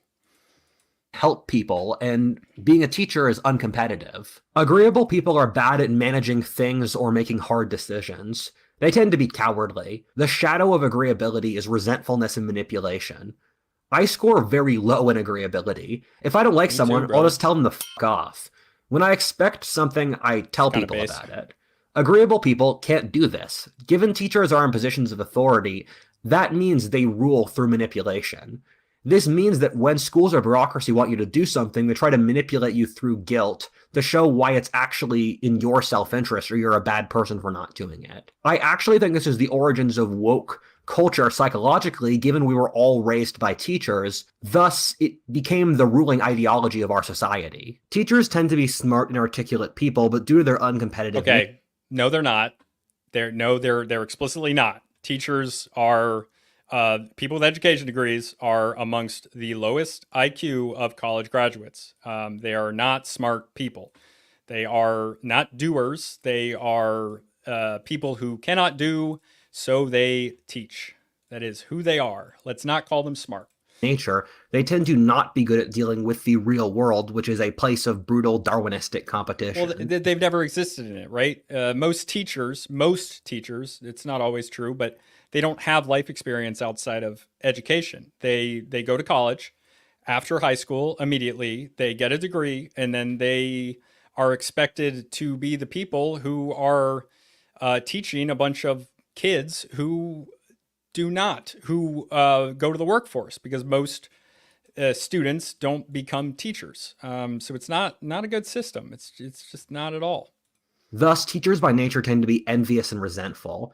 I've seen that it's actually lower than that. The statistics that I've seen, I'm not going to pull it up right now, but I don't think that was true given the stats I saw, which were from the government.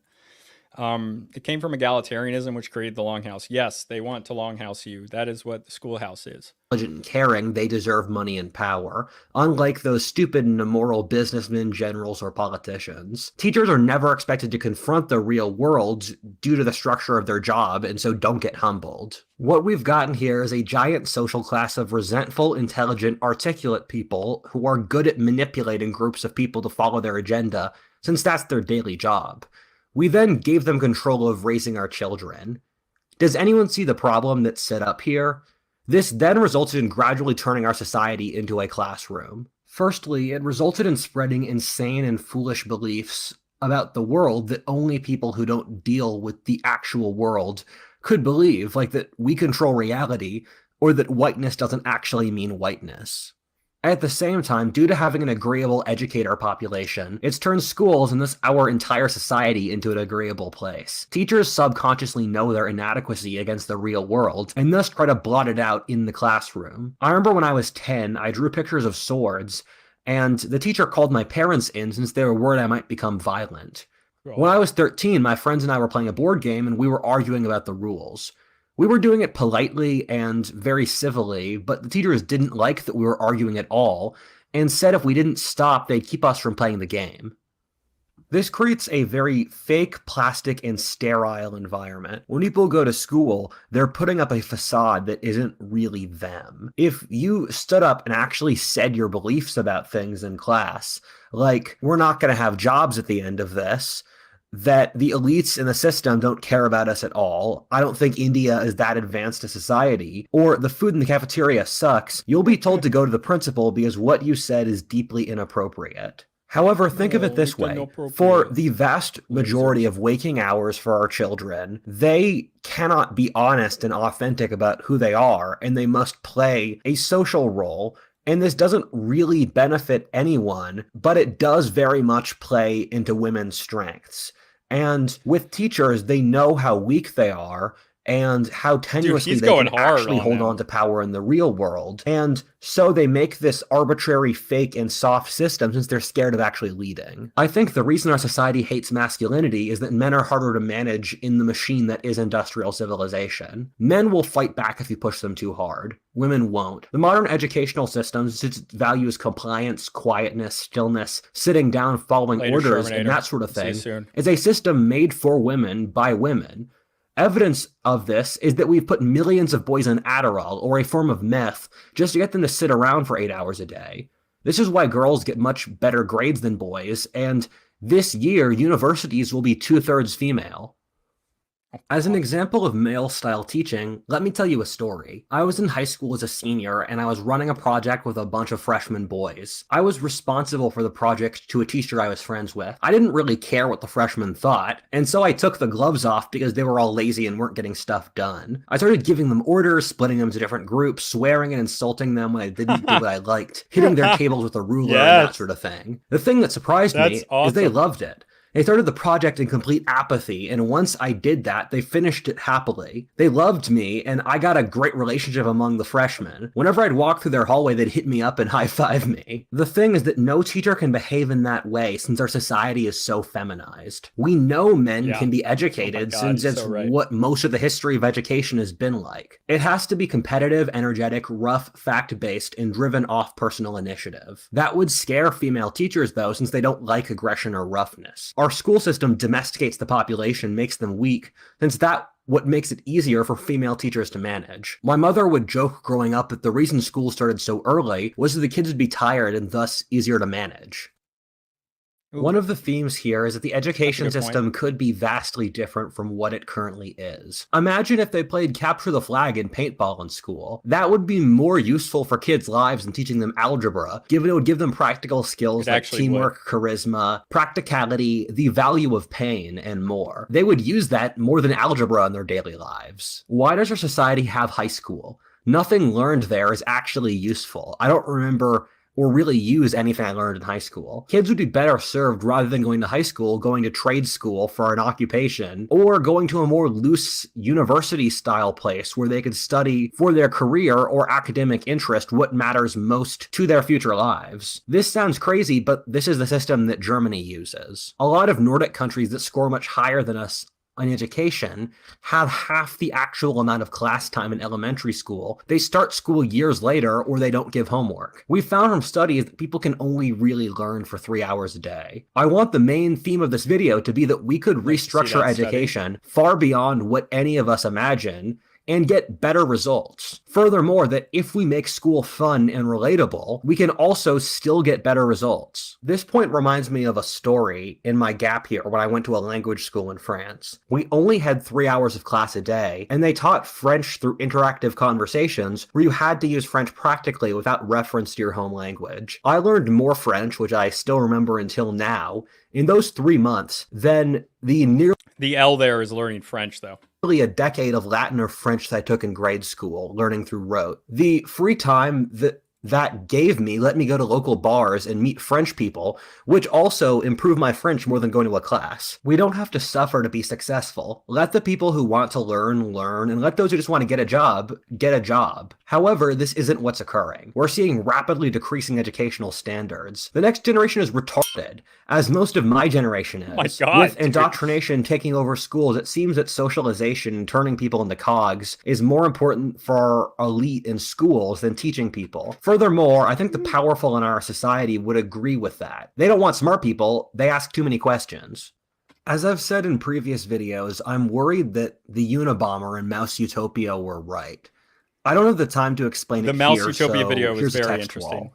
That means in short term that people will become more like zombies and stupider until society breaks down. We will see a behavioral sink.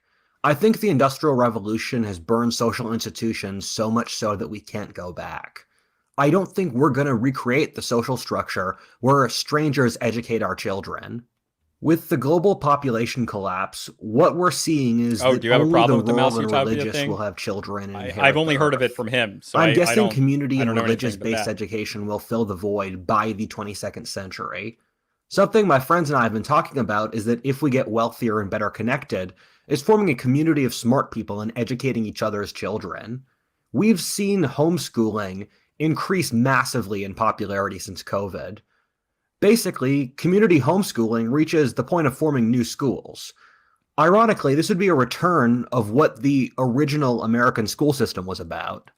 I don't remember specifics like that, Minnow, and I just I think he covers how it was flawed in it, but it was an interesting video. It was a long time ago I watched it, though. Something I would love to see is competition in schools.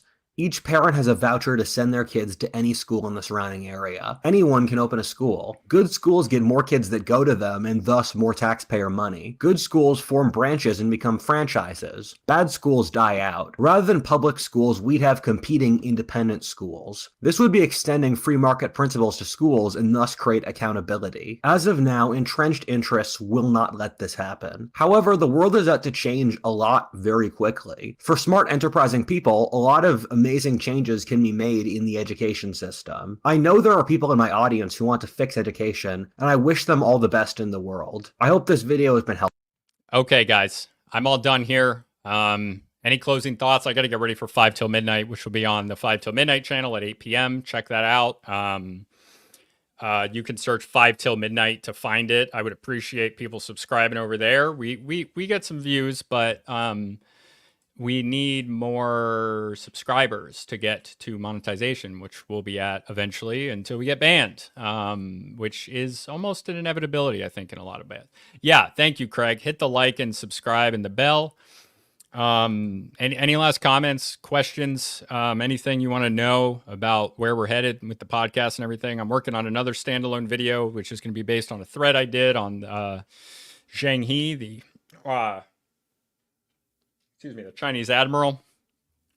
Going there. I actually prepped for that. I mean, I'm going to go take like a 30-minute break off camera. I've been on here for... Oh, my girlfriend's calling me. All right, ending the stream. Thanks, everybody. Thanks, Craig.